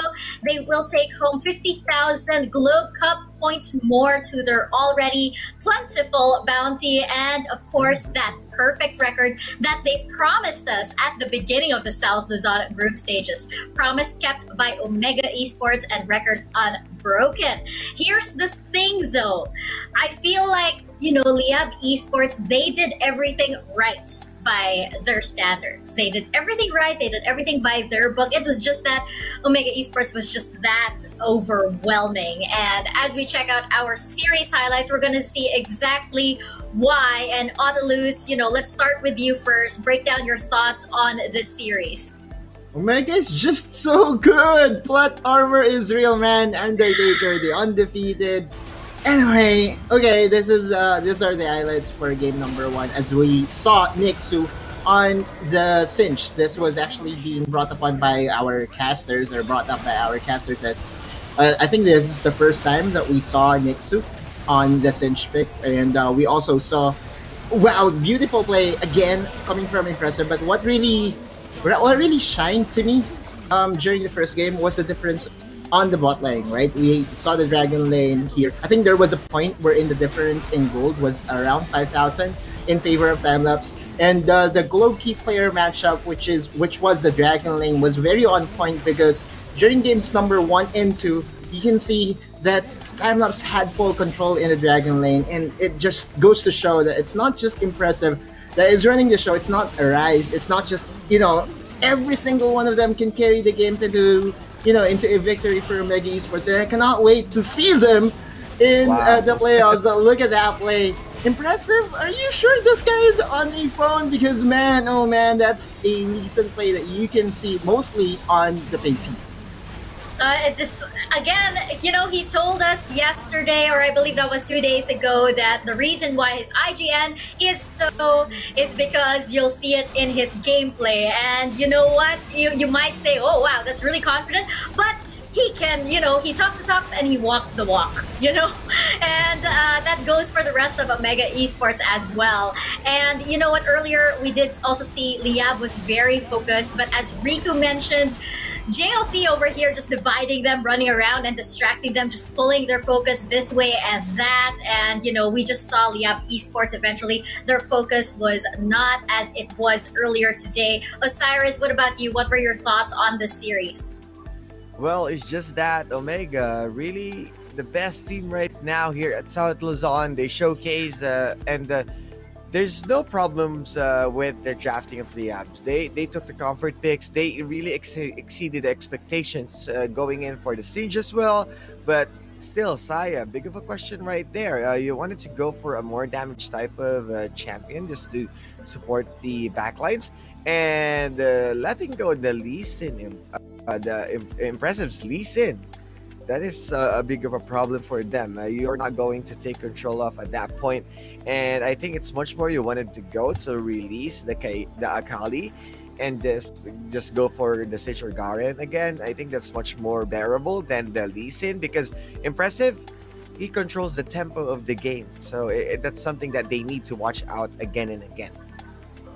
And you know what? Before we check out our Globe Cup standings over here, I just want to say, Barita Boy, if you can't beat them, join them. And that was exactly what he did. It was at least a very, very fun sort of little bit over there in this very, very intense series. But again, checking out our Globe Cup points as they stand at the end of our second series of the day. We have Omega Esports with a whopping 450,000 Globe Cup points. Perfect run. Liyab Esports with 250,000 Globe Cup points, Sunsparks with 100,000 Globe Cup points, and Execration with 50,000 Globe Cup points. Keep your eyes on those last two over there, because that will probably change by the end of the last series of the day. But first off, of course, going back to our previous series, you just mentioned Autolus, a perfect run. This is it, and it gets you 450,000 Globe Cup points. And guess what? One Globe Cup point is equivalent to 1 peso. So there you have it, 450,000 pesos for Omega Esports just in these 2 weeks. That is pretty incredible, and it just shows, just what is at stake for each series here at the Wild Rift Sea Icon Series Philippines. I mean, we did see earlier today that the total prize pool between the summer and the fall seasons is 10 million Globe Cup points. So this is just part of it. And as we move further and further on into the playoffs, into the fall season, those prize pool, it actually gets just bigger and bigger, and the stakes just keep getting higher and higher. Now, of course, we do have our last series of the day, which will be Execration versus Sunsparks. Now, while these two teams might not be heading into the playoffs, this last series, it's a statement for them as well. And 50,000 Globe Cup points more, of course. And it's about, I think, how they want the audience to remember them. This is the final series of the South Luzon group stages. They're the grand finale over here. And checking out Execration's lineup once again, fresh from the first series of the day, heading into the last series of the day over here. Autolus, let me know your thoughts on this team. Okay, all right, guys, settle down, because this is going to be an explosive fight. Execration and Sunsparks for that final win. And this is basically the statement game for Execration and Sunsparks as well, as to how big their growth was over the course of 2 weekends, right? We know Dante can play the Darius, can play the Akali. He has so many champions to play, but what I really am looking forward to is for Supremo with his most aggressive plays. Hopefully he can get his hands on the Lee Sin or on the Camille, so that we can see a very explosive fight coming from Execration. It's going to be explosive indeed. And of course, our solo player highlight for Execration is going to be that guy over there in the middle and in the mid lane. It is going to be Dedenne over here. And Osiris, let me know your thoughts on Dedenne. The Dene played really well on the first match with that Ari. Still one of the comfort picks, but he needs to step up right now if they wanted to make a statement, because currently they are really struggling in terms of the some of the team fights. But what matters most about Dedenne is that when he got a target with the charm, that's an easy burst for them. But one thing that they need to consider is the whole squad of Execration is mostly leaning on a pick-off type of composition. But whenever there's a team fight, they're usually the ones who's going to jump in first. So I think they kind of need to balance it out first, be more patient, just go for a charm or go with the assault and battery first, and then from there you can just scare everyone out for the objective, rather than you're the ones being picked off. So they need to capitalize on that one. That's one of the strengths of Execration, and Dedenne is really one factor for them to consider. You know, that's right. And I think they did mention also previously that, you know, that pickoff, that is kind of does play into their strategy, because they, you know, we did discuss this earlier, they do like to bait, but it is a risk. It's a gamble. So it is really, you know, it might not have worked against a team like Omega Esports. Will it work against a team like Sunsparks? You know, we'll see. This kind of matchup has had, you know, some series go in favor of Sunsparks, some series to go in favor of Execration in the past. So we're gonna see if their gambles will pay off today. And, you know, Audaluz, just wrapping this up, because we do have, I believe, we do have another player in the solo player highlight for Sunsparks. But just matching this up with the mid lane for Sunsparks over here, I believe they do have very different play styles, right? Yeah, well, because 5722 favors the melee assassin burst assassin types of champion. Meanwhile, we have Dedenne being able to play both control mages and assassin, but his assassins are the ranged assassins like Ari. But still, regardless of what champions they play, what I'm really looking forward to is to how they can really help their squad win the early game. Because knowing both these teams, if they get the early game, they will most likely get the win. Well, again, we're going to see if those risky plays, if those gambles will pay off in favor of Execration. But on the other side, we do have Sunsparks riding on yesterday's momentum. You know, despite the loss from Omega Esports, it was still momentum for them. That triumph over Liyab Esports, of course, is huge on the side of Sunsparks, and it could be the key for them to take this final series over here. Audaluz, what are your thoughts? Oh, let me immortalize them again. I think this is going to be the last chance that I can immortalize Sunsparks. Again, for our viewers out there, we have Devil J in the Baron lane, Fate in the jungle, 5722 in the mid lane, Sets in the Dragon lane, and Maze in the support.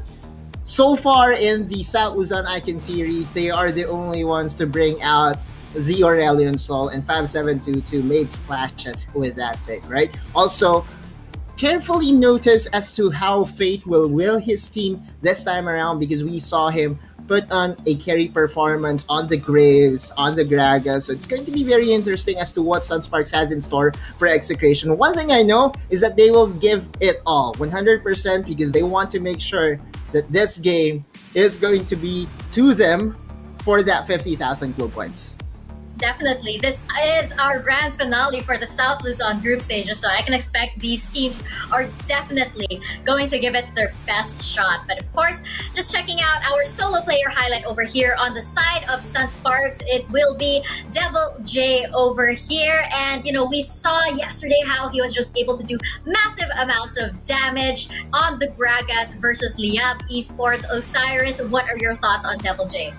Devil J, this is the one who's just doing his own thing, damaging the backlines, playing as the one who's setting up for the isolation. And currently, Devil J, with his really good quadra kills, there are multiple quadra kills that we saw. This guy is no big of a question in terms of destroying the formation of the enemy team. But you need to consider that he's not really doesn't really have that flashy KDA, because he's the type of team player. He's just the one who's going for the setup, going for the zoning potential. So I think Devil J right now, he needs to step up as well. And if he's going to play on par with Faith, that would be a big boost for the team. But right now, if you wanted to play on a Gragas, he's really doing well on how to disengage and re-engage. So Devil J is really in a good spot right now, but there's still more to this guy. Yeah, definitely a big fan of him on the Gragas. I think it even caught Liyab Esports off guard yesterday too. But of course, these aren't the only players we have to keep our eyes on. We also have to keep our eyes on our Globe key player clash right now, and I believe it is going to be in the jungle. Welcome to the jungle indeed, because our matchup is going to be Fate versus Supremo over here. This is gonna be really, really interesting. You know, we have Supremo over here who is pretty fearless in the jungle, and then we have Fate who has, you know, kind of like unlocked, you know, all of that potential in week 1 and has channeled it all into week 2. What do you guys think? Let's start with you, Atlus. Both these players are currently in the Challenger leaderboards, if I'm not mistaken. Fate is top 80 and Supremo just reached Challenger for in the past couple of days. So both these players are very familiar with each other, not just in competitive but also in solo queue. So it's going to be very interesting as to what really will be their picks, because if Fate is going to be handed his Graves, which by the way, I love his itemization. He's not really all greedy, going for the Trinity Force. Then maybe we can see Fate overpowering Supremo in the jungle. Meanwhile, we have Supremo, the Lee Sin, I would say that Lee Sin prodigy right now for Execration. I hope to see Lee Sin available again for Execration. I know it is being opened up by Sunsparks to prioritize the ban on the Dragon lane. So hopefully we can see the Lee Sin for Supremo today. We'll see. And you know what? But if Sunsparks are smart, of course, they wouldn't give that away. Not that I'm giving them any ideas, of course. We will definitely see as we get started into this last series of the day. But before that, panelists, I want to know your predictions. Which way is it going to go? Let's start with you, Atlus. Exa shot 2-0 for Exa. I just think that in the past couple of games, they have forgotten their identity, which is basically to revolve their gameplay around Supremo's aggression. He has been put on Dr. Mundo a lot, and I think this is the time in where we have to unleash the beast, right? Unleash the national hero, or the hero that we know, that basically just goes all in, right? So let's go. Supremo, Exa shot, Execration 2-0. Let Supremo reign supreme. That might be the key for Execration. And Osiris, what do you think? Well, I'll go with, of course, Sunsparks 2-0 for the reason that I know that this team is really capable and they got the pacing right now. They got the momentum going into this. As for Execration, a big emphasis to what Altalus told us. They should be supporting Supremo's aggression. Stay away from Dr. Mundo. We know he can play Olaf, he can play Wukong, even Vi. So put him there, support him, go for the back line. And as for Sunsparks, keep doing your thing, and you might be the ones who's going to win this series. I actually think it's going to be a 2-1 in favor of Sunsparks. Their momentum has just been skyrocketing in one direction, and that way is up. And I feel like they're going to end this South Luzon group stages on a high note for us. But of course, we won't find out unless we actually get into the series. So let's get to it. Execration versus Sunsparks. Casters, take us into the rift. Well, magandang araw sa inyo mga kaibigan. Kami muli nagbabalik, no, Yuko, para dito sa series number 3 natin. Ang huling laro para sa huling araw ng South Luzon group stage natin between Execrations versus the Sunsparks. And we can say na itong dalawang teams na to, Yuko, naglalaban na lang talaga sila para sa Globe Cup points. And we can say na itong dalawang teams na talagang ibubuhos nila, Yuko, lahat ng galing nila dito sa series natin. Ikaw ba, Yuk, ano ba ang tingin mo dito sa Execration, especially sa Sunsparks na meron tayo?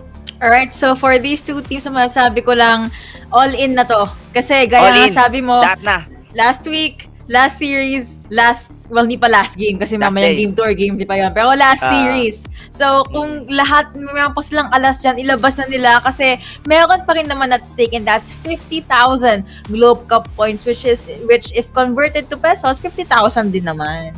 Yeah, hindi na not bad, no? Hindi na masama dahil they deserve naman din talaga na makakuha ng ganyang kalaking prizes. Dito mismo sa group stage pa lang to dahil we still have the playoffs.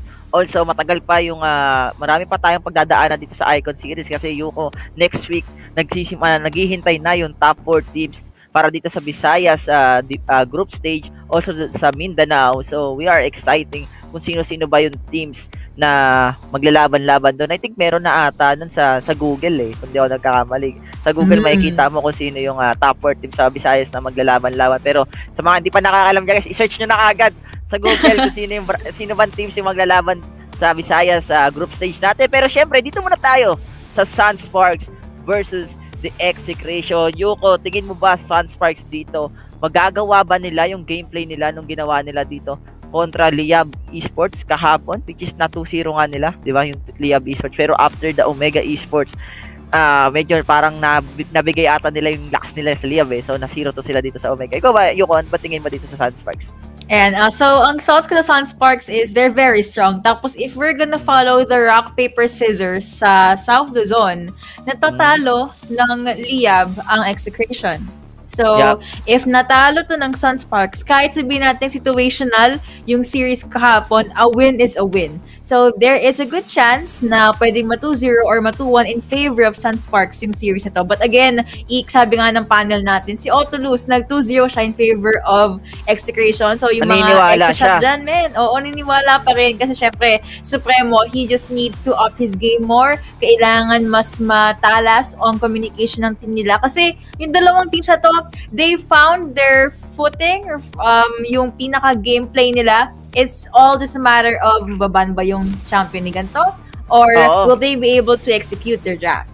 Kaka nga gaya nga ng sabi natin, based sa Naruto reference natin, Sunsparks dito, they are the Boruto ng series natin and Execration is the Kakashi. Still, Hokage pa rin ang kalaban nitong Sunsparks kasi pang-anim na Hokage to ng Konoe. So we can say na yun pa rin talaga yung difference. The experience pa rin talaga ng dalawang teams. Especially Execration na they are not new sa pagdating sa pros, or galing sila sa iba't ibang platform ng games. But Sunsparks, may mga players din sa kanila na galing din sa League of Legends PC kung di ako nagkakamali, also other games. Yes. Pero yung experience nila siguro pagdating sa mga ganitong klaseng ganitong tournament, hindi pa masyadong ganun kataas kumpara mo sa other teams like the Omega, like Liyab, and also the Execration. So we can say na ito mismo yung magiging reason din ng Execration para magkaroon sila ng advantage pagdating sa mga situation, pagdating sa clash natin. And Sunsparks, dahil bago sila at bata pa sila, marami pa silang room of, or kwarto para sa improvement, no? So pwede natin sabihin na baka kahit sabihin mong matalo sila dito, kada game nag-i-improve sila dito, nakakapag-adjust sila. And nakikita natin yun, yung sa mga previous game natin, especially sa Sunsparks na talaga nakakapag-adjust sila after the game number 2. Pero ngayon, tingin mo ba, Sunsparks, can they step up ba? Parang sayo lang? Naku po. I'm gonna say yes kasi, syempre, gaya nga ng sinabi natin. Ito na yun Last series na.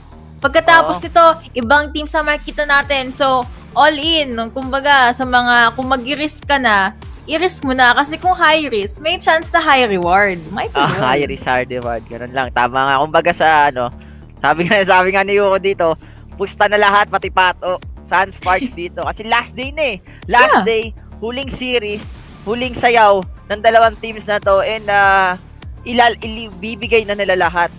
Especially the Execration, also the Sunsparks, sila talaga yung teams na deserve na makapunta dito sa top 4 natin. Gaya nga nasabi natin, simula pa lang nung una ng South Luzon. Actually, kahit hindi pa nung South Luzon, yung bracket ng South Luzon is the bracket of death. Dahil almost lahat ng kilalang organization, also the teams, ay dito mismo pumasok. At itong 4 na teams lang ang nakapunta sa group stage natin. So, they are deserved, na talagang mapunta dito. And sad to say, kasi dalawa lang talaga ang kukunin dito sa playoffs. We can say na Omega Esports is secured na yung pagpasok nila sa playoffs. Very secured.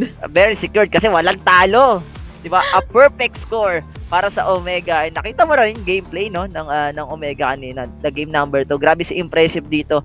Talagang we can say na impressive no, parang kada game nag-i-improve siya, nag-e-evolve siya na nag-e-evolve.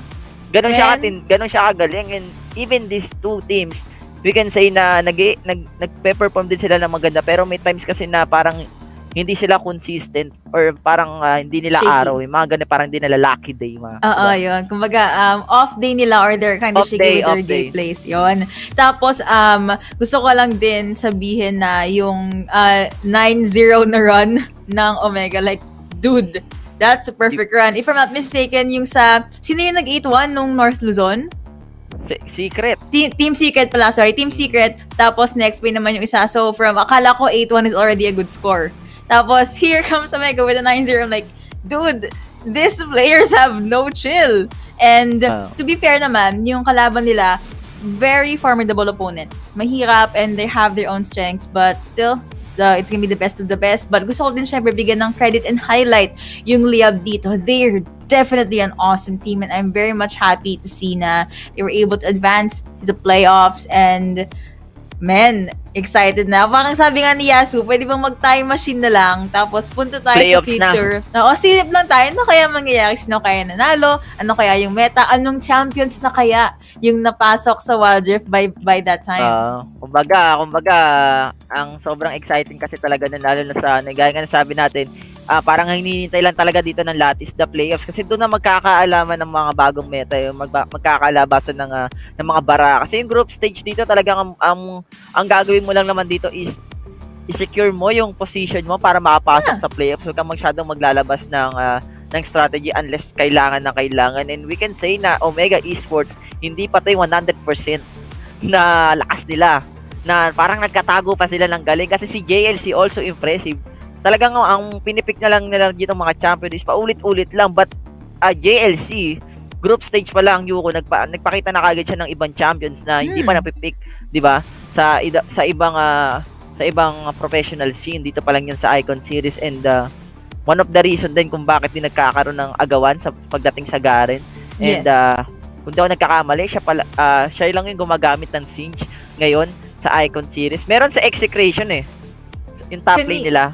Kanina, meron din sa Liyab, but it did not work since 2-0. But yeah, dito natin makikita yung butterfly effect na nanggagaling sa Omega, di ba? Kakalaro natin ng video games, yung mga terms na butterfly effect na kukuha natin. But yeah. Ano yung butterfly effect? Di ba alam nyo na? Ay, sorry. Butterfly effect kasi sa video game, alam mo yung mga titles na meron kang choices, 2 or 3, and pipili ka ng isa, it routes to a different event. Kumbaga, yung story and yung progress, yung ginawa mo, meron siyang epekto sa end game mo. And yun yung nangyayari. JLC would pick out Garen, nag-butterfly effect, merong ginawa din, pinick up din ng teams. It basically helped shape the meta, and yun. Kumbaga, sa science, the chemical reaction pala, no? Grabe naman yun. Gaya nga nasabi natin, Omega Esports is one of the teams na parang meta shaper talaga . Yeah. Sa North Luzon, we can say na the Team Secret, sila yung naging meta shaper doon because of the Seraphine and the Lux pick na meron sila. Pero for the for the South Luzon, na masasabi natin dito Yuko na more on Baron lane yung most likely yung pinipick. Malay mo naman sa Visayas is the mid lane, tapos naman sa Mindanao the jungle or the support meron tayo. Pero we don't know kasi andito pa lang naman tayo sa South Luzon, and we want to see kung ano ba ang mangyari dito sa Execration versus the Sunsparks. And gusto ko na sabihin na sana yung Sunsparks dito talagang ibigay na nila lahat. Kasi ma-work na nila yung mga pagkakamali nila ng mga previous games natin, like one of the rin siguro dito is the communication or the shout call, no? Pagdating sa late game, kasi gaya nga nasabi natin, Sunsparks, ito yung teams na magaling sa early game and the mid game, pero pagdating ng late game, hindi nila na-execute ng tama. While Execration, pagdating sa clash naman, meron silang parang pilit moments, no? So, sana makita natin na parang perfect team itong dalawang teams natin. Even though na walang perfect talaga, pero gusto natin makita na parang lahat sila nag-synchronize sa isa't isa. Execution by Execration, and Smooth Closes from Sunsparks. Wala akong maisip na pwedeng one word na ma-pair with Sunsparks. So, Smooth Closes na lang. And yeah, they were able to do that anyway as the South Luzon brackets progress. But alam ko na excited kayo sa game number 1. But again, hintay lang po natin na mag-load din ng ating teams dito. Tapos na-mention mo, no, what if magkakunang agawan sa, mid lane champions, junglers, but napaisip ako, supports, man.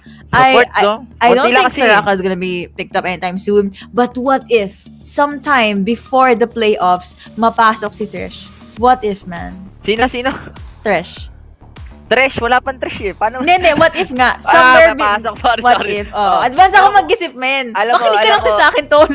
alam mo si Trish is one of the best support dito ngayon sa League of Legends, and kung mapapasok man itong champion na to, sobrang laking impact nun kasi para kang para kang Blitzcrank, tapos meron kang Lantern na meron kang slow, di ba? So sobrang efficient ng champion na to, and hindi ako nagkakamali, yung mga support players natin is mas gusto talaga nila yung Thresh kasi ang dami mong pwedeng gawin eh. Pwede kang mag-save ng teammates, pwede kang mag-engage ng kalaban, mga ganun, pwede kang man-zone ng kalaban, and I think Thresh is one of the champions na sobrang malaking impact pagdating sa Wild Rift. Pero sa mga next match kasi natin, more on assassin and jungle champions tayo, which is the Kha'Zix nga, no? Also the Rengar, and hindi lang naman sila yung bagong champions sa Yuko kasi nandiyan pa yung Ramos eh. Hindi pa natin nakikita yung Ramos. Malay natin sa Visayas or Mindanao, doon natin makikita yung kung paano ba gumalaw ang isang Ramos pagdating sa professional scene, or baka naman sa playoffs pa hinihintay lang nila mag-patch ulit. Dahil ang problema kasi sa Ramos ngayon, Yuko, is bagal siyang mag-clear waves, no? Pagdating sa jungle minion, so nahihirapan siya mag-rotate, mas nauna yung kalaban. So I think siguro sa next patch ang gagawin dito, lalakasan lang siguro yung damage niya. Pero maganda yung Ramos kasi tumatalon siya eh. Yeah, and parang yun yung surprise factor na pwedeng mangyari. And gusto ko sabihin na, he has very slow wave clear, but I have been seeing players that try to make it work. Hindi ko lang alam if successful sila, but at least there's a chance na makita natin yung Ramos sa meta. And gusto ko lang din sabihin na natutuwa ako na there's gonna be more assassins, kumbaga more champions to choose. Pero kapag napapaisip ko na ipit pa rin kasi yung ADC na pool natin. And at the top of my head, naisip ko, kailan kaya papasok si Caitlyn? Caitlyn, no? Oo. Yeah, man. Wala pa eh. Caitlyn kasi, ang problema, ang malakas kay Caitlyn is the range. Sobrang layo ng range niya. Also, the mga traps na meron siya dito. So, parang ang hirap din i-engage ng champion. May adjust sa mobile, no? Yeah. Nakakasar din kalaban yun eh. Kasi yung third skill niya, yung net niya eh, di ba? Tapos may critical na pasama. Ace in the hole yung assassinate niya dito. So, we can say na yung mga ganong klaseng champion sobrang pag-iisipan talaga ng mabuti dito sa Wild Rift kung paano talaga siya ipipit. Kasi may mga champions pa tayo, Yuko, na parang nasa lineup pero hindi siya nagagamit, like the Bane, the Varus, 'di ba? Soraka, Tristana, nakita natin Tristana, pero nakita natin din kung ano yung ambag niya sa team fight, also dun sa objectives, which is yung objectives nga dito, mabilis siya bumasag ng torrents. But pagdating sa team fight, parang kulang yung damage niya. While the rest of the ADC dito, parang umiikot na lang tayo kay Draven, kay Saya, kay Kai'Sa, di ba? Parang 3 na nga lang, Corki as well. Parang 4 na lang yung champions natin. Yeah, what if may, napaisip lang kami, what if may full ADC ban, no? Yung 4 bans, kinumit lang sa mga ADC ba? Okay, no ADC lineup, let's go. But yeah, at the very least, I'm happy na si Draven napasok sa meta. So, hindi lang Kai'Sa, Ezreal, and we haven't been seeing a Jhin since preseason. But yeah, yun yung rotation ng champions. Yep, and hopefully na sana tumaas pa, no, yung champions talaga, na champion pools talaga ng mga players, also the teams as well dito mismo sa Icon series natin, or mag-buff siguro si Wild Rift ng mga ADC, like gagawin na alam ko ginawa na ata, no, yung patch, or sa May 6 pa para dun sa mga other ADC, May 6 pa, no. And we can say na after the patch dito sa May 6, makakita na tayo ng mga bagong champions, especially the ADC nga dito, dahil most likely ang mga binabuff dito, Varus, Bane, yung buff kasi kay Varus, feeling ko maganda rin eh, kasi yung HP percentage ang dinagdag sa kanya eh. So parang ang pwede natin sabihin sa Varus is parang anti-tank ang ginagawa dun sa Vayne. Parang may sarili kasing executioner eh. Tama. Siya yung mag-rip ng mga frontliners. And ngayon, nakita tayo ng Braum, Alistar. Yung mga yon kayang-kayang i-kite down ni Varus yun. And he has May sufficient Vayne pa, no? range. Oo. Ang problema ko lang kay Varus, nung ginagamit ko siya nung earlier parts ng Wild Rift, wala siyang masyadong pangtakas or mobility. But damage-wise, he's okay. Yep. And isa pa sa problema sa champion na Varus is wala yung item na Rage Blade. Yung Ginsu, isa yun sa mga pinakailangan ng champion, especially Jax, 'di ba? Si Jax nga hindi na masyado nagagamit sa Baron lane natin kasi kulang yung items dito mismo sa Wild Rift. So if ever na lumabas yung mga ganong klaseng items, sobrang laking impact nun sa mga champions natin. We can say na yun yung magiging parang isa sa mga dahilan kung bakit lalabas yung ibang champions including the Jax, no? Dahil yung Ginsu attack speed, damage, 'di ba? May AP yun kung di ako nagkakamali kasi may wand eh. So, we can say na sobrang laki ng ambag ng mga ganong klaseng item. And Varus dito, gaya nga nasabi mo, wala siyang masyadong pantakas. Well, ang kalakasan ng Varus is yung kiting niya yung kiting, yung burst poke niya, 'di ba? Yung piercing arrow niya dito. And hindi lang naman si Varus ang mababap sa next patch natin Yuko, nandiyan pa yung Bane, 'di ba? Kaso ang problema naman kay Bane is yung range niya dito. Pag normal halos melee, men. Kasi gaya nga sabi masyadong malapit, no? Abot din sa range ng kalaban. So, if ever na gusto mong mag-hit sa kalaban, we can say na baka i-punish ka kagad or bigla kang i-go ng kalaban, no? Especially Alistar. Alam mo naman si Alistar pag umabot sa range niya, headbutt pulverize kagad Headbutt agad, no? Minsan flash in. Flash in tapos pulverize pa wala ang galawan ngayon pag mapatay na. And Vayne is kinda pag-usapang health damage 10 bits pa. Ika nga ni Yasu. I got that term from her. Shoutouts kay Yasu Meow. Hello. But yeah guys, again, itinan po natin ng game number 1. Do not forget to like PPGL official Facebook page as well as yung pages namin Berting Magiting and Yuko PH. So, pag-usapan naman natin dalawang teams. Anong champion sa tingin mo yung lalabas? Mamaya na yung bansa, yung lalabas sa game number 1. I think Diana Lee Sin, Kai'Sa, Braum, or baka iban dito ng Execration yung Braum kasi yun yung ginawa ng Omega Esports.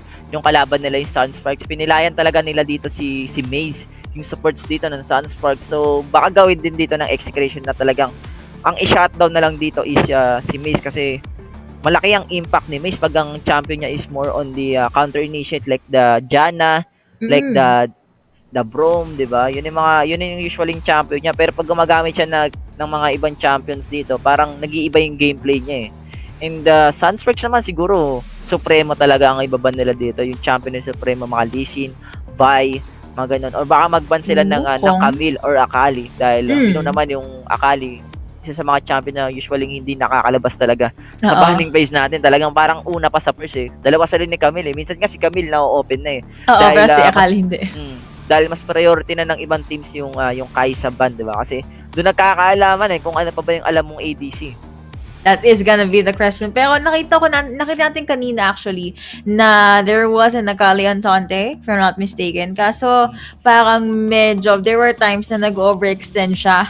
So, connecting sa sinabi ni Otulus kanina before the first series after the first series rather, na may times na si Supremo naiiwan siya mag-isa, detached sa group. Like, I know he's in a different place, he's at home, but dito kasi papasok yung maganda sa... Nakaiwalay siya? Yeah, mahirap sabi ni Otis kanina. Mahirap, men.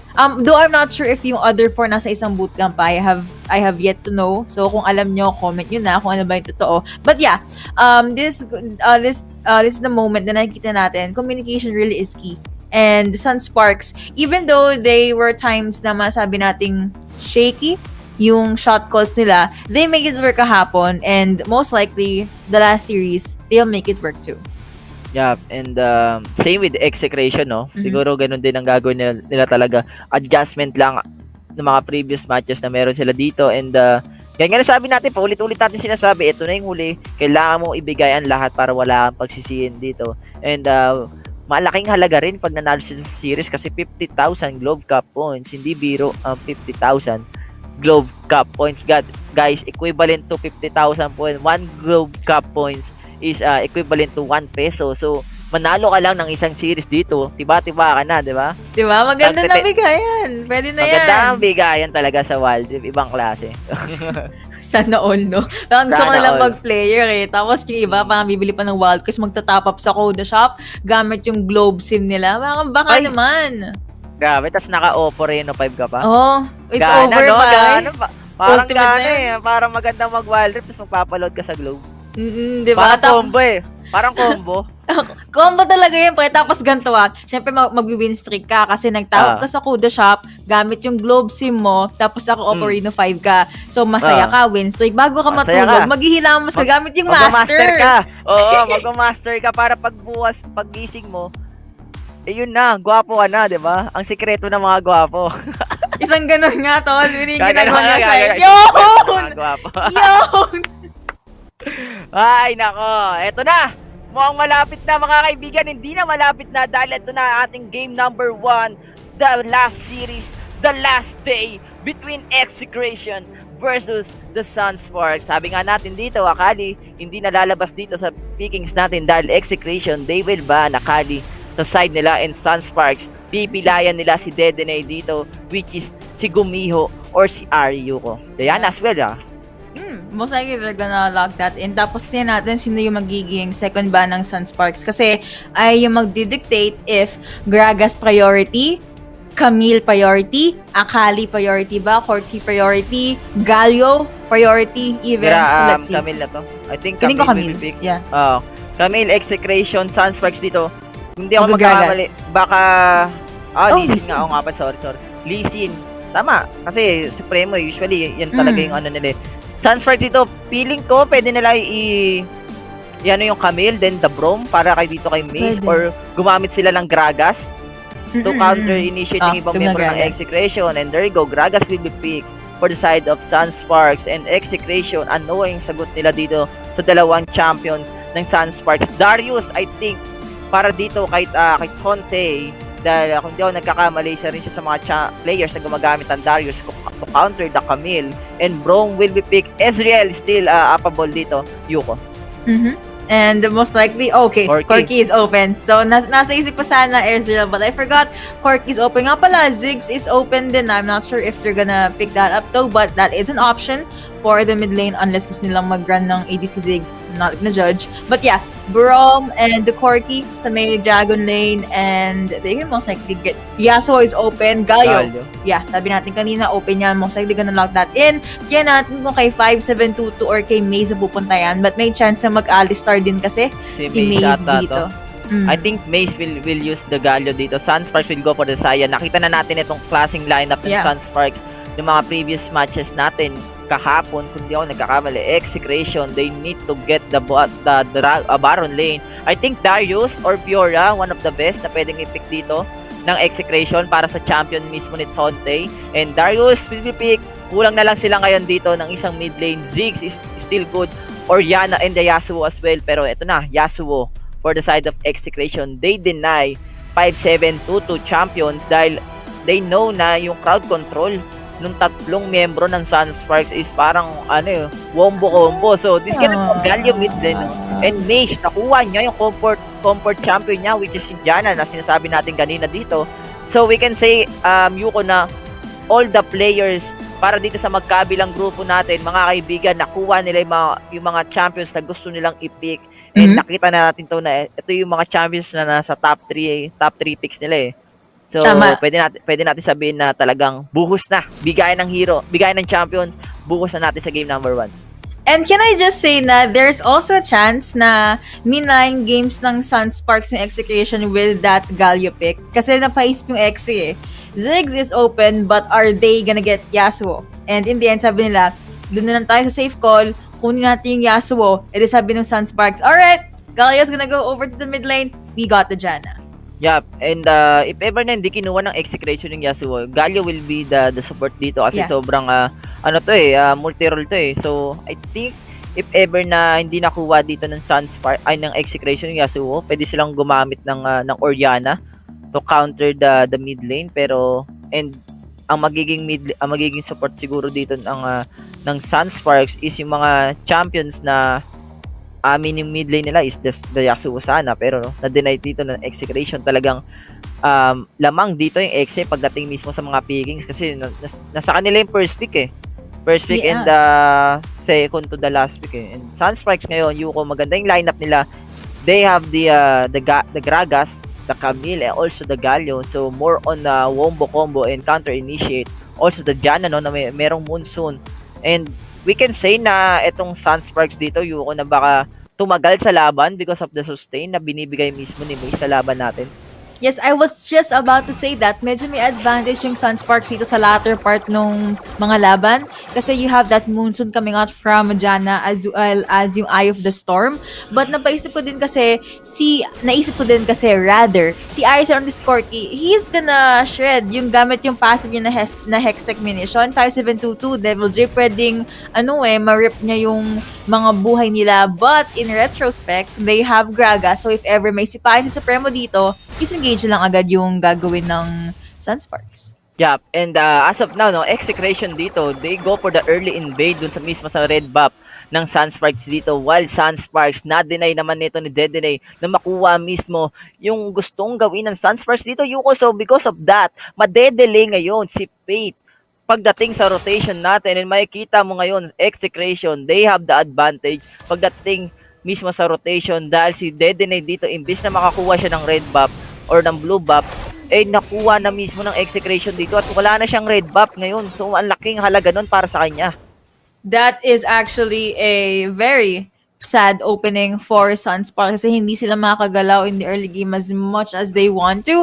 But at least for Execration, that was a good call. They knew na may chance na walang pumalag doon, and they did get that huge buff. But wait. Teka lang, Sunsparks mga kaibigan, they will go, and that is a Nice good one. run mula dito kay 5722. The Ignite will be pop, pero wala nang buhay mismo si Arjuk. Ito na yung ibang miyembro ng Sunsparks dito, pero disengage lang lahat, Yuko. They will get the objectives. Walang iba kundi ang Scuttler and Execration. They will go for the top Scuttler as well para wala lang masyadong lalamang sa magkabilang grupo. Tama. And kung nakikita nyo din doon na the escape from 5722 was already exhausted and the flashes are still available, but wait, ako po, Maze.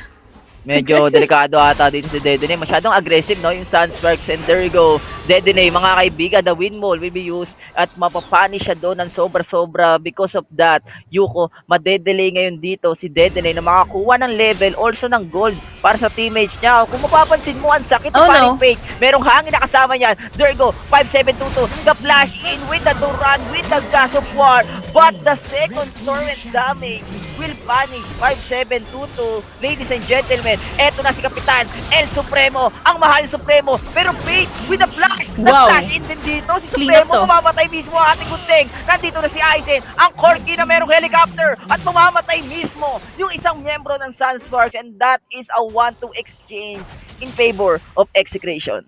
Can I just say na while that was a very flashy play from Supremo, yung concussive blows doon ni Brom really helped a lot. Nung namatay bigla si 5722 doon, that's because na-stun siya, kaya kumonekta yung turret hits, which napakasakit by the way. It's still 3 minutes in. Yeah. Tapos Supremo, mas naging clear yung communication nila. Sabi niya, wait, feeling ko na, according sa teammates ko, may laban sa baba. Let's see kung kaya kong habulin. And apparently, he did. Malaking bagay yon kasi sayang yung napatay nila kanina. Yup, sayang yung napatay nila kanina, lamang na sila doon, pero because of the overextend, no, Yuko, na merong ginawa ang Sunsparks, nakakuha pa ng 3 kills ang Execration, at di lang yun, nakalamang pa sila sa kills.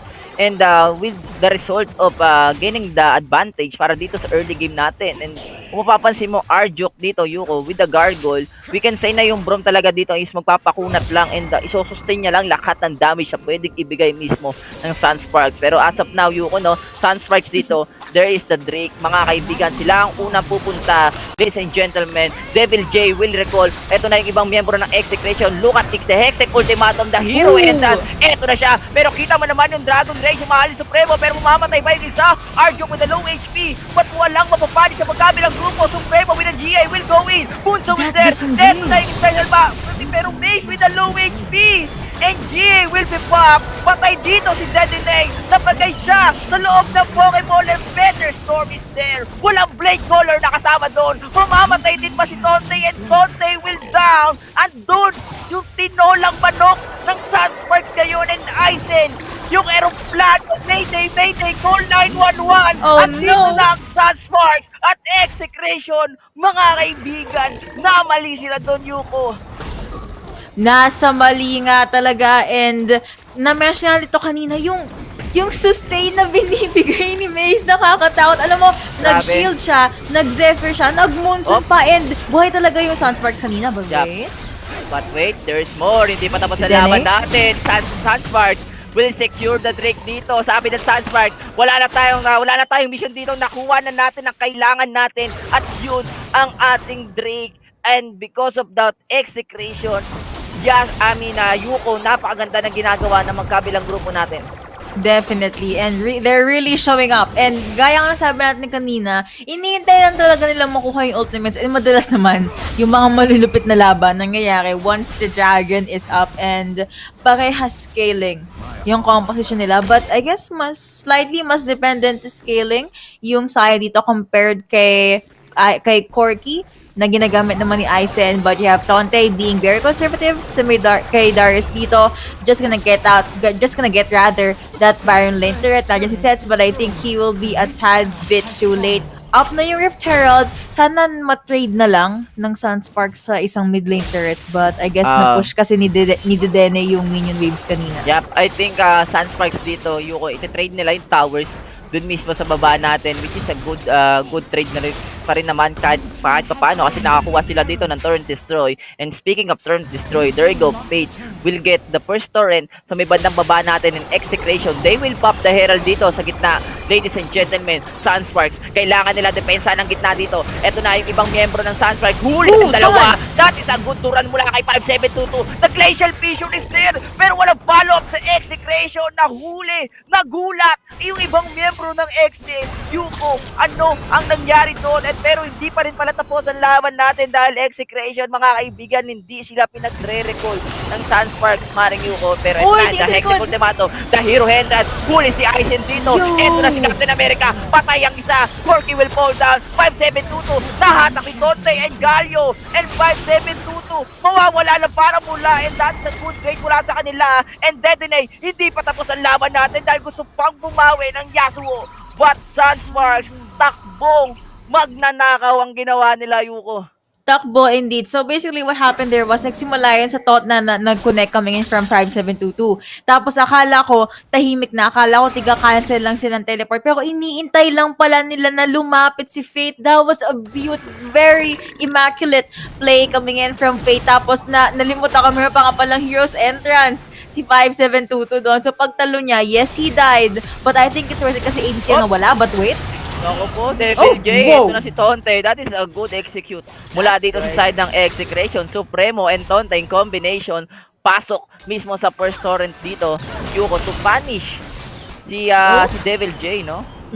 Tama. Grab the Dene. Will you be able to defend that? Nag-win wall na lang muna. Pero mukhang grabe din yung pressure na nilalabas ng Sunsparks natin ngayon. Kumbaga, yung rotation nila ngayon, malinis. Just give space, give time for sets to go online. Pero si 572 nakakatangkin na ng damage ngayon eh. Pati yung disengage kay Devil J dito. Meron silang two ultimates, honestly, for disengage. Yung kay Maze tsaka yung kay Devil J. So, Sunsparks, they definitely have the luxury right now. Yeah, Monsoon and the explosive cast, and with the explosive cast, hindi lang naman pang disengage yun, Yuko. Pwede mo rin gamitin yan pang initiate or to put some a lot of damage sa side ng Execration. Pero Devil J kasi, Yuko, ang build dito ni Devil J is a Mage Gragas with the electrocute runes. So, we can say na talagang anytime pag meron siya nakita ng champions dito with the body roll and the body slam and barrel roll and the normal attack, diba? Sobrang sakit nun.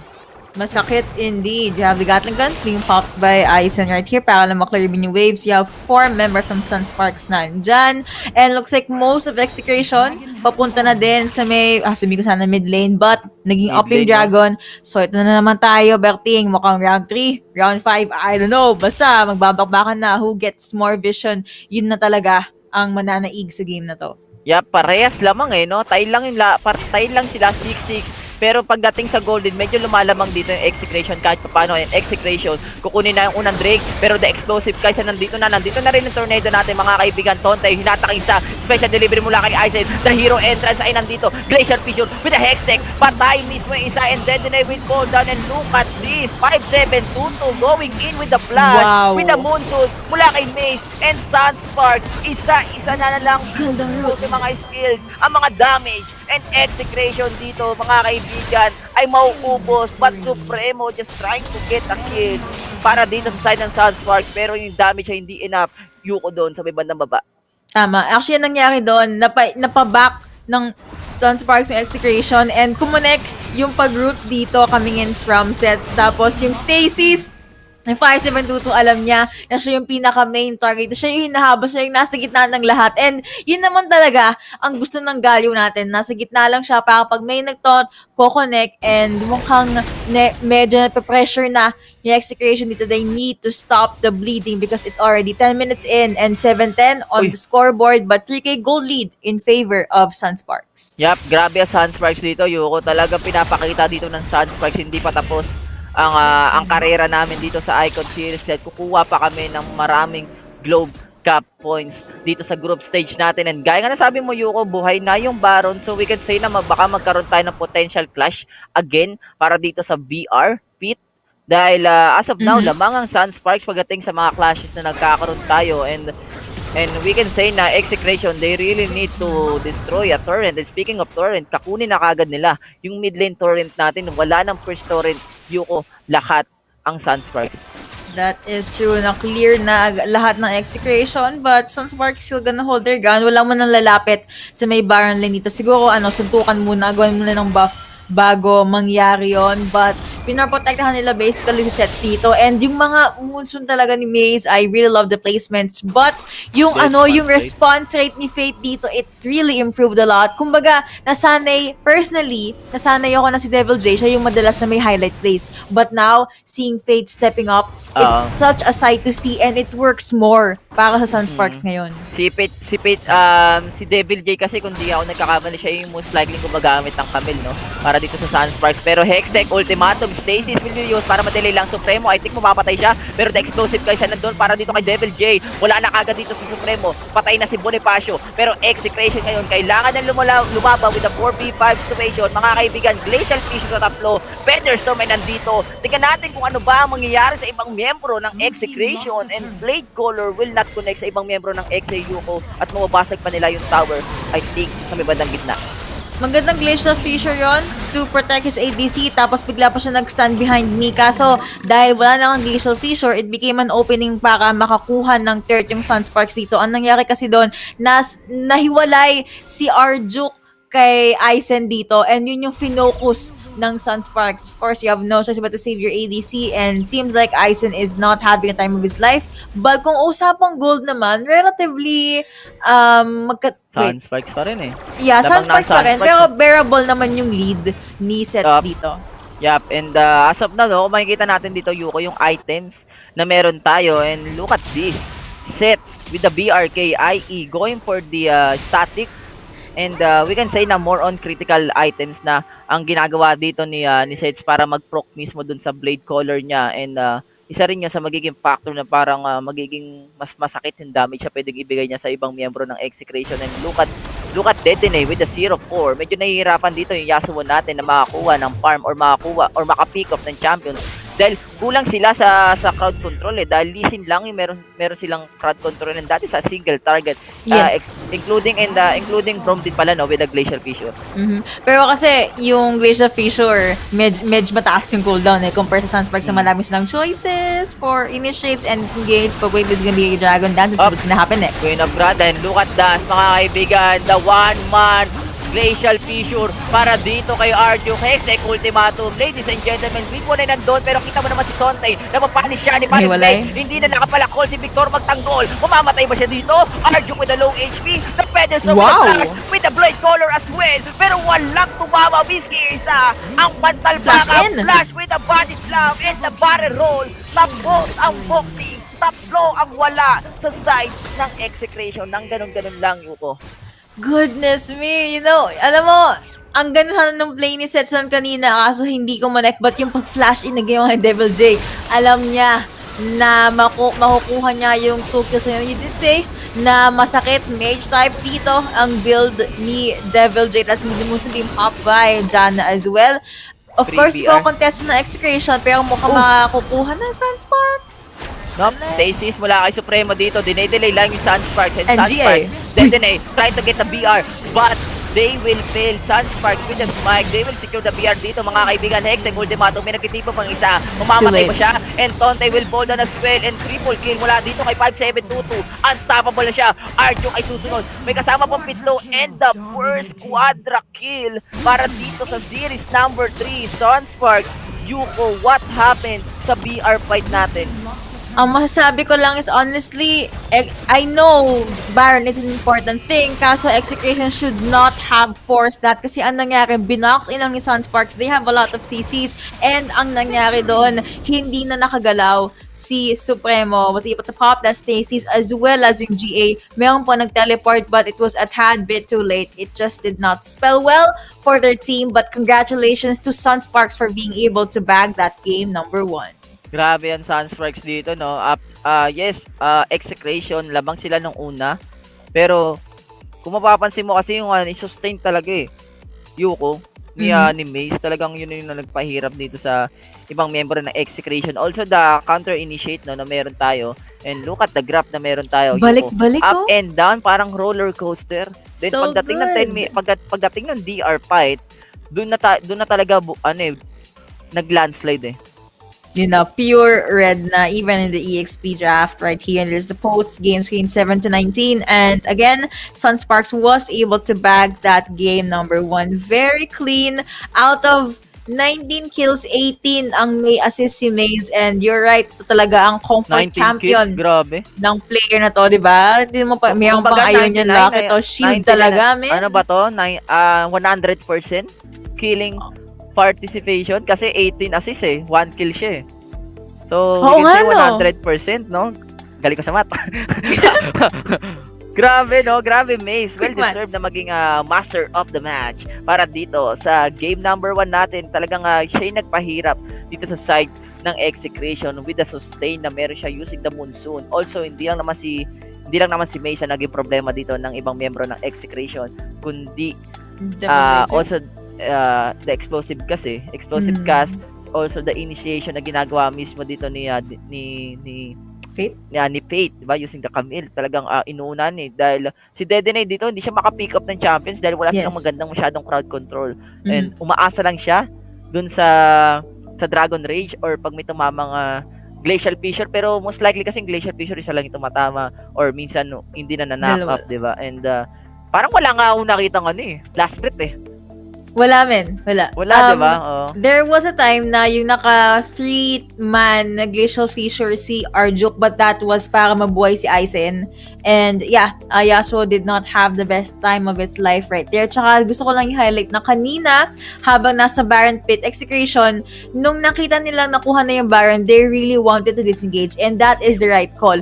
Ang problema, si Devil J, I came from the future, sabi niya. Nag-explosive cast sa likod ng Execration. Kaya hindi sila nakapag-disengage, diba? Grabe, ang ganda nun.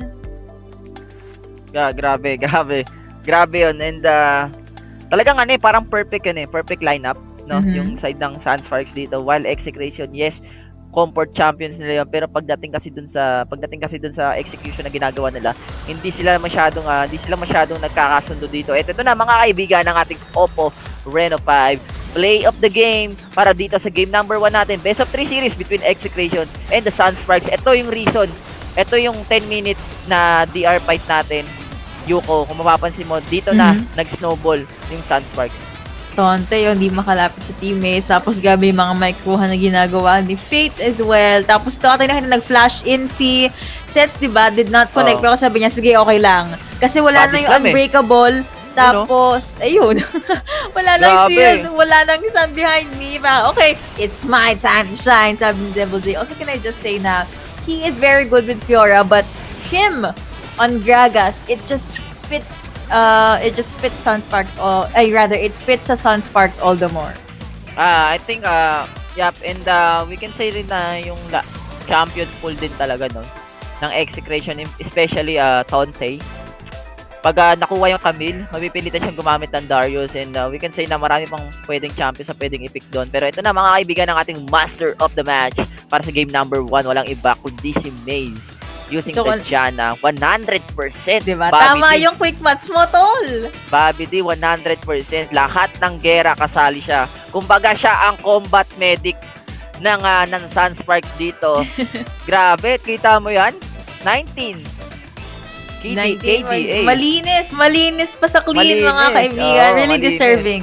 So, feeling ko, okay, so I haven't seen people ban out Janna, and that's okay. But naisip ko, feeling ko, it's time na kunin siguro ng Execration. But if they think na deserve naman ng banong Janna, be my guest. Because, look at this guy. Look at Maze. Nagwawala Look siya. at this guy, Basta may Janna. smile, di ba? O, tuwan-tuwa, 100% ba naman, bihira mo lang magawa yan. Kung di ako nagkakamali, ito ata yung pangalawang tao or player na makakaroon ng 100%. Yung una ata si Stronger ng Omega Esports. Sumunod ata ito si Maze. And we can say na talagang yung mga supports dito ngayon sa Icon Series natin hindi basta-basta, no? Hindi basta-basta. Ang laki ng impact nila sa game namin. And nakita nyo naman, game number 1, Maze just sustaining the teammates, trying to help the other players or yung mga cores niya, binibigyan niya ng barrier, binibigyan niya ng movement speed, and lahat ng pwede niyang ibigay talagang buo sa kanya. Hindi siya namatay doon dahil minsan kasi hindi mo masyadong focus yung mga supports Most likely doon ka talaga sa core. Pero minsan kasi yung mga supports pa yung nagiging dahilan kung bakit kayo natatalo sa mga clash na meron tayo.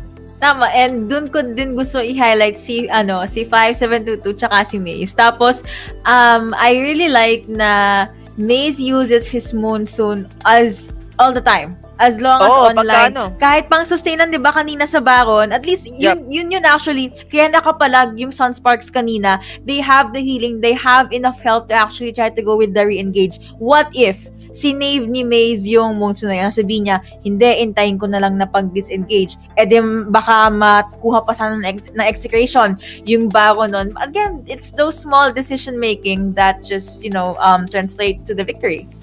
Yep, and pagka glacial fissure or pag nag-engage yung ibang miyembro ng Execration, doon na kagad siya nag-moonstone and nakikita natin dito, hindi natin nakita kay Supremo yung mga highlights play niya using the Lee Sin, di ba? Like the Dragon Rage na nakikita natin. Siguro yung lineup talaga ng Execration hindi maganda lalo sa Yasuo pick nila kasi kulang yung parang crowd control na pwedeng ibigay dun sa Yas and siguro ang reason din bakit pinik ng Execration itong champion na to is to deny a comfort champion kay 5722 kasi pag nakuha ni 5722 yung Yasuo sa mid lane, mas mahihirapan sila, 'di ba? So, yeah, even 5722 hindi niya nakuha yung Yasuo. Meron siyang Galio na pamalit dito. Ang laki rin ng impact niya talaga sa game after the Hextech Ultimatum of Fate. Naka-magnet yung hero entrance dito ni 5722. Lagi magkasunod automatic yun. knock-up diba? Tapos lagi mo nahuhuli si Ice ng Execration. Yung core natin. Ang naisip ko, alam natin na we've been highlighting yung Yasuo ni 5722, but like mas masakit sa ulo yung Galio niya. Like, have you seen the plays kanina sa game number 1? I'm sure yung mga tiga Nice One Baby dyan ng Sunsparks, nakikita ko na yung comments nyo. Sila Madam Abby, no? Lagi nagko-comment pag may laban ng Sunsparks. So guys, sa mga fans ng Sunsparks dyan, i-comment nyo lang po, #NiceOneBaby. Yun, pag sa Exe naman is #ExeShot. So, yeah, game number 2. Yuko, tingin mo ba ano ang kailangan gawin dito ng Execration? Kailangan ba nila i-ban? I-respect ban yung Yasuo or the Janna ni Maze or the Braum? Kasi gaya ng Omega Esports, di ba? Pinilayan nila si Maze ng champions. Ano ba tingin mo dito sa game number 2 natin?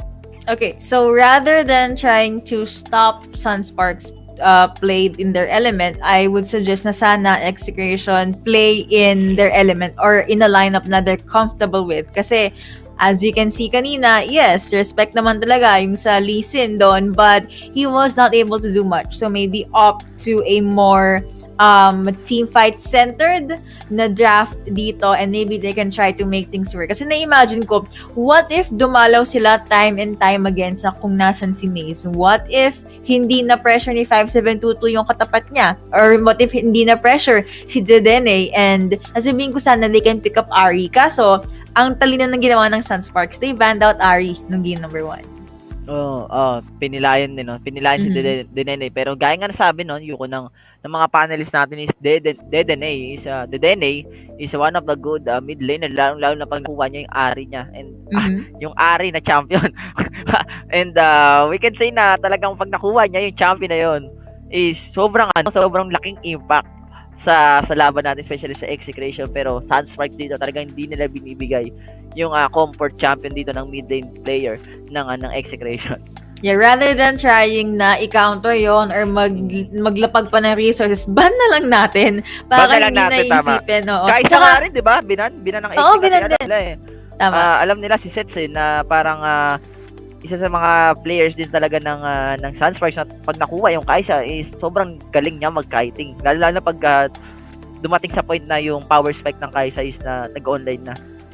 Tama. And actually, going back to what I was saying kanina, nanalo sa Mind Games yung Sunsparks kanina, di ba, sa draft? Kasi, Gayo, yes, Gayo.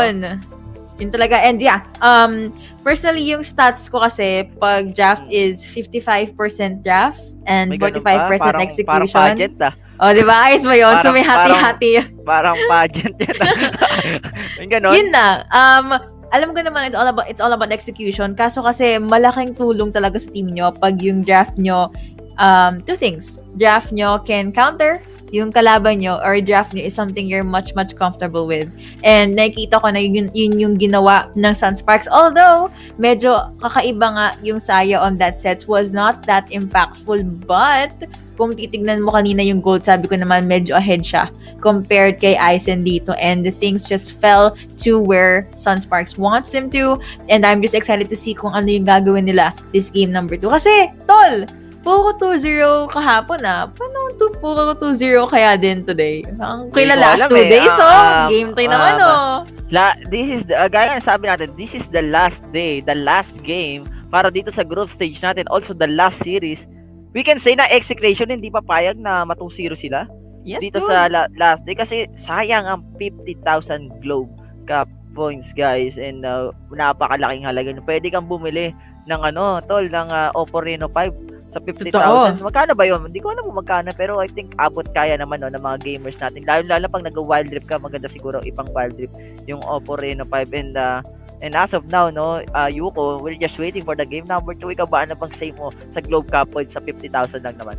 Okay, so una, sana all. Kasi bawat series win, 50,000 secured. Kasi, di ba minsan nag-game tayo, kahit makakuha ka ng isang game, wala yan. Kasi, wala, dapat winner, series. Oo, series win talaga. So, kaya galit na galit yung Omega as well as yung mga team. And, well, Grabe, not galit na galit parang palong-palo yung Omega rather. Again, they were able to win their series, all their series, like 9-0. Like, how clean is that? Very beautiful. And yeah, but kaya din na sinasabi ng panelist natin, regardless if makakapasok yung Execration and Sunsparks or hindi, this is still a battle for Globe Cup points, and it really means a lot, which of course all of this is possible because of Globe. Thank you so much for making Icon series happen. And yeah, extra extra wild course, extra expenses para sa bootcamps nyo, ganon. Pambili ng cellphone, di ba? Pambili panload kung wala ka sa bootcamp or wala kayong internet ngayon, pwede kang pwede kang pwede kang magpa-load sa Globe. Ano ba mga pinapaload mo sa Globe? Mga 100 pesos, di ba? 50 pesos. So, nagkakamali. And we can say na sobrang halaga nito dahil 50,000 Globe Cup points, hindi mo basta-basta makukuha yun. And Sunsparks ngayon, Yuko, isang panalo na lang. Mandadagdagan na naman yung kanilang pera or yung puntos nila dito sa group stage.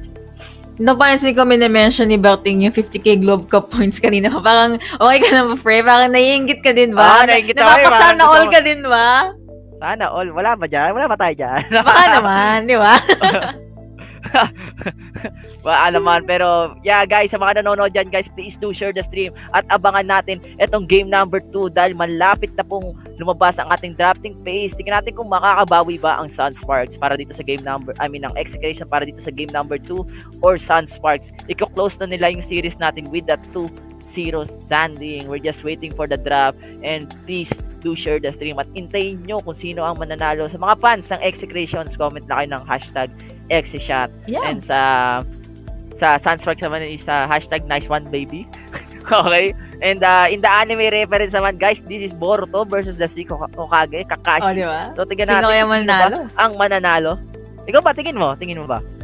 Ito if we're gonna remember or bank on the fact na Sunsparks was able to win game number 1. Di ba yung sa anime, kailangan lang ng isang panalo ng ating mga bida. Tapos, diretso na hanggang season 75, sila na yung panalo. I'm exaggerating, but that's it. So, most likely, Boruto, bulol ako sa R, but yeah, Sunsparks will be able to win this because nakita natin how feisty they are with the 2-0 against Liyab and their draft really improved a lot. Parang pansin ko yung mga scaling champions talaga. Tapos kailangan dalawang big frontliner, Galio and Gragas. Also, it dawned on me, pwedeng kunin na Execration yung either Galio or Gragas. Kasi prior nila kanina, Lee Sin, di ba? That's true, kasi Supremo naman. But what if there was a Gragas for Execration na pwede mag-disengage or parang mag-stop na, nope, hindi ka makapalag dito, here's a cask.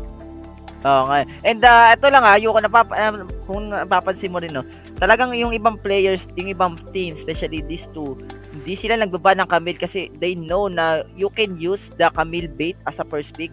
Then makakuha ka ng first 2 picks na champions like the Galio, also the Gragas. Kasi kung mapapansin nyo, okay lang sa ibang teams na sila yung first 2 picks kasi dalawang champions kagad yung makukuha yung priority dito. While the first pick dito, parang mapipilitan kang kunin yung Camille Or if ever na di mo kunin yung Camille, malilugi ka kasi makukuha nila yung Camille with another comfort champions. Pero ito na, mga kaibigan, ng ating previous picks and ban as well between Execration versus the Sunsparks. And as you can see, Ari and Kaisa sa side ng Sunsparks dito, they try to get a lot of to erase a lot of champions, no, sa side dito ng Execration Yuko, especially the mid lane, also the ADC na meron sila. Kasi si Aizen magaling dito mag-Kaisa eh. Actually, yeah. I was about to bring that up as well. Also, guys, yung mga gustong kumuha ng tactics for the rank games, na po, i-screenshot nyo na yan. Ilagay nyo sa GC nyo ng mga kasama nyo mag-rank game. Oo, man, screenshot. Ayos ba yun?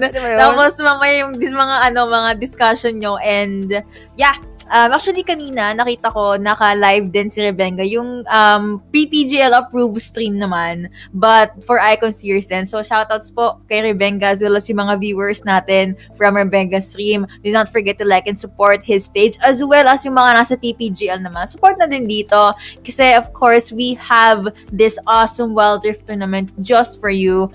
And napapaisip ako parang, yeah, Lee Sin is open. We've hyped Supremo, munti ko na masabi impressive. Supremos, Lee Sin, time and time again. But I guess if there's a lot open, like Jana, Galio, Gragas, and Camille, hindi ganon ka worth it na i-first pick si Lee Sin. However, pwede ko din i-commend yung Sunsparks doon kasi naisip ko sinadya nilang i-open yung ibang champions para pagka first pick, yeah, sure, you get the powerful jungler, pero kami, first 2 picks namin, Gragas and Camille. Yes, and gaya nga sabi mo, no, talagang parang mind games lang eh. Like, yeah. Kahit sabi mong mag-ban ka ng champions, yes, naban mo yung champions ng isang player, naban mo yung champions ng isang player. But still, may times talaga na meron silang mapipick. Talagang parang ang gagawin mo lang as a drafter dito, ibaban mo lang yung champions na tingin mo pag nakuha niya is talagang sobrang laki ng impact, and ngayon yung ginagawa mismo ng mga teams natin, especially Sunsparks and the Execration. And gaya nga nasabi natin, masyado pang konti yung champion pools pagdating dito sa tournament natin, also the players as well. And we can say na tsaka yung ban din kasi talaga natin eh, like hindi siya yung ganun klaseng ban na katulad sa League of Legends VC, no, na parang 1-2-1 1-2-2 pala, 1-2-2, sorry, 1-2-2 banning phase tayo. And And isa rin sa mga naging reason yun kung bakit walang masyadong nagkakaroon ng counteran eh. Parang pauna lang makakuha ng comfort picks eh. That's Ganun it. lang yung And nangyari. yeah. And napaunahan talaga makukuha ng mga meta champions and whatever works for your lineup. But gusto ko na makita what will work for Sunsparks dito since they are in the lead. But what will Execration do para makabawi? Meron ako nakitang comment dito sa live ng PPGL na kaya daw malakas si Fate kasi nakapag-bebe time daw sila. Wow, yun Sana pala all. yung secret. Uy, nagsana ako si Berting. Sana Uy, all. mga fans si Berting dyan. Grabe no, may baby time bago ka sumabak sa laban. Which is okay yun, okay kasi ano yun eh, inspiration Okay yun.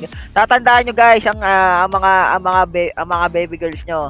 Ano yan, hindi yan sakit sa ulo, ano yan, isa yan sa mga lakas. Diba pag maglalaro, kailangan mo ng inspirasyon. Parang ganun lang naman eh.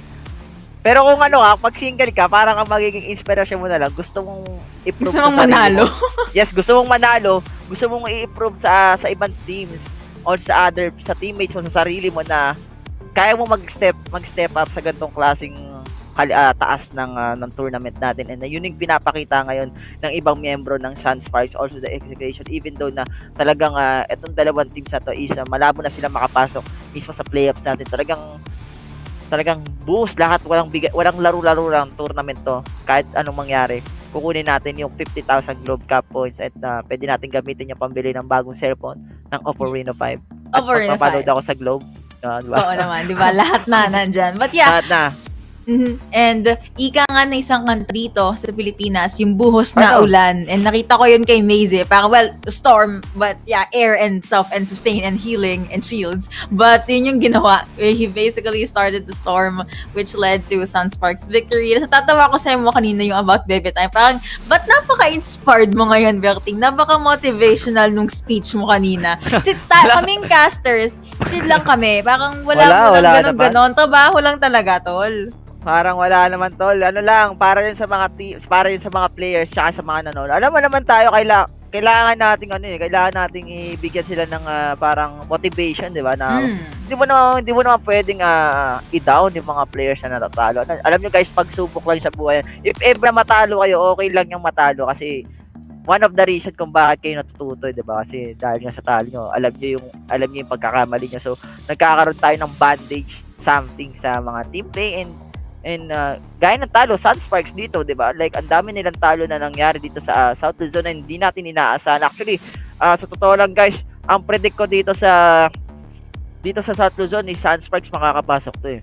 Pero pero dahil nga dun sa mga nangyari, 'di ba?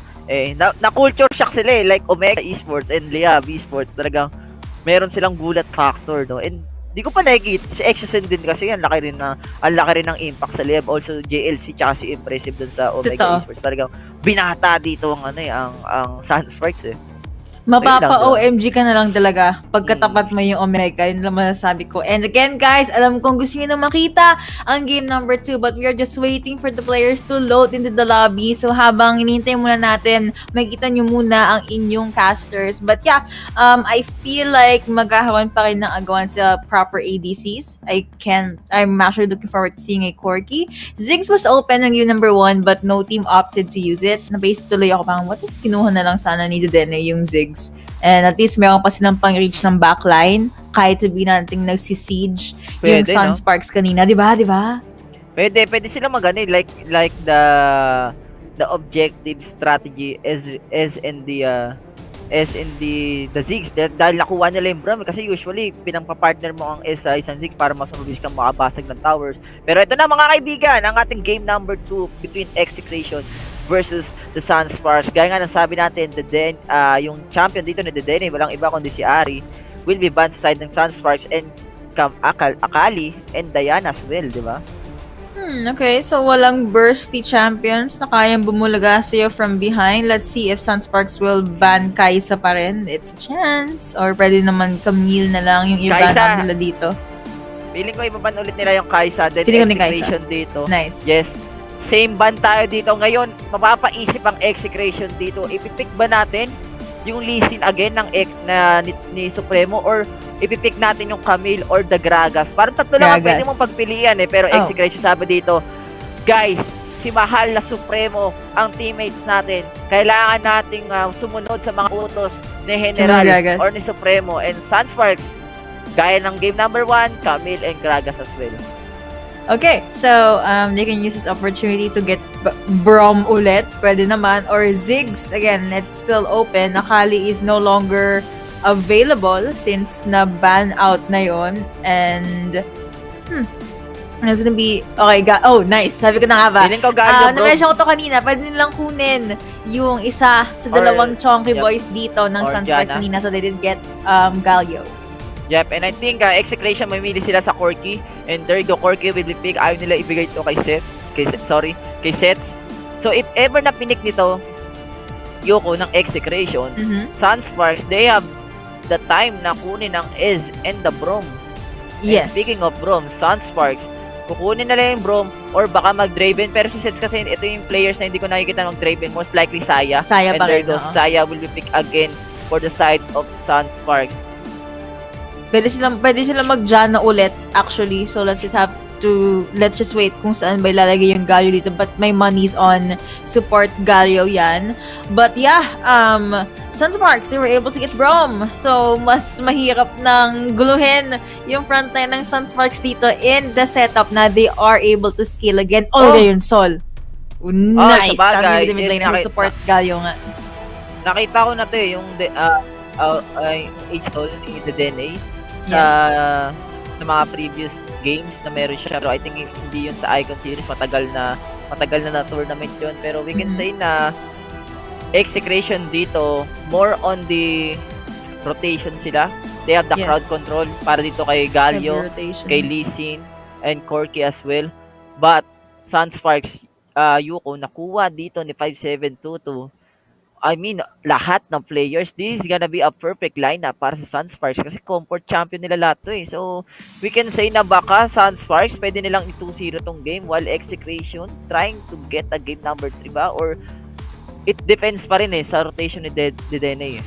It is gonna depend, really, kay Dene dito. Kasi yung win, or yung ASOL win last time sa Icon Series, it really depended on that champion. Kung saan hindi mo ina-expect, akala mo malayo ka na, biglang, bakit may nakikita kang papuntang planeta sa akin? Tapos pag kumonek, of course, that's gonna be a stun, and everyone else is just gonna jump right at your face. But yeah, gusto ko yung highlight mo na lahat ng members, if not most, ng Sunsparks, nakuha nila yung comfort champion sila. And this is honestly a lineup that's very difficult to penetrate. And for Execration, for the most part, alam ko malakas pa rin naman sila sa champions na to, but I feel like they're just being reactive sa drafting ng Sunsparks. Yep, and Sunsparks and Execration, mga kaibigan, ang hirap i-judge nung lineup ng Execration kasi we know naman yung ASOL dito is ang huling patch sa kanya is na-nerf siya, no? Binawasan yung mga cooldown and damage as well. And we can say na even na nerf itong champion na to, nagagamit pa rin naman siya lalo na sa mga competitive scenes. Kundi nyo nakakalimutan guys, in the North Luzon, JC sa side ng GXR is siya yung player lang na gumagamit nitong ASOL, and nakita naman natin yung kung paano siya maglaro ng ASOL dito is different para kay Dene kasi si Dene yung players na pag merong clash na malapit sa kanya, pupuntahan niya even na yung champion niya is mabagal mag-rotate. Pero in this game number 2, yung mabilis mag-rotate etong champion na to. So we can say na if ever na there is a early clash sa Scuttler, nandun kagad itong Dragon, ang Celestial Lizard ng Execration. Celestial Lizard. I like that. That's funny. Imbes na Celestial Dragon. Yeah, gusto din highlight. Kung meron Killer Instinct si Kaisa, meron tayong Ultra Instinct from Dene kasi nga he knows where to go if ever may clashes, and of course they would want to opt with the pickoffs. And speaking of clashes, pickoffs, champions, and all of that analysis, we're gonna jump into game number 2 in a bit. Again guys, share the live stream, support these two teams kasi ito na po possibly ang last game natin for the South Luzon group stages. And there you go mga kaibigan, Execration Mag-e-extend ba tayo, Yuko, sa game number 3 or Sunsparks? Sabi dito ng Sunsparks, hindi na. Hanggang game number 2 na lang to. And look at the laning pace na meron tayo. This is gonna be a 2 mid lane per side of Sunsparks. While Dedene going for the Baron Lane. Siya ang tatapat mismo kay Devil J. Medyo hindi ba parang lugi? Etong Azol sa Camille natin dahil kahit anong gawin ng Azol, maaabot at maaabot siya ng gunting mismo ni Camille. Honestly, I'm gonna say yes.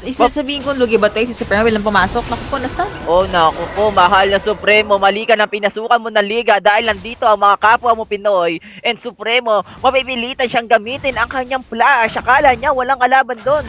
Yuko. Akala niya lang. Kaso pagka-flash in niya, oh no. Pagkapasok niya. And I think he was able to go with a disengage. Pero, ito din kasi naisip ko.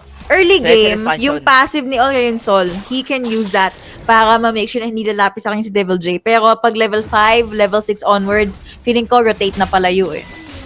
Yup, and ito lang Yuko kasi yun ang kalamangan ni Dedene dito is the Celestial expansion. Hindi niya kailangan masyadong lumapit kay Camille. And we know naman na if ever na makalapit itong si Devil J, bawas na agad siya. Pero pag nakalapit kasi siya, dun na magkakaalaman kung kaya bang i-execute ni Dedene itong si Devil J dahil masyadong masakit yung damage ng isang Camille. Lalo na kung ang kalaban mo is the Azol sa may bandang Baron Lane na sobrang lambot.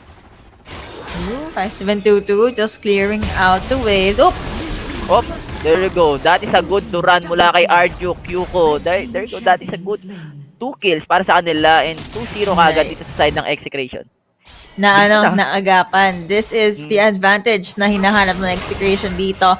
May nakuha, may nataunt lang, dalawa si Arjo dito. And well, si Supremo, no questions asked na yan. Hopefully, they can show us na deserving talaga ng Lisi na to yung maging first pick. You have Aizen going over with the reset and tahimik na lang po muna ulit ang mapa.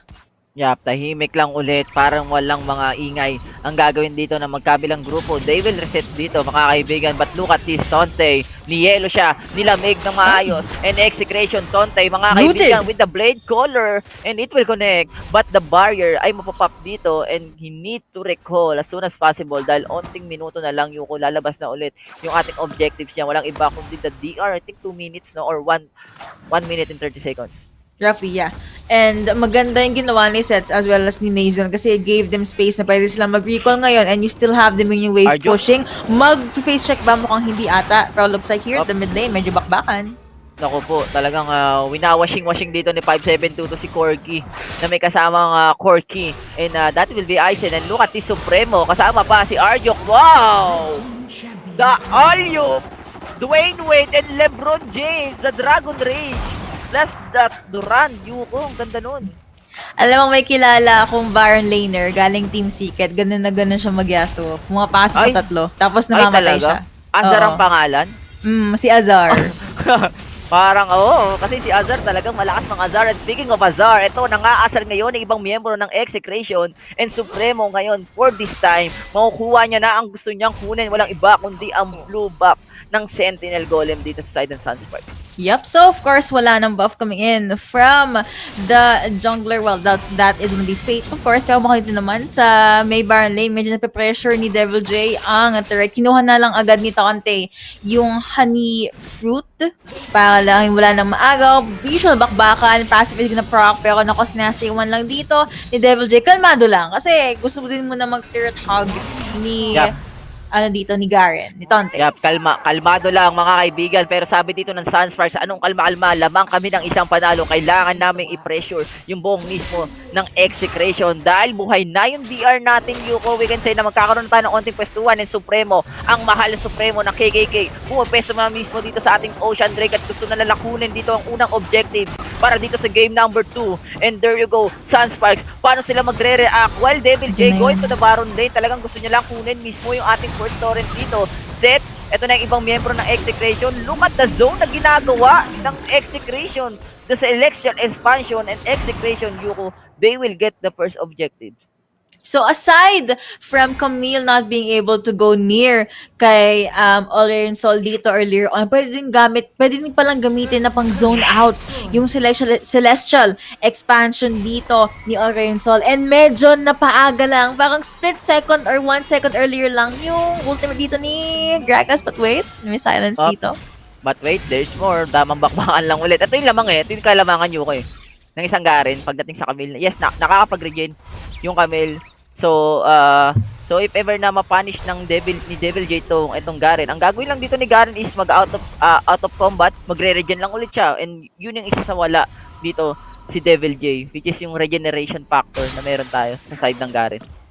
Yan, that is actually true. So, baka papahayaan lang niya na palagan siya ng katapat niya dito. But this is the 5-minute mark. Execration looks like they were able to get the early lead that they needed. 3-0 on the scoreboard right now. Pero 1K gold lead. Oh, actually, it's like 200, 300 gold lead lang for Sunsparks. But the Rift Herald is going to be up in 7 seconds. So, yung Execration, D-ward muna. Kuha ng as much vision, save your ultimates kasi tandaan nyo, mayroon na pong explosive cast dito si Devil J.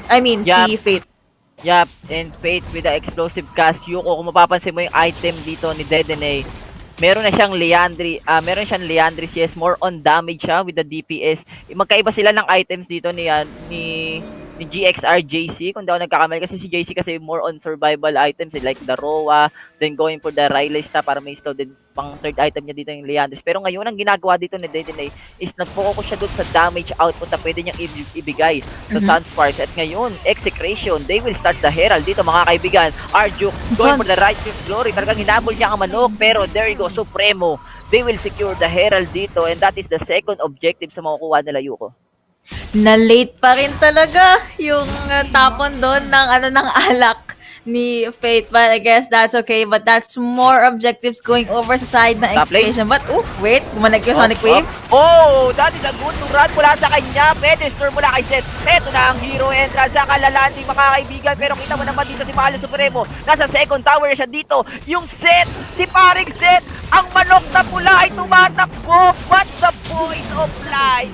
Mula kay Dedene to punish ang tinolang manok and Sunsparks dito, tatlo ang wala. Pero Arjuk ang kapalit noon sa badang baba naman natin mga kaibigan. Devil J versus Dante, walang buhay ang magkabilang grupo pero lamang pa rin dito Yuko ang Execration because of the objectives na meron sila also sa tower na nakuha nila dito. Man, that was very methodical for them to do. And ang ganda ng voice of light doon ni Orion Sol, ni Dedene rather. Ito yung sabi ko pag sumigaw yan, talaga mawiwindang ka na lang, wala ka nang magagawa. They were able to get one turret. Sabi nila, sige, total may Rift Herald naman yan, punta naman tayo sa baba kasi it will take a lot of seconds bago makapunta yung Execration dito sa baba. Yup, sa Execration dito, Yuko, ang ganda ng ginagawa nila dito.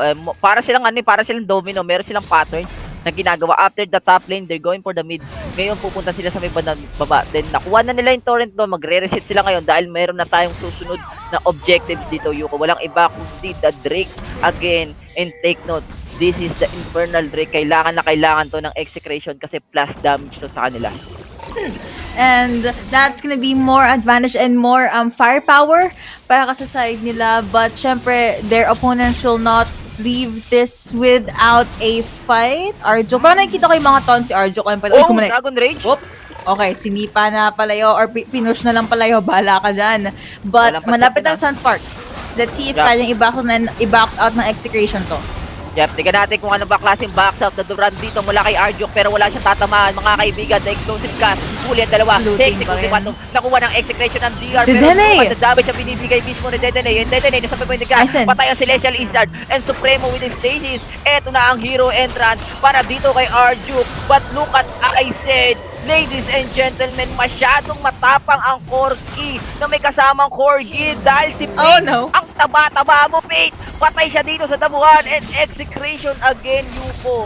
Nakuha na naman nila ang objectives natin dito. Pero di pa tapos ang laban natin under the torrent. But Supremo, sabi dito ni Supremo, gusto ko ng tinolang manok. At nakuha niya dito si Seth sa may bandang gilid and the Sonic Wave will not connect doon and Execration still have the advantage doon mismo sa clash natin.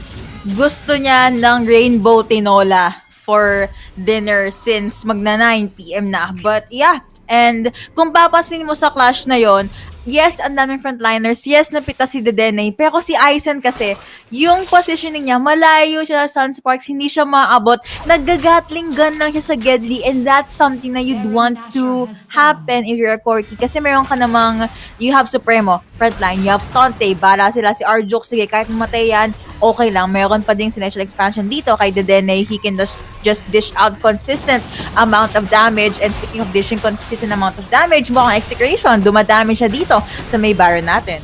And look at the box out, no? Yung na ginagawa mismo ni Arjuk. Just try to delay the Sunsparks, and same with the Dene.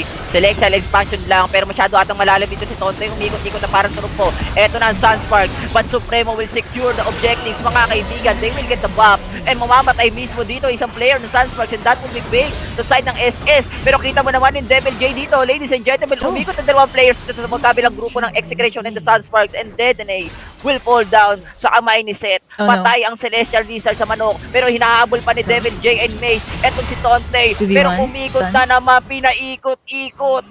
Mga kaibigan ni Tonte, ang ibang miyembro ng Sunsparks, at buhay pa rin siya doon, Yuko. Uy! Mukhang di mabuhay to! Naku po. Grabe.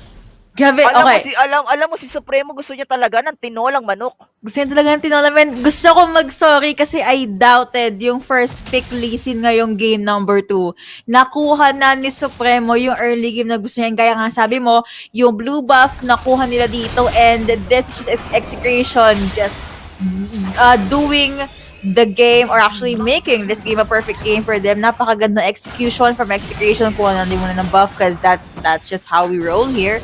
Sunsparks, they're left to wonder, sino ba talaga ang dapat nating unahin?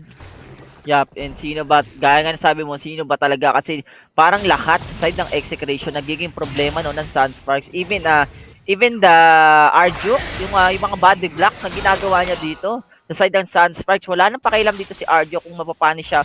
Basta makakuha siya ng 2 or 3 champion sa side ng Sunsparks. Meron kagad kasing mabilis na follow-up sa side ng Execution dito, Yuko. At yun yung maganda sa kanila. And look at the item ngayon, Yuko. Infinity and the Trinity Force para kay Aizen dito. We can say na meron ng damage siya, pero ito na, Arjo with a Durant. Walang co-connect doon, mga kaibigan, dahil gumamit dito si Fate ng kanyang body slam. And look at the objectives, Yuko, na ginagawa mismo ng Execration dito. Nakuha na nila yung second tower sa gitna. A lot of objectives going over sa Execration, pero Supremo medyo na-target dito ng Sunsparks. And tama naman talaga, Lee Sin ang dapat i-target. Kaso, by default, he's very slippery. And si Tonte ngayon, like, do you see that live? Do you see that Garen? As well as si Arjuk, nang mamama na lang sila. Thank you sa pro natin for putting this up. But the itemizations din, mga kaibigan, just going over sa side ng Execration. Yep, ang laki ng lamang ngayon dito ng Execration. Pagdating pa lang sa mga objectives na meron tayo, and makukuha na naman nila, Yuko, ang pangatlong dragon. 3 dragons na po ang nakuha ng Execration, and hindi lang yun, mabubuhay na rin yung BR natin at pupeso sa may bandang baba. Look at the Dragon Rage mula dito kay Supremo. Hextech Ultimatum, Explosive Gas para lang ma-disengage ang miyembro dito ng Execration. But Execration, meron po pala silang ibang punti na doon, Yuko. Walang iba kundi the second tower sa baba. Akala ng Sunsparks papadag sila, pero sabi nila, sige, gamitin natin yung ibang skills natin, except yung ultimate lang ni Supremo, yung nagamit doon. They really want to play this objectively muna, and that's smart. Kasi ito 30 minutes to. Yung kill score force in favor sa side ng Execration. You have to keep the death timers in check. Naku po! Ang mahal na Supremo ay nahuli, pero nandito si Arjuk with the Durant, Storm, and 5722. Wala siyang last breath. Hero entrance ay nandito na, mga kaibigan, pero nagamit na rin dito ni Supremo ang kanyang stasis para makasurvive. And the rest of Sunsparks, gusto nilang patayin yung Corki na may kasamang Corki, pero Execration with a good follow-up doon, Yuko. Goodness me, akala ko talaga yun na yan. Ba't nalimutan ng Sunsparks? Meron nga palang GA, pero wait pa nila pumasok dito si Arjuk. Mas may backlines lang. May natangan, tulad me enough. Habulin ba? Go Berting. Ang sakit ng Celestial. Mga kaibigan, natunaw dito ang manok sa side ng Sunsparks. Ang pantalpakan naging tinola, ladies and gentlemen. Ngayon, Execration They want to get the Baron dito. Pero this gonna be a 2v5. Ano ang gagawin ng dalawang miyembro? Sa side Forced ng Execration. And No. patay. And again, open Baron na yon for Execration. Walang choice yung Sunsparks but to go back. They were 2 champions down and the crucial ultimates cannot reach yung Baron lane. Wards being placed by Execration all over the map too. And masabi ko lang, advantages just keep on going over sa side ng Execration. Tignan mo, meron ng Rabadons, meron din Infinity Orb Sakit dito. na ng ano. Masakit na, men! Ang sakit na tol ng ano ng Lian ni Dene dito. And gaya nga nasabi natin, etong A-Soul dito ni Dene is more on the damage output na pwede niyang ibigay sa kalaban, and because of that, napapanish niya kaagad yung mga players ng Sunsparks, and look at that. That is a good thought mula dito kay Arjok but Stasis para dito kay 5722 para lang ma-dodge mismo yung taunt na pwedeng ibigay dito ng Execration. And there you go the surge. Napakalaking galaxy ang sinama dito ni Dedene, pero the damage torrent ay nandito. Wala na kagad siyang buhay dito mga kaibigan, and Sunsparks binutasan sila sa gitna at wala silang magagawa. Ladies and gentlemen, buhay na yung ating elder dito, Yuko. We are fighting dreamers ang ginawa ng Execration doon, and napakaganda naman. We saw, na-mention natin kung yung itemizations din. Masakit na dito si Tidene, and this is why you just don't let Execration have the upper hand sa early game. Honestly, medyo na pa question mark ako sa Garen pick kay Tonte. But, nakakatakot naman talaga yung Galaxy nito. But yeah, they're making it work, and abot game 5 yung Galaxy na yon, even though it's not much of a Galaxy because of the skin. But yeah, Execration, they can just apply pressure all over the map. They have the means to cancel the recalls then, just like that. Napatigil sa recall yung Sunsparks. Grabe, nakita mo yung yung Milky Way na dala dito ni Dedene. Sobrang laki, talagang isang lane. Yun talagang ina-abuse mo sa isang sa isang A-Soul na pag merong clash, all you have to do is mag-charge ka ng Milky Way mo. Then pag nakapasok ka dun sa clash nyo, for sure, pasok lahat ng kalaban doon. And buhay na mga kaibigan ng ating dragon. This is gonna be the Elder Dragon. Eto na ang Sunsparks. Mga kaibigan, Devil J will go for the teleport. Pero there go yung ating balcony. Sama pa yung ating package. Umikot-ikot dito si Parang Tonte. Kita mo naman yung Hex kung tumatong Supremo with a low HP. Oh no! And Tonte will secure the DR dito mga kaibigan. At isa na napapanish ang Sunsparks and Sid and Devil J. This is gonna be a 2v1 situation sa DR pit natin. And I think Sunsparks, eto na ang tadhana nila sa game number 2, Yuko. Oh no, ito na yun. Yes. Si Maze na lang ang natitira na champion sa base nila. Looks like they have no choice but to give this up. And yung prediction nga natin, despite the good draft, looks like we will be seeing a game number 3. Siyempre, patagalin naman natin ng experience before we close out the South Luzon qualifier. So, ito yung overview ko dyan. Lee Sin made things happen. He got the objectives and everything. Tapos sa latter parts ng mga Dragon and Baron takes, sinusubukan kunin ni Devil J. Even yung kanina, di ba? Before he took out the Elder Dragon, nag-hextech ultimatum siya, but the damage was just too much for him to bear, even though mag-pop yung passive dito ni Camille na adaptive defenses. Yeah, it just wasn't enough, and Aizen was also able to farm Saya. Dito yung minamention natin na hit and miss si Saya, but it's okay. May game 3 pa naman.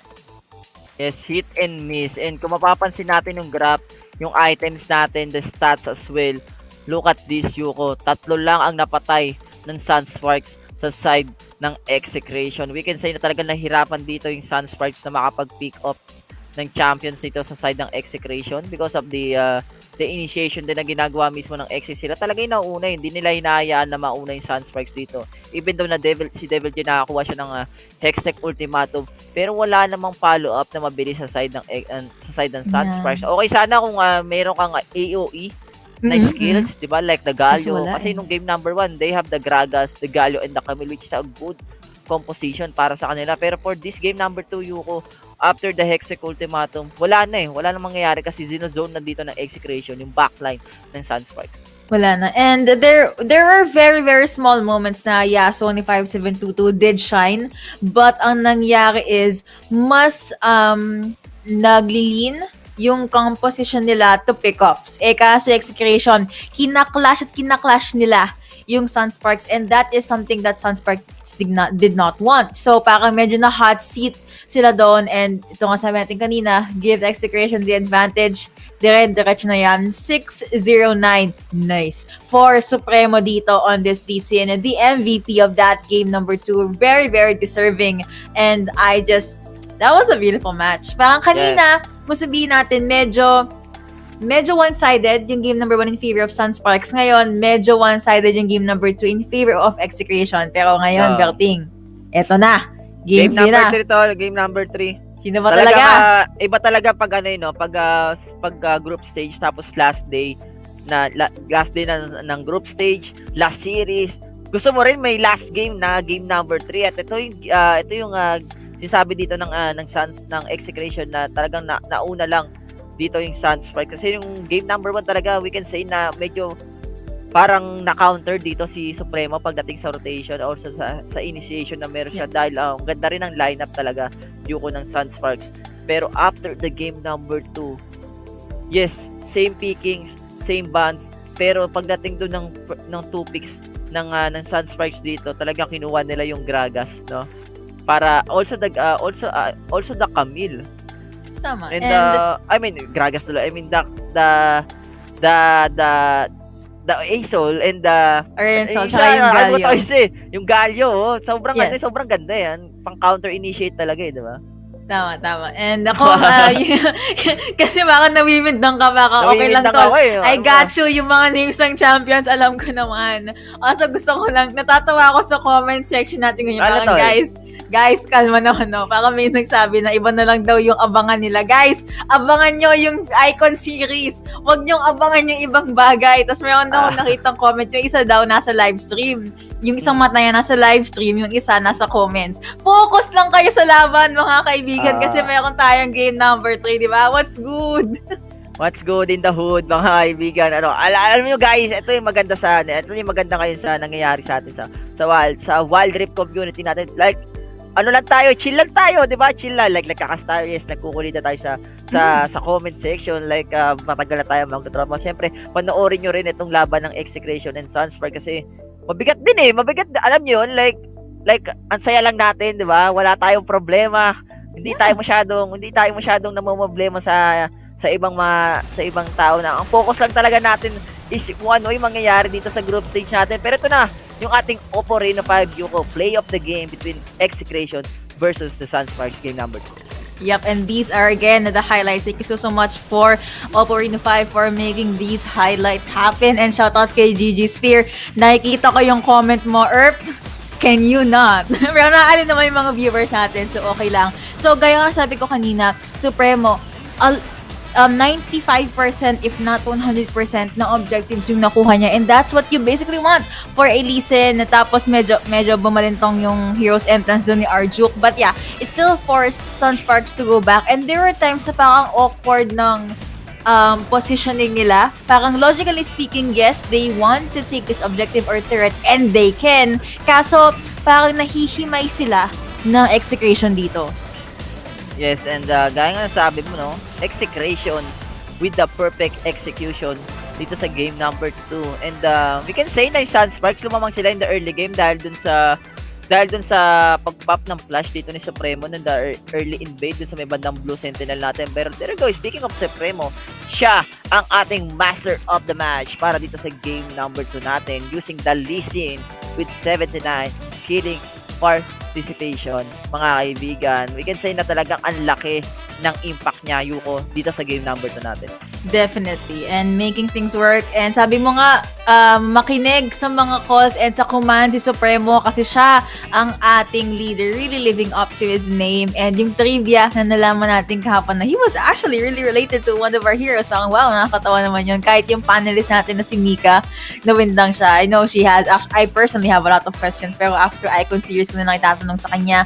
But yeah, it was just all about having better communication from Execration dito. And naman sabi ko na lang for game number 3, hindi ko masasabing reset to because I want to keep the best of 3 match or best of 3 rule in my head. So, medyo yung likod ng Sunsparks, their back is kind of drawn up to a wall, or it's on a wall, because Execration winning that game number 2 in a very strong manner. Parang yung momentum nasa side nila, and tingnan natin kung anong side yung pipili ng Execration. Kasi di ba nanalo yung Sunsparks kanina? I believe they chose the blues, the right side, if you're watching na nakakap yung mukha nyo sa PC or phone, para magawa yung plays or yung mind games na they did in game number 1. However, gaya nga ng sinuggest ko, before Execration jumps into game number 2, kumuha ng either Gragas or Galio. They picked up Galio. Arjuk was amazing in that Galio, and yung surprise champion na si Orion Sol, just really good, man. Yep, and alam mo, ano lang talagang unahan lang doon sa mga champions na merong pang follow-up, sa mga initiator champions like the Camille. Pag na-partneran mo talaga yung Camille, ang laking ambag sa inyo. Like, after the Camille, you will pick the Galio. Parang perfect na agad yung pang frontline nyo eh. Yeah. Diba? And if ever na ma-pick mo yung Galio, you can say na pwede mo pang i-mind games yung kalaban kasi hindi mo alam kung sa balilaning yan, kung support ba, Baron ba, or mid lane. And we can say na parang agawan din ng Galio, or baka pwede na nating sabihin guys na magkaroon na tayo ng ibang ban dito sa game number 3 natin. Hindi na siguro natin makikita yung Kaisa ban or yung Ari ban, di ba? Or Diana ban. Baka iba na lang talaga nila dito yung mga malaking impact. Pero syempre yung Diana, I think hindi naman makakalabas yan sa picking sa still mababad pa rin yan. I feel like Akali won't be seeing the light of day as well. Sunsparks, they need to let Ari go. Alam kong masakit si Dene on that champion, and his charms can just, work wonders. But as obvious as it sounds, you just need to dodge it. Kailangan mo lang i-dodge yung charm, and she will not be able to land her combos, or pwede she's forced to use her Spirit Rush para makapag-mamba out. And yeah, ito po yung mga bans and picks in order, mga kaibigan. And gaya nga sabi ko, I'm so sorry I doubted yung mga supporters dyan, yung mga hashtag Exeshop. I'm sorry I doubted the first pick Lee Sin. Ngayon, this game number 2, nakita ko na deserve talaga na maging priority ang Lee Sin for their Supremo. Yep, and Supremo dito, just doing his things, like talagang ito yung reason ng Execration kung bakit mo ipa-priority pick yung Lee Sin niya kasi siya nga si Supremo ano ba, Andres Bonifacio nga, di ba? And ang walang nakakata sa utos ni Supremo kundi siya lang. Literally siya lang. Siya lang, di ba? Parang siya kaya parang siya ka ang di ko alam kung siya yung captain ng Execration. Wala akong idea kung sino ba yung captain niya, pero we can say na one of the best shout callers siguro na if ever na pipick ka ng gusto mo maging shout caller, siguro yung jungle kasi siya yung nakakaalam kung sino ba yung mas magandang i-punish dito, no? And nakita natin yung game number 2, talagang gaganda ng mga sipa dito ni Supremo. Talagang sanay siyang manadjak ng mga tao dito sa laban natin. Sanay na sumipa ng mga champions saka ng mga tao no? May times na nakaka-cancel yung mga sipa niya, but it's okay. Nakakapag-follow up din ng good execution. And ito nga, yung sinabing win condition ni Otolus way back series number 1. Kailangan yung Execration, they need to include Supremo in their fights, in their circle, in their talks. So, hopefully makita ulit natin yung sa game number 3, but I really want Sunsparks to still hold the aggression and the mind games and yung decision making that they had in game number 1. So, yung mga part po ng hashtag nice one baby na hashtag natin, don't worry, just keep that hashtag rolling, and nakakaaliw si Madam Abby. Just go lang, spread good vibes sa comment section. And yeah, can't wait to enter game number 3. I won't be surprised if Gragas gets banned, but sana hindi. But if ever ma-ban din naman si Camille, that's a possibility. Tapos magiging agawan na lang to si Camille, no? Brom. Grabe yung Camille talaga, guys. Camille. Alam nyo, ito guys, si Camille talagang nag-trending to si Camille And kung alam niyo yun, nag-trending to si Camille, pero pati dito sa Wild Rift, trending din siya talagang. Siya yung pag-open siya dito sa picking sa atin, talagang priority pick itong Camille natin. And we can say na sobrang laki ng ambag niya talaga sa team fight dahil nalalak niya yung isang champion. And isa sa mga target niya dito is yung mga champion na malaking impact like the ADC or yung mga assassin dito or the mid lane. And talagang papartner mo na lang ng follow-up champion Galio or yung mga AOE AoE skills like the lock, di ba? Featherstorm. Pero nakita kasi natin yung Featherstorm dito ng Sunsparks or ni Seth na parang counter-initiate niya na lang pag ginawa siya dito, mag-Featherstorm siya para magkaroon ng time na makapag-reposition siya dito. Pero after makababa dito ng manok or ni Saya, patay na yung mga teammates niya. So siguro yun lang yung nangyayari talaga. And gaya nga sabi natin, comfort champion, no?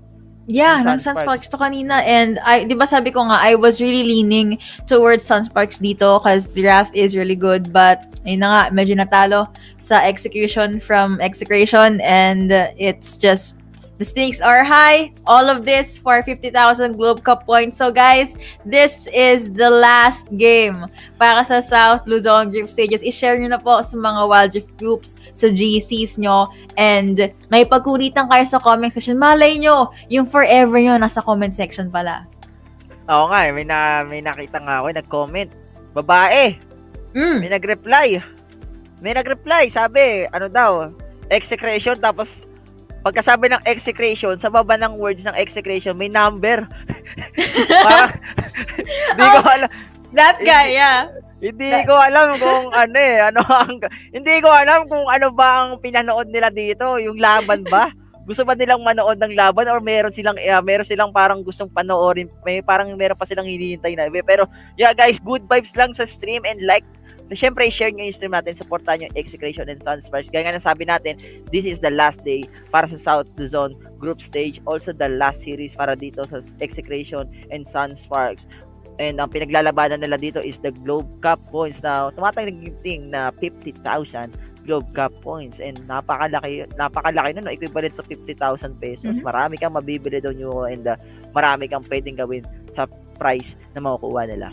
Definitely. And yeah, just playing Wild Rift, meron ka din makukuha ng cash, and this really shows how much esports has developed here in the Philippines. And nakakatuwa na from yung mga early days natin na konting share lang while we're waiting for game number 3. Yung mga talent fee natin na 300 a day lang. Nabutan mo ba yung mga ganon? 300 a day lang, 500 a day a cast, tapos buong araw yon. Tapos bumabiyahe ka pa. It's super, super fun. #passion talaga nun.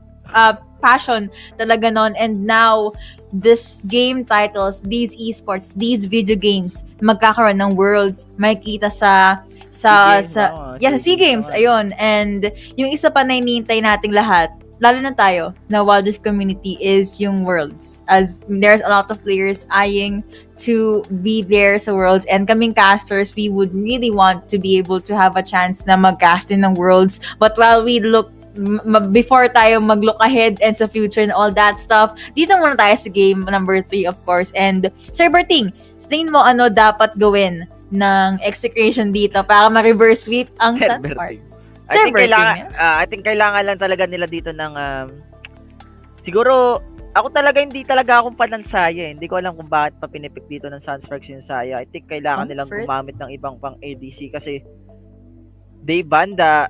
Kung di ako nagkakamali, for this game number 3, Sunsparks will be the first pick, no? Pwede nila. Yes, most likely. Pag sinabi ng X na gusto nilang if ever na first pick dito on Sunspark or first 2 picks, feeling ko kailangan nilang magbigay ng isa champion sa side ng Execration, and we can say na Supremo will still pick the Lizard dito dahil lagi na napipick yun ng Execration, first pick nga, priority na doon. And the Sunsparks, kailangan nilang i-secure siguro yung core key dito. Unlike the Saya na walang masyadong impact parang kailangan mo pa hintayin talaga yung power spike ng isang Saya pagdating sa Clash. And we know naman kasi yung Wild Rift, no? 4 minutes pa lang kasi nagkakaroon na tayo ng Clash. Actually, hindi lang 4 minutes, 1 minute. Paglabas parang ng Scuttler, meron na kagad tayong Clash. So, kailangan mo ng champions na talagang in the early game pa lang, pwede nang pumalag, which is yung mga Draven, yung mga Kai'Sa, and I think Saya is one of the champions na parang late gamer. Late gamer dito. Mas okay pa nga yung Ezreal sa kanya kasi meron siyang mga mystic shot di ba? So, at least pwede mag-steal ng Scuttler if ever. Tsaka pwede kang pwede kang mag-poke dun sa kalaban mo. And meron kaming highlight kahapon na yung Liab versus Sunsparks. Medyo free Kaisa yon for Sunsparks since Liab so far does not run that Kaisa composition, pero ngayon mukhang agawan ng Kaisa ang mangyayari. If ever they do plan to open, I believe they really should open it though, kasi masyadong madaming I wouldn't say OP, but madaming mas efficient and effective na champions yung na-open. At least pag Kaisa, you still have the option to try and take her down, try and shut her down, tapos to the point na walang magagawa yung support kundi mag-shield lang, mag-sustain lang, and yeah, that's one of the things na Execration or Sunsparks can do.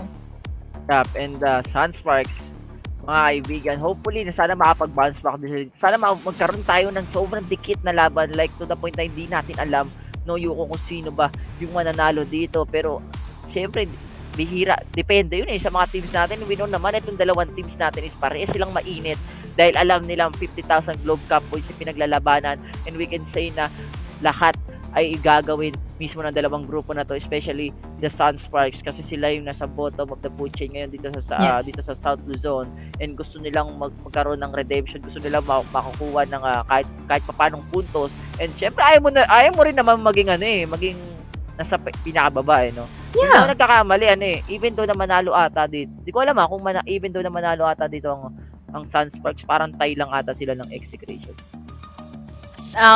Wait. I'm remembering the scores. I think yes, tie lang sila. We'll see that after ng last series since mag-update naman yung panelists natin. But yeah, ang pinaka make or break kasi na series kahapon is yung Sunsparks versus yeah, Sunsparks versus Omega, if I'm not mistaken. If ever ma-2-0 ng Sunsparks or basta manalo sila sa series na yon, may chance pa sila to have a tiebreaker against Liyab, which is yung ating second placer na team for this tournament. But apparently, Omega just being Omega, really living up to that OMG and their surprise factor, they were able to still bag that series. And gaya nga nasabi din ng panelists, this is just the battle for the Globe Cup points, but it's still okay. Kasi seeing these players play sa Icon Series, seeing their fan base grow, and seeing them just show off their skills, worth it na yon. And I'm really looking forward to what they will have in store sa malay mo, diba? Fall season sila ulit, or what if may bagong players na. A lot can happen before we jump into the fall season. Yep, and nagsisimula pa lang kasi tayo, Yuko, no? Like, kumbaga sa libro, nasa unang pahina pa lang tayo ng Wild Rift professional scene. Marami pang pwedeng mangyari, gaya nga nasabi mo, merong worlds, merong other international tournaments, and as of now, more on online tournaments pa lang tayo. Paano pa kaya pag nagkaroon tayo ng mga LAN tournaments doon mo makikita kung gaano karaming tao ang gustong manood ng mga ganitong klaseng tournament. And as of now, this Icon Series, mga kaibigan, kahit online pa lang, di ba, marami na nanonood. And paano pa kaya kung magkaroon tayo ng like the playoffs, o magkaroon tayo ng mga LAN tournaments or the finals, we can say na talagang maraming players or maraming viewers ang gustong pumunta doon, and gusto nila talagang makita kung ano ba yung tension pagdating sa mga LAN tournament. Kasi pag nasa gitna, pag nasa stage ka kasi yung nakakaba lalo na pag iba yun. Iba yun kasi iba yun kasi ako naramdaman ko yun yung nasa stage din ako na naglalaro. Pero ito na mga kaibigan, the Execration versus the Sunsparks, game number 3, ang huling laro para dito sa group stage natin sa South Luzon. Execration, hindi na natin papalapas ito, they will ban the Diana mismo ni 5722. Sunsparks ngayon Yuko, tatanggalan naman nila ulit yung Akali, but Dedenne champion again, yung Ari. Mga kaibigan, si Gumiho pa rin talaga. Consistent si Gumiho na ayaw nila ipalaro sa Execration. I guess they just really don't want to think about those charms. And ito tingnan natin kung Kaisa pa rin to. Because it worked for them ng game number 1. I didn't work well for game number 2. But tingnan natin kung mayroong adjustment. Kasi pwede namang kunin ng Sunsparks to. But looks like nope. We're still gonna stick with that Kaisa ban. So pwedeng leasin ulit. If you want. Same ban, same pick again. I think hindi na magtataka kung leasing yan. Yes, leasing to. Gragas Sunsparks, they will get for the Camille or the Gragas, or baka pwede silang mag-Camille. Gragas Galio pwede din. Kaya Camille Gragas or Camille Galio. Pero mas okay ako sa Camille Galio Camille Galio, yeah. Kasi yun yung isa mga pinakakailangan mo to initiate. But Gragas will be picked. We can say na okay rin yung Gragas dahil this champion is a versatile champion. Pwede siya maging tank, pwede siyang mag-counter-initiate dito. Especially merong decent dito yung Execration. And Execration dito, hindi nagpapaligoy-ligo to. Kukunin na kagad nila yung Galio. And we can say, same lang to nung game number 2. Yuko, they will get the Corki. Brom and Saya ba again ulit to sa Sunsparks or pipick na sila ng ibang champions? Or baka naman pwede sila mag-Oriana. Yuko, pagdating mismo sa Dragon Lane. And Brom will be picked. Pwede naman. But tingnan natin kung yun ang kukunin ng Sunsparks. Brom being hovered right there. Galio and Corki, very deadly combo kanina sa game number 2. Lagi sila maging ADC. Well, they should get a mid laner at least. Ziggs is open, okay? I'm gonna throw it out there. But Yasuo open pa din. Oh, nice! Okay. Nice! Okay, Oriensol, nice one! Mukhang mahirap ka kanina. Pwede kang dito ka sa pwede amin. kang mag-Oriana. Dedenne is one of the players na gumagamit ng Oriana, and we know naman yung Oriana is one of the champions sa pwedeng pang-counter sa isang ASOL dahil yung range ng Oriana dito is hindi ka aabutin ng selection expansion ng ASOL, and that is a good pick for the side of Execration. Tignan natin kung ano pipipick nila, but no, a Galio mid lane and a Rakan support. This is the first time, mga kaibigan, na makikita natin ang isang Rakan and Sunsparks. Wala na silang choice. Ezreal nga talaga ang kinuha. Na-realize na nila na, tama si Kuya Berts, medyo mabagal nga yung Saya dito sa early game, and alam naman natin ng Wild Rift 1 minute pa lang meron ng clash, so try natin pumick dito ng champions na merong impact agad dito early game, and that will be the S.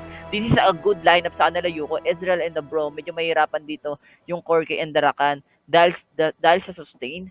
Also dun sa damage siya pwedeng ibigay mismo ng S and the Bro. Pero ang lamang naman dito ng Execration is the initiation na meron sila using the quickness and the grand entrance na meron, di ba? Yep, that's true. And as well as yung pag meron na nakuha si Rakan dito, takbo men. Kasi you have to expect na mag-judgment si Garen mapunta sa'yo or mag-heroes entrance naman si Garen. That's a lot of AoE CCs and meron din silang single target. So overall, kung usapang catch, mas madami ang mahuhuli or mabibihag na puso ng Execration dito. Wag lang ang baby girls ng ating Sunsparks players, of course. Yep, and ito na mga kaibigan ng ating mga laning para dito sa magkabilang grupo natin, 5-7-2-2 against Dedenne. Sa gitna natin, that would be the Galio and the ASOL. We can say na medyo lamang, I think, yung Galio dito because of the poke na pwede niyang ibigay. Meron siyang taunt, meron siyang untog, meron siyang wind of gas, lahat and everything. Samantalang ASOL dito, I think ang gagawin lang dito mismo ni 5-7-2-2 Yuko is i-clear waves niya lang yung mga minions, then maghintay siya ng mga pick-ups sa ibang lanes. What? Okay. That was okay. I'm just like, I did not see that. Parang nakakapanibago lang na pumunta ka somewhere tapos nag-teleport ka, well, not TP, nag-recall ka sa base nyo, but that's okay. Wala nakakita noon. Yeah, Supremo just holding his ground here at the earlier part of the map. Ikot-ikot lang. Tignan natin kung makakapag-steal siya.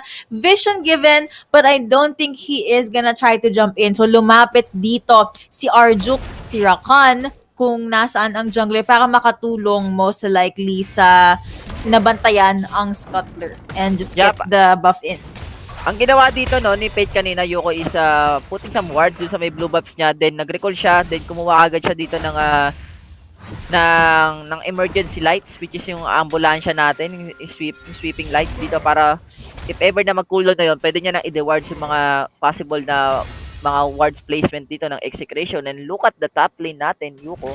Medyo napapanish ang ating Galio laban sa ating Gragas because of the kunat factor din talaga ng isang Gragas. And as of now, it's gonna be a 2v2 situation sa may bandang gitna natin. There go, yung ating surge mula dito kay 5722. Ang bilis talaga nila mag-clear waves, Yuko, dito sa mid lane natin. Mabilis indeed ang wave clear nila, honestly, and yun ang pinupush ng team nila, just making sure na hindi makakuha ng minions, EXP, gold. Medyo kinabahan, medyo nahulog yung puso ko para kay Ezreal doon kasi akala ko itutuloy ni Tonte yung aggression niya. But yeah, able to go with the last hits and sets, just making his way sa may minions dito para ma-pressure lang si Garen kasi nagbabox in yung Sunsparks sa may Dragon Lane dito. Tayo mga kaibigan, huli ka. Saka pupunta Diego. Execration dito, Tonte. Para siyang lumabas ng bahay niya at wala siyang quarantine pass. Inubos ng Sunsparks. That is a 3v1 under the torrent, Yuko. I honestly did not expect that. But we saw it coming. They were able to pull it off. Pag wala ka na talaga magagawa, dasal na lang. Uy, nakapag-flash si Devil J dito. Walang mana dito si Devil J. And he will punish as well. Pero Eto Dedenay, na! merong ignite, mabubuhay pa ba yung ating bato? Yes, makakasurvive pa ba dito si Dedenay? Pero yung ibang miyembro ngayon dito ng Sunsparks, medyo delikado. And as of now, that's a 1-1 exchange, no? Favor pa rin ng walang player. Walang team. Parehas lamang, Yuko. Paras naman indeed. This is the 2-minute mark, almost 3 minutes in. But yeah, one advantage that they have is na wala nga si Tonte kanina. But gusto ko nga i-highlight yung sabi mo na wala ngang mana si Devil J. So maganda yung rotate and information na binibigyan na Execration para sa kanilang jungler dito. Lee of course, we are aware, early game power, early game strike, and just being able to get all that objectives in. Kasi yung game number 2 na highlight natin to kanina pa, time and time again, up until matapos ang mundong to. They won because Lee Sin was able to snowball. So Devil J, he needs to play this a tad bit more conservatively. Pero kasi mas meron ng, yung draft ng Sunsparks ngayon, more AOEs compared to they had in game number 2. Still, of course, banning that Ari as a respect. Itemizations for Gragas is here. Wala siya ignite as well as that flash. Walang flash, sabi ng Execration. They know. Ito na ang galawan ng Execration. Inubos na kagad ng minions ng Exe. Pero kita mo naman, the grand entrance. Ladies and gentlemen, wala bang quickness sa kasama? Ayun na yung quickness doon. At mabilis din na nawala si Devil J. And the true shot barrage sa may bandang baba. Just trying to survive or trying to put some damage sa ibang member ng Execration. Yuko, ano ang nangyari doon? Pero Hextech ultimatum mula kay Pet. Supremo ay nagulat. The grand entrance mula kay Archuk. Just trying to save his solid comrade. And Supremo with the Sonic Wave. What a game para sa kanila doon. Yung ating manok. Buhay pa ba?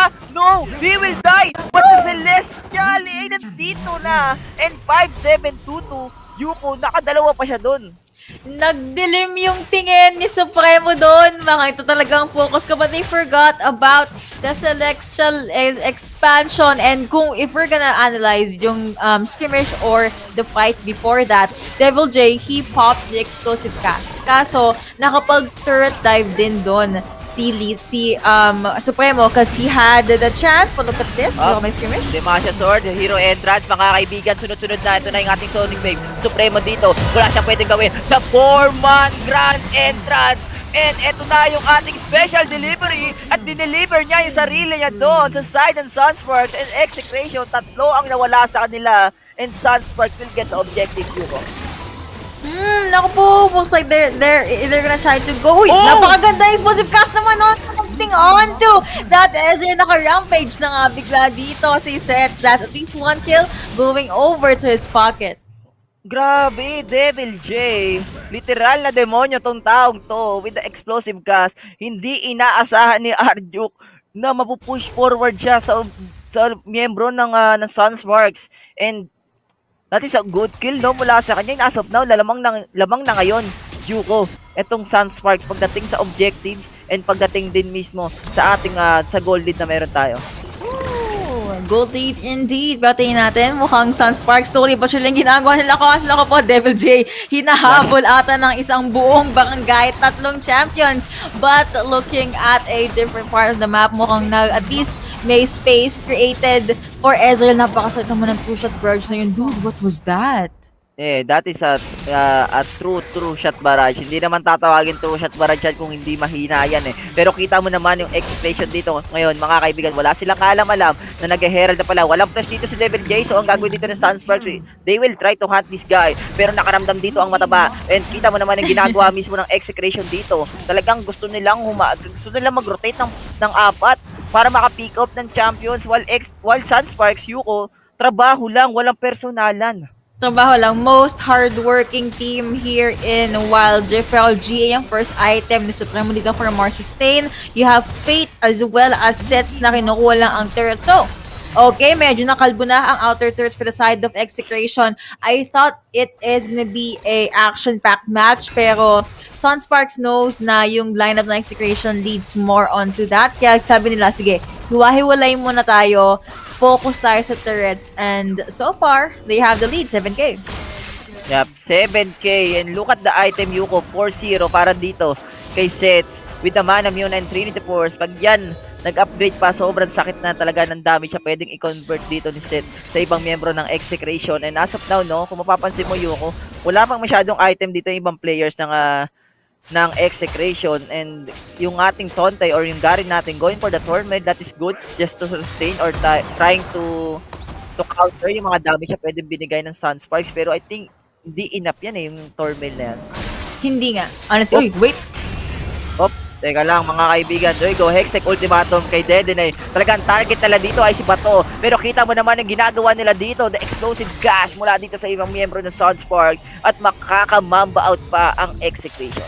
Nakapag-mamba out indeed. At least they have the... Kaso akala ko talaga win na yun for Sunsparks. Si opening na sana nila yon. Kasi if one champion is down kasama na Execration, we could see na nag-rotate over si Sets tsaka si 572 dito sa mid lane. They could have taken a turret or at least, well, kunin na lang yung next na lalabas na dragon dito, which is gonna be up in 27 seconds. Itemization po, mga kaibigan. Corky already having that Triforce and... Yeah. Mag-Yomos ata yung Camille. Yomos or Dash Blade. Hindi ko alam kung anong item ang bubuhay nito ni Fate. And I think Yomos para dun sa movement speed niya. Pero as of now, no, Yuko, mapapansin mo, Execration with the trade torrent sa may bandang taas. But Sunsparks ngayon dito, pinupwestuhan na kaagad Yuko ni Fate yung DR natin kasi alam nilang yung dalawang miyembro ng Execration ay nasa taas at gustong kumuha ng torre dito. Samantalang si Devil J, ganun din ang gusto niyang gawin. Do you think worth it to? Dragon, tapos in exchange of one turret. Kasi akala ko makukuha ni Devil J yung turret sa baba, but Execration went to his side. So do you think that's worth it? Yup. I think it's okay lang naman, it's worth it rin naman kasi lamang pa rin naman dito yung Execration. Kumbaga ang Sunsparks, kumbaga ang ginawa lang dito ng Sunsparks is makipagtay lang sila kasi nabasagan na kagad sila ng second tower dun sa may bandang taas natin. And kung mapapansin mo, even though na mabasag ng Execration etong second tower dun mismo sa taas, Sunsparks still have the upper hand dahil open na open mismo yung bandang baba nila and anytime pwede nilang puntahan yan. And as of now, Execration dito, Yuko, kung mapapansin natin, hindi sila masyadong nag-overcommit dito sa mid lane dahil alam nilang anytime pwede silang i-punish ng Sunsparks. Kaya, actually, hiwa-hiwalay sila. And in my mind, parang, uy, mag-ano naman kayo? Mag 5v5 naman kayo. Pero I guess I just really want to play this out quietly. And ito, so walang sabihin if we're gonna compare the two ADCs, pero okay, looks like what is analysis, Yuko? Kumalma ka dyan. Baron is up, may mga sa stand back. Ano yun? Oh, napakalaki naman nun, Kuya Eddie, pero Hextech Ultimatum sa isang manok, patay dito ang isa, at ito na yung ating Sunsparks. Dedene with a good zone, pero nag-flash in pa si Panic Fate, pero kita mo naman si Supremo dito with a Dragon Blade. Boys is what is there, it will connect sa isa, pero Supremo with a GA, with a Guardian Angel, and I think even the Guardian Angel, hindi sila masasagip doon, dahil Sunspark ngayon, Yuko, gusto na nabalabas tapusin to, pero may heron pa tayo, mga kaibigan. Yep, and that is gonna be it. Sunsparks na po, nakalbo na nila ang mid lane dito ng Execration. It started when nagpanic tayo dun sa yung sa ginawa ni 5722, napakalaking galaxy, binabato sa mukha mo, ibang klaseng sense stars, and yung mga Arcane Shift, Essence Flux, as well as yung Mystic Shot dito ni Seth. Safe to say na this Ezreal is already online. I mean, Bork, Triforce, guys, masakit na yan. Nakikita mo yung mga tabas ng items na yan, tinutusok na yung mga kalaban. Nag-Yomos nga talaga dito si Fate para mas mabilis siyang makahabol dito, which is a good one, pero I think kailangan niya ng GA dito para pasok na lang din siya ng pasok dito sa side ng Execration. Pero as of now, no, Yuko, Sunsparks ngayon, mga kaibigan, they have the upper hand. Nakuha na nila yung third tower dito sa may bandang gitna at gusto nilang i-set up dito yung Execration. Si Tontay, walang kaalam-alam na merong tao sa damo. Huli ka, Diego! Pero Arjuk, nakita mo yung damage na binigay mismo? Sakit! Ni Sets, kumalahati yung buhay ni Arjuk. He's forced to go back at this point. So that's gonna be 4-5 seconds na walang support, walang charm, walang grand entrance yung Execration dito. And Sunsparks, they saw that opening. Kuha na agad ng Baron. Nako po, nagpower din ng true shot barrage. And wow, they were able to get that. They can go with the engage now. Grabe si 572 dito. Tonte, umikot-ikot na parang Sarah Geronimo. At mali ata ng pinasukan na liga dito dahil Zedene will fall down as well. And 2 core players sa side ng Execration ay wala na dito ngayon sa game number 3 and Sunsparks. Mga kaibigan, this is the moment. 5722, here comes the Galaxy Exec Ultima to win the stages, and I think yung Corgi, patay kasama ang Corgi, and kita nyo naman ang Sunsparks getting the game number 3. They will get the 50,000 Globe Cup points para dito sa huling araw ng South Luzon Group Stage, Yuko. GG's! And yung mga hashtag nice one baby, kung gusto nyo nang i-comment dyan ngayon, comment it now because Sunsparks was able to win that one. Okay, so, ang overview ko sa game na yan, if hindi natin himayin yung mga nangyari is, mas tahimik or mas slow-paced yung match kasi Sunsparks, they took this one fight at a time.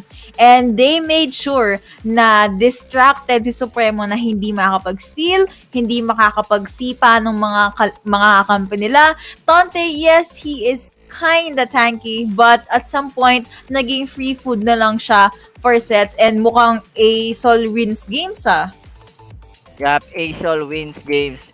Para dito sa series natin, mga kaibigan, they deserve to get that win. Ladies and gentlemen, Yuko, ibang klase ang pinakita ng dalawang grupo natin, pero ang nanaig doon ay Sunsparks. Even though na nagkaroon sila ng struggle in the game number 2, talagang nagkaroon sila ng reason kung paano sila makapag-adjust. And we didn't expect na kukunin ng Sunsparks yung Asol para doon sa game number 3 Ako din. Actually, parang sinabi natin na may Ziggs pa, tapos pwede pa mag-Oriana, even though that was for the Dene. But yeah, a lot of mid laners open, but all real yun. Sol lang pala ni 5722 ang sagot dito. 15k damage, 4 sets, able to just eliminate yung frontliners dito ng Execration. And ang laking tulong din sana dapat nung GA ni Supremo since whenever he jumps in, pangalawang buhay na.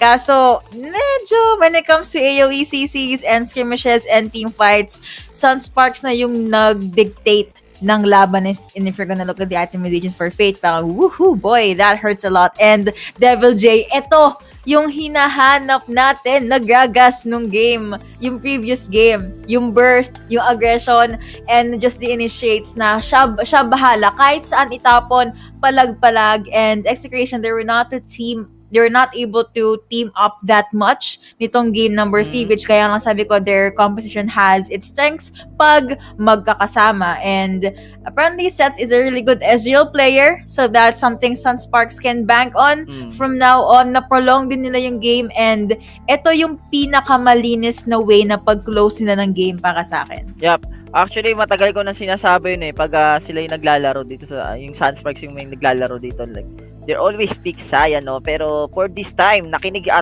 ata ako dito ng Sunsparks. Parang sabi dito sa Sunsparks, tama ata si Boss Bird try natin yung Ezreal. Ayun, di ba? Kasi ang Wild Rift kasi guys, ang Wild Rift kasi hindi mo siya pwedeng consider as like a League of Legends PC kasi in League of Legends PC kasi in the early game more on the farming Parang may time ka para makapagpahinga or makahinga sa mga clash. Sa Wild Rift kasi 1 minute pa lang, 'di ba, may crash na kagad. So ang kailangan mo talagang i-pick na ADC is or yung mga champion is may tulong kagad in the early game. Hindi yung mga champions na hintay mo pa yung power spike, 'di ba? Like the Saya. Kasi, yes, Saya kasi is one of a good champion din. Pero in the early game kasi hindi siya ganoon ka-efficient, hindi siya yung champion na talagang ang laki ng tulong mismo sa clash in the early game. Pero ito na ang ating Oppo Reno 5 play of the game, Yuko, between Execration versus the Sunsparks. Game number 3 and Sunsparks get that series. Yep, that is true. And yung mga, the fights that just kept us at the edge of our seats. Ito na po yun. Thank you so much, Operino 5, for making this possible. Gusto ko yung ginawa ng Sunsparks dito eh. Execration, they're forced to keep their eyes on the turret kasi winawasak na ng Rift Herald. Pero at the same time, may someone sa side na parang, huy, kailangan pakalmahin natin yung pasok ng kalaban na to. Oh my God. Ako talaga, Yux, wala talaga akong masabi dun kay 5722. Nakita mo yung mga Celestial, also the Galaxy na binibigay niya sa clash natin. Yun yung klaseng ace lang gusto natin makita. And there you go, our master of the match. Para dito sa game number 3 natin, walang iba kundi si Sets using the Ezreal with 1,245 damage per minute. Ang nice baby na sinusuportahan, no? Di ko daw nagkakamali, may sabi sa comment section natin. Grabe. Natawa nga ako kahit yung viewers natin, parang supportive na. So, yung mga nandyan, nagipagkulitan sa comments, thank you so much. Kasi kahit kami ni Belting, naaliw kami sa mga pinaggagawa nyo sa comment section. You guys are part of this Icon series and we couldn't have asked for better viewers. But again, master of the match, you have Setsi, Lods Paul, Adrian. Siya po ang hi-highlight natin nung game number 3. Yung free din naman kasi sa sides and yung mga mystic shot, yung mga one row damage na pag kumonek, mapapaaray talaga si Arjuk nga, di ba? Yung Rakan na paaray ng Ezreal na to. Yep, and Ezreal, yes. Sobrang laki ng impact dito ni Set sa game number 3 natin. Tignan mo kahit nasa baba siya, magtuturo shot barrage lang siya sa kabilang lanes. Yeah, pag tumama yon, sobrang laking ambag na kagad nakita natin kay Supremo, tumama kalahati kagad ng buhay, di ba? And we can say na talagang in the early game pa lang dito ni Set, nakuha niya na kagad yung momentum ng game eh. And to the point na nagkaroon siya ng free time, nakapag-free hit sa mga clash, and nakakuha siya ng mga free farm as well, and ang bilis din ng itemization niya dito. And with the mana mune, also the 3T force, we can say na dun pa lang sa 2 item course ng Ezreal natin, we can say na sobrang online na kagad siya dahil all you have to do is poke lang naman, ganun naman i-shot mo lang naman, tapos blink out, diba? Flash out or barrier as well. Bahala na yung mga teammates mong pumotekta sa'yo. Yes, and of course, last remark doon kay Ezreal, lagi siyang umiiwas sa gulo. Yung typical ADC na kalmado lang. Yun talaga, no? Kung nasan yung ADC combo na Execration, nasa opposite lane siya. It came to a point na na-highlight ko to, mag-isa siya sa Baron lane. Baka nagpa-farm lang, sige, bahala lang kayo dyan. And pagkapasok ng late game, it's time. Yun na, and it translated to the win. Yeah, and it is what it is. Mga kaibigan, Yuko, that is our last series para dito sa South Luzon group stage between Sunsparks versus the Execration and Sunsparks.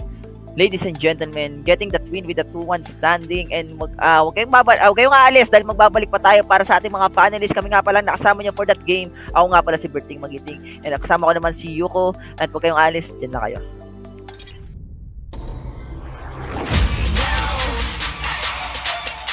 Why don't you watch me do my thing?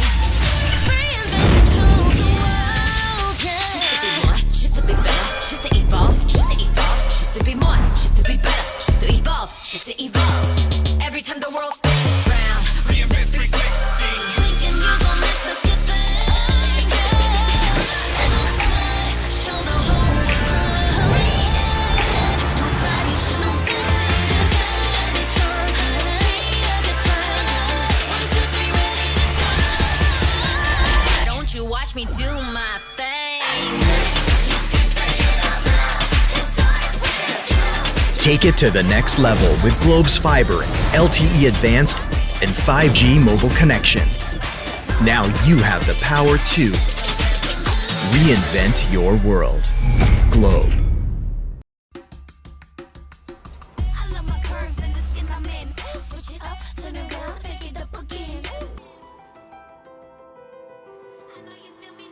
Keep up on me, come on, let's keep winning till the world stops spinning. Come on, now let's get it. I'ma keep winning till the world stops spinning.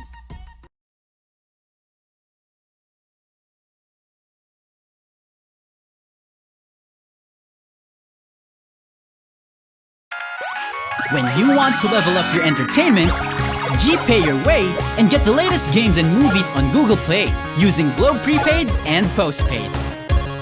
Add payment method on Google Play. Enable payment through Globe Prepaid and Postpaid and confirm. No credit card needed. Simpleng-simpleng steps para tuloy-tuloy ang purchases at downloads sa Google Play. Your safe one-stop shop for apps, games, music, and movies on your Android device. Use Google Play now through Globe Prepaid and Postpaid para level up ang entertainment. Also available in TM. Sekreto ng mga gwapong Master Gamer? Para fresh all day, bring your clay game with Master. New Master All-in-One Clay Wash. Fights germs, controls oil up to 12 hours, and helps prevent pimples. New Master All-in-One Clay Wash. Sekreto ng mga gwapo.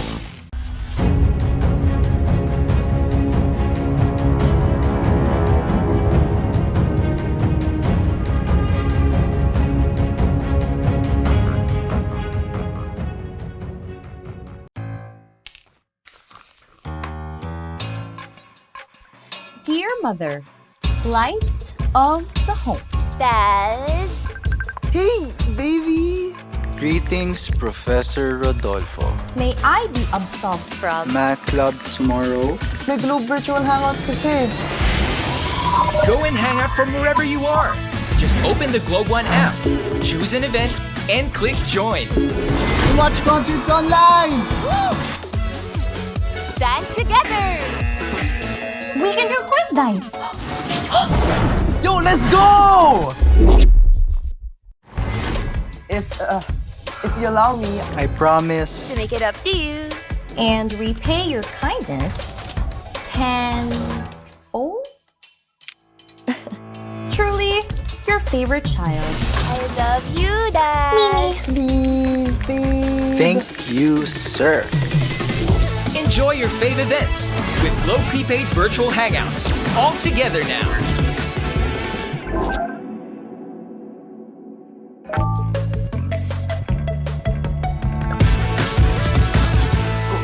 Yes! Want to show some love to your fave streamer in Facebook Gaming? Show your support by giving them stars and virtual gifts so they can continue their passion for gaming and streaming. Purchase stars to give your streamers on Facebook through Globe Prepaid and Postpaid. Tap Get Stars to purchase additional stars. Select the pack of stars you would like to buy. Pay through Globe Prepaid and Postpaid. Now, you can start sending not just stars, but also virtual gifts as you watch different streamers of various games. Purchase stars on Facebook through Globe Prepaid and Postpaid. Also available in TM.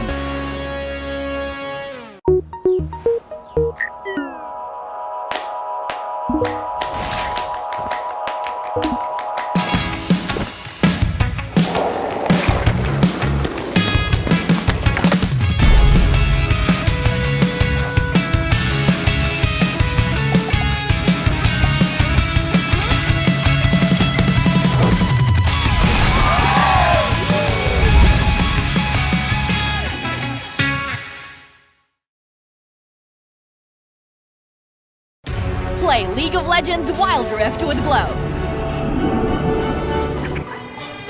Oh no, our spot's closed? No prob. With Go 50, you can play anywhere. Wow!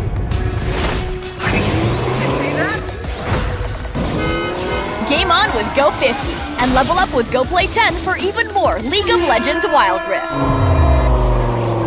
See ya! Until we reach it, all you need to know is that we're holding on. We rise up from the dust and clear my throat.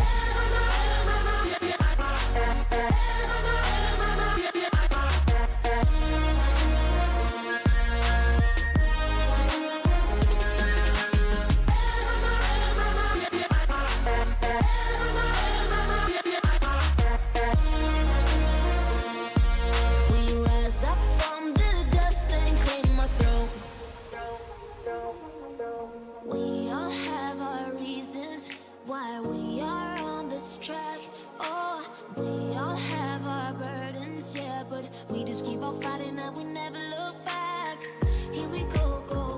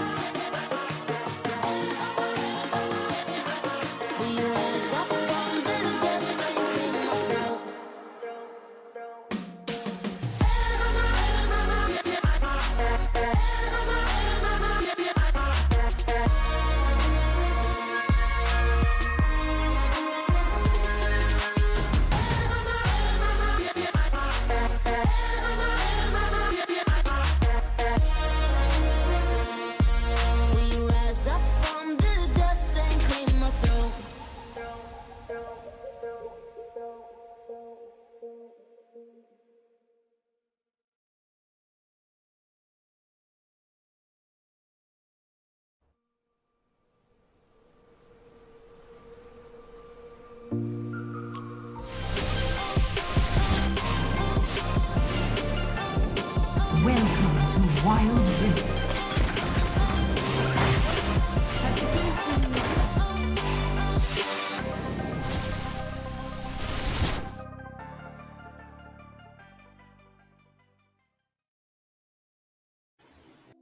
Hey, Sunsparks proving our theory wrong that they didn't just need the sun or they didn't only need the sun. They can do it just fine at night as well. They take the last series of the day of the South Luzon group stages 2-1 against Execration and 50,000 more Globe Cup points to add to their winnings. Let's check out the series highlights from that match. And Autolus, let me know your thoughts.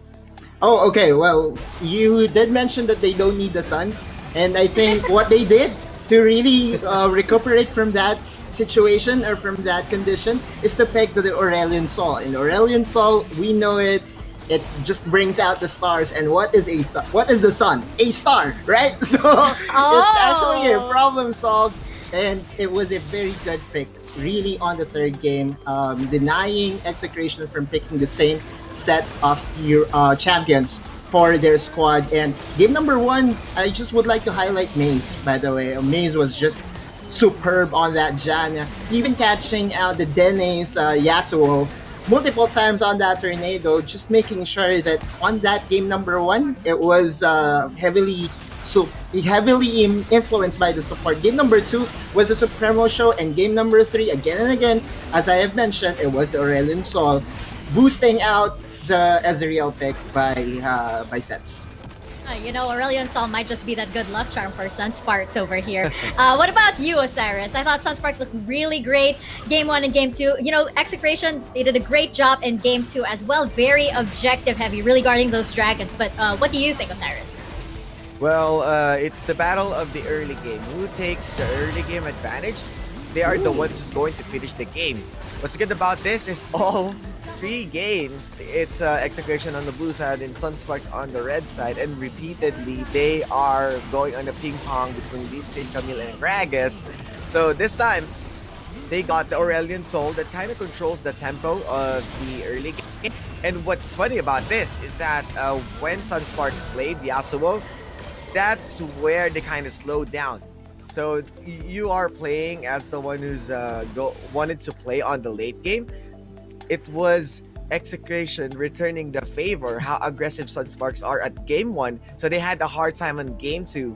And at game three, it was Aurelion Sol stepping up the game. Ezreal early item pickups, and it was kill all the way for Sunsparks to deliver.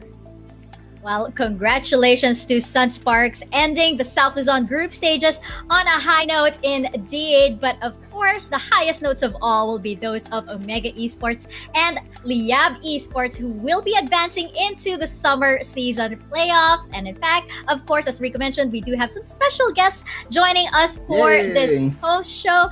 Let us welcome first Morai, the boy of Liyab Esports over here to join us. Hello. Welcome to the post show. Hi. Hello, Morai, the boy. Hello. So I have one question for you really quickly to open this up. What are you guys doing to celebrate? Siguro gagamitin namin yung break time namin para ma-relax din yung sarili namin, yung vibes ng team. And siguro more on ganun. Then after a week, back to practice ulit. Well, you guys really do deserve that vacation, that nice, rest and relaxation after all of your hard work here at the South Luzon group stages. Autolus, what about you?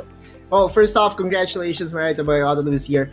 Similar question as to what I asked to the other players that we have interviewed. What's the story behind your IGN, right? And as you know, we have fans all over the Philippines. And also, I have a follow-up question after the answer. Alright, IGN, Marita Boy. Una sa lahat, I'm from FEU kasi. Ayun. Then, since sa Marita siya, yun, may parang pageant ata yun sa FEU, sa Mascom. Then, yun yung tawag nila, Marita Boys. Then, yun, sumali lang ako dun sa pageant. Then, yun, nagamit ko na siya as IGN. Marita Boy. Tamaraos represent my brother. I'm also a Tamarao. So my follow-up question is: this is going to be, a not so serious question, but you are going by the lens of Moraita Boy so far. When will you change it from Moraita Boy to Moraita Man if you ever plan? Oh God. Siguro, na rin ilang years na rin since nung nasa LOL PC days pa lang. Parang, nag-plan na ako na i-change siya sa Moraita Man. Pero, doon pa rin siya napupunta Doon pa rin siya napupunta sa Moraita Boy. When will the boy become a man? Oh, maybe during the summer season playoffs. You don't know. Maybe the fall season playoffs. There's a continuity to this. Cyrus, what about you? You got questions for Moraita Boy over here? Yes, and Moraita Boy, ever since from LOL PC, I've seen you as a jungler. And what's happened with the transition? How does it feel that you are playing currently on a support right now instead of your comfort zone way back from League of Legends PC days? Siguro nag-change ako ng role. Siguro dahil na rin sa changes ng meta, ganun. Kasi from LoL PC days, more on tank junglers ako, ganun. And dumating sa point na carry junglers na yung lumalabas. Siguro ganun, naghanap ako ng papalit sa akin as much more effective doon sa ganung meta para makasabay syempre doon sa gameplays ng current meta, ganun. Okay, thank you, and congratulations, of course. Thank you. Yes, and Moraita Boy, we have to ask actually, what is Leab Esports having for dinner or had for dinner if you guys are already done? Dinner. We have tortang talong and Shanghai. Happy birthday! Celebration! Classics. I love it. Classic. Happy birthday! Happy birthday indeed. It's a birthday party over there. Last but not least, do you have any shout-outs that you'd like to give? Alright, shoutout sa sponsors namin. Oppo, Mineski, and Globe. Thank you so much. Thank you so much sa pag-support sa amin sa team ng Liyab Wild Rift. Thank you. And syempre sa inyo Alright. Sorry. No, syempre sa mga thank you to us. Sa mga casters, sobrang thank you sa inyo sa sobrang pagtangke nyo ng mahabang shoutcasting. Sobrang thank you sa inyo, guys. Thank you. Thank you so much, Moraita Boy. Ayun, may shout out yung casters. I love it. Sometimes we feel underappreciated. So thank you so much, Moraita Boy. Thank you. All right. Enjoy your birthday party food, and we will see you, of course, at the summer season playoffs. Congratulations once again to Liyab Esports, and have a good night. Thank you. Thank you po. Thank you. All right, you guys, it's always so fun when we have the players on over here and when we ask them what they're having for dinner or what they're eating. It seems to be our thing. But of course, like he did mention, it was so interesting when he brought up the origin story of his name. I'm glad you asked that question, Otlus. Well, of course, for our international viewers, what he did mention is that he's from a school, and the school's location was in Moraita. It's a place here in Manila. So yeah, it's been years, and I think Moraita Boy has been in the industry or has been in the scene for like 5 years now, or maybe even more. So I'm just glad to see the old dogs, the old guns still having it in the pro scene. And what do we know, right? Leab is Moraita Boy on Leab is a perfect fit. Yeah, I really love that how he transitioned from jungler to support, as the meta isn't really leaning more on the tank. And it's pretty evident right now at League of Legends PC, as we're seeing famous teams changing their lineups. And right now, it was the carry jungle meta, and that's the love for the game and for the team itself, that he's willing to change position just to make sure that they can attain the success that they have right now moving into the playoffs. And it shows. I mean, they have advanced, of course, into the summer season playoffs, and we will see them there. I believe that is scheduled for the first week of June, so sit tight. Of course, we are not complete yet. We still do have Visayas and Mindanao coming up, so we will be traveling from Luzon over to Visayas. It's like a travel show now.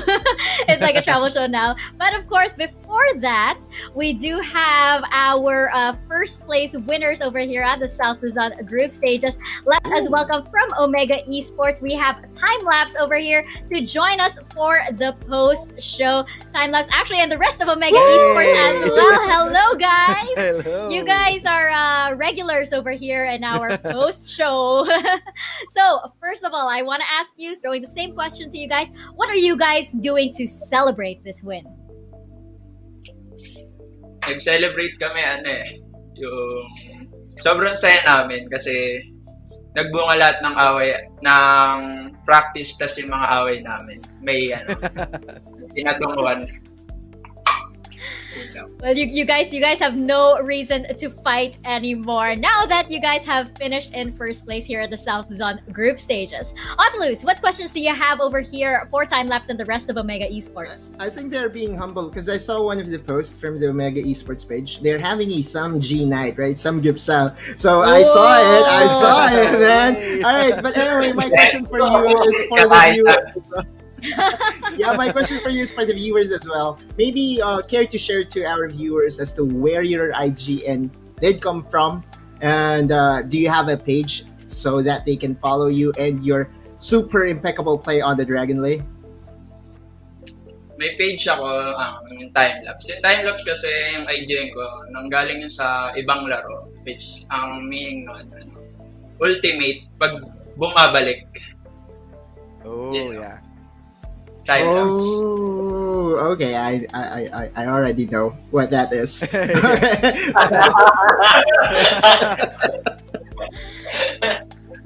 All right, Osiris, what about you? Do you have questions for these guys?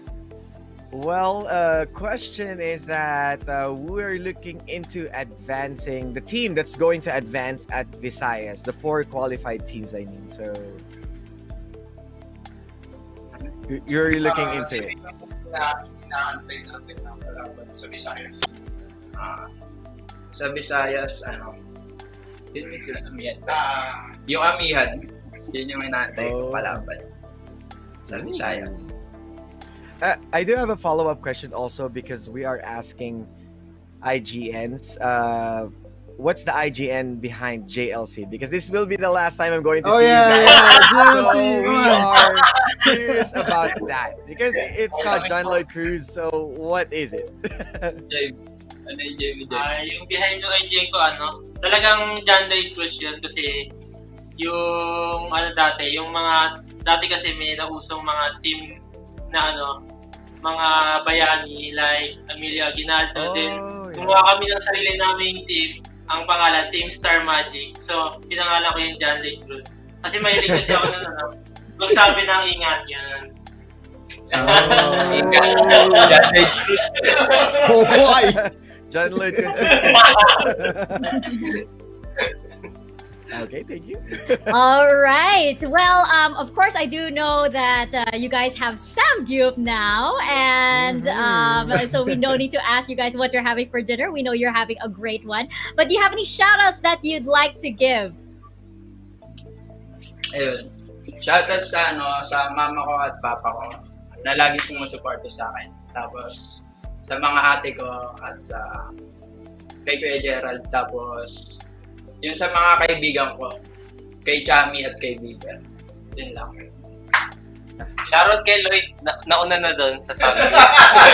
Shoutout kay Lloyd. Nasa sabi na. Pawis na eh. Nagluluto na. Pawis na. Siyempre, shoutout din sa mga boss namin. Siyempre, yung mga staff namin dito sa Omega, yung mga coach namin, yung mga tumulong sa amin para marating yung kung nasan man kami ngayon. Saka shoutout din sa panelist desk, shoutout kay Mika, shoutout sa iyo Tulo, shoutout kay Osiris. Maraming salamat sa entertaining na tournament. Yun. Thank Shoutout you, din sa Sangger. Pagbigayan family. Oh. Thank you guys. Thank You you. guys. Oh, I feel so Thank you. appreciated.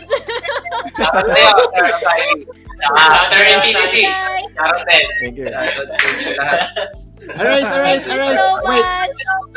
there's one person that you would like to shout out, Arise. Yes, I know there's so many. Shoutout din sa'yo, Sir Luz. Sorry.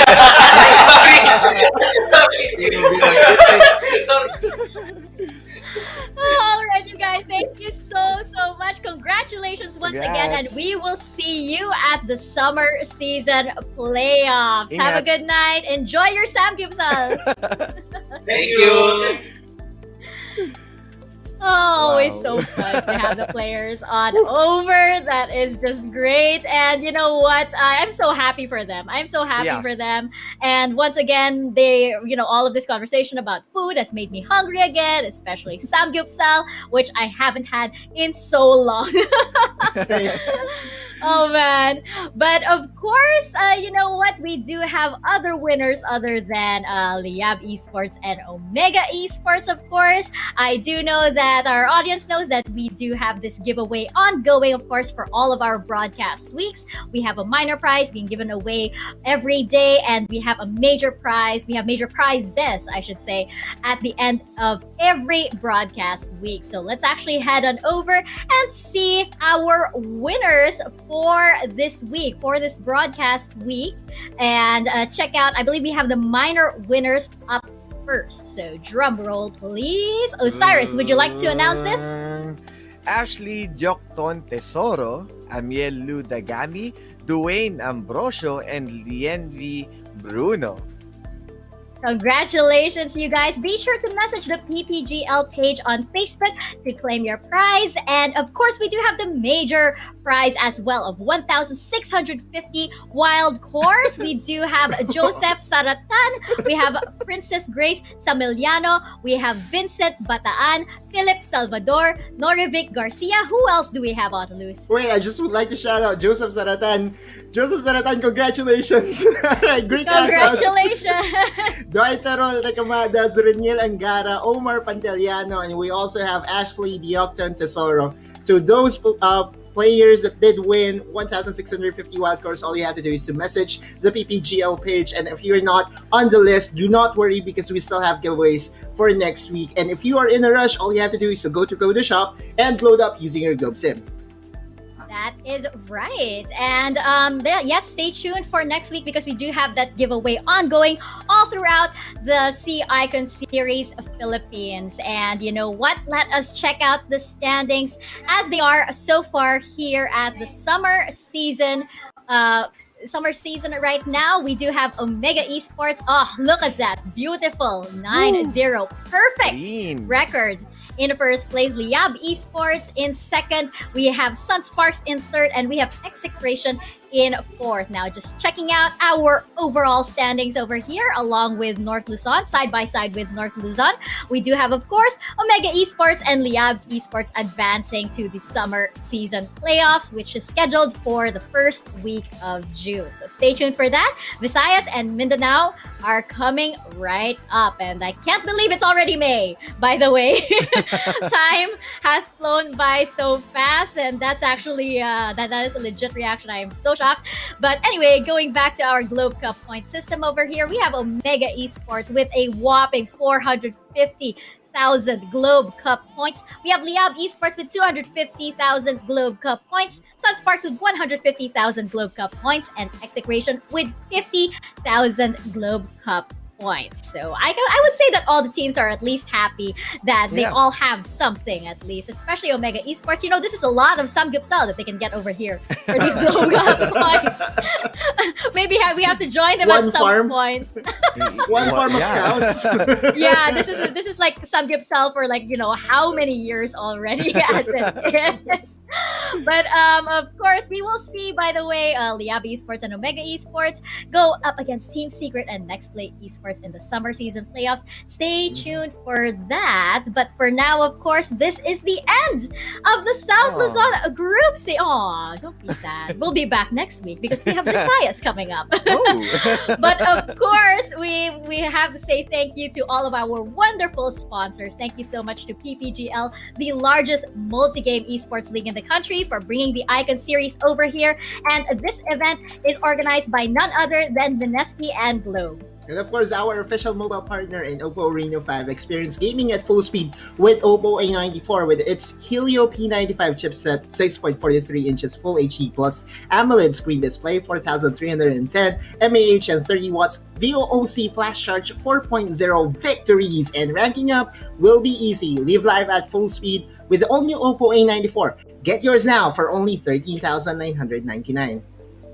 At syempre, nandito din ang sekreto ng mga gwapong gamers. Kahit buong araw na naglalaro, hindi mukhang na-GG, fresh pa rin. At para fresh all day, bring your clay game with new Master All-in-One Clay Face Wash.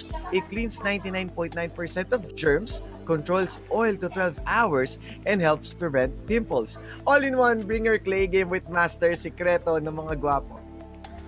Yes, if you're gonna miss all that, if you're gonna miss all Osiris doing that, do not worry.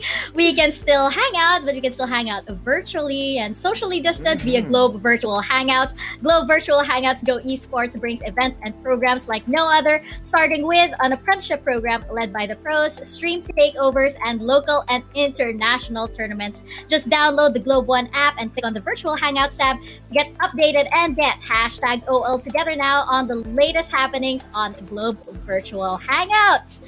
I'm getting clingy. That about wraps up our South Luzon group stages. But next week, we leave Luzon and we travel further south to the islands of Visayas. It's a travel show now. But we get to know the teams from the Visayas region with the Visayas group stages. Until then, though, this has been Mika Fabs with Osiris and Otoluz on the panel. And on behalf of the whole production, thank you so much for watching. See you guys next week. Stay safe and stay healthy.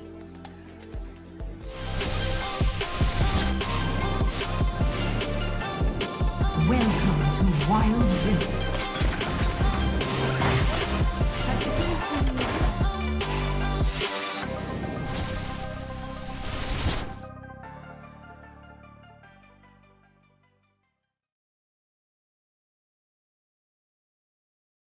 Yay! Yay! Congrats everyone! Yay! Sino yung nasa harap ng Leab? Si Patrick.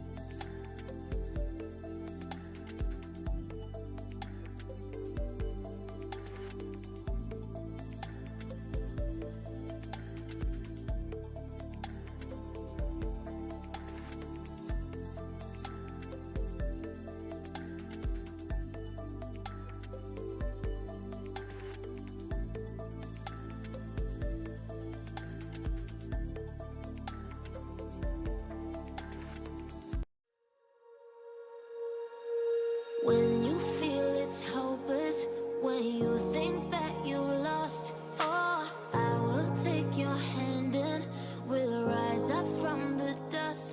Oh, here we go, go, go, let us heal and grow. You won't be alone, we're unstoppable.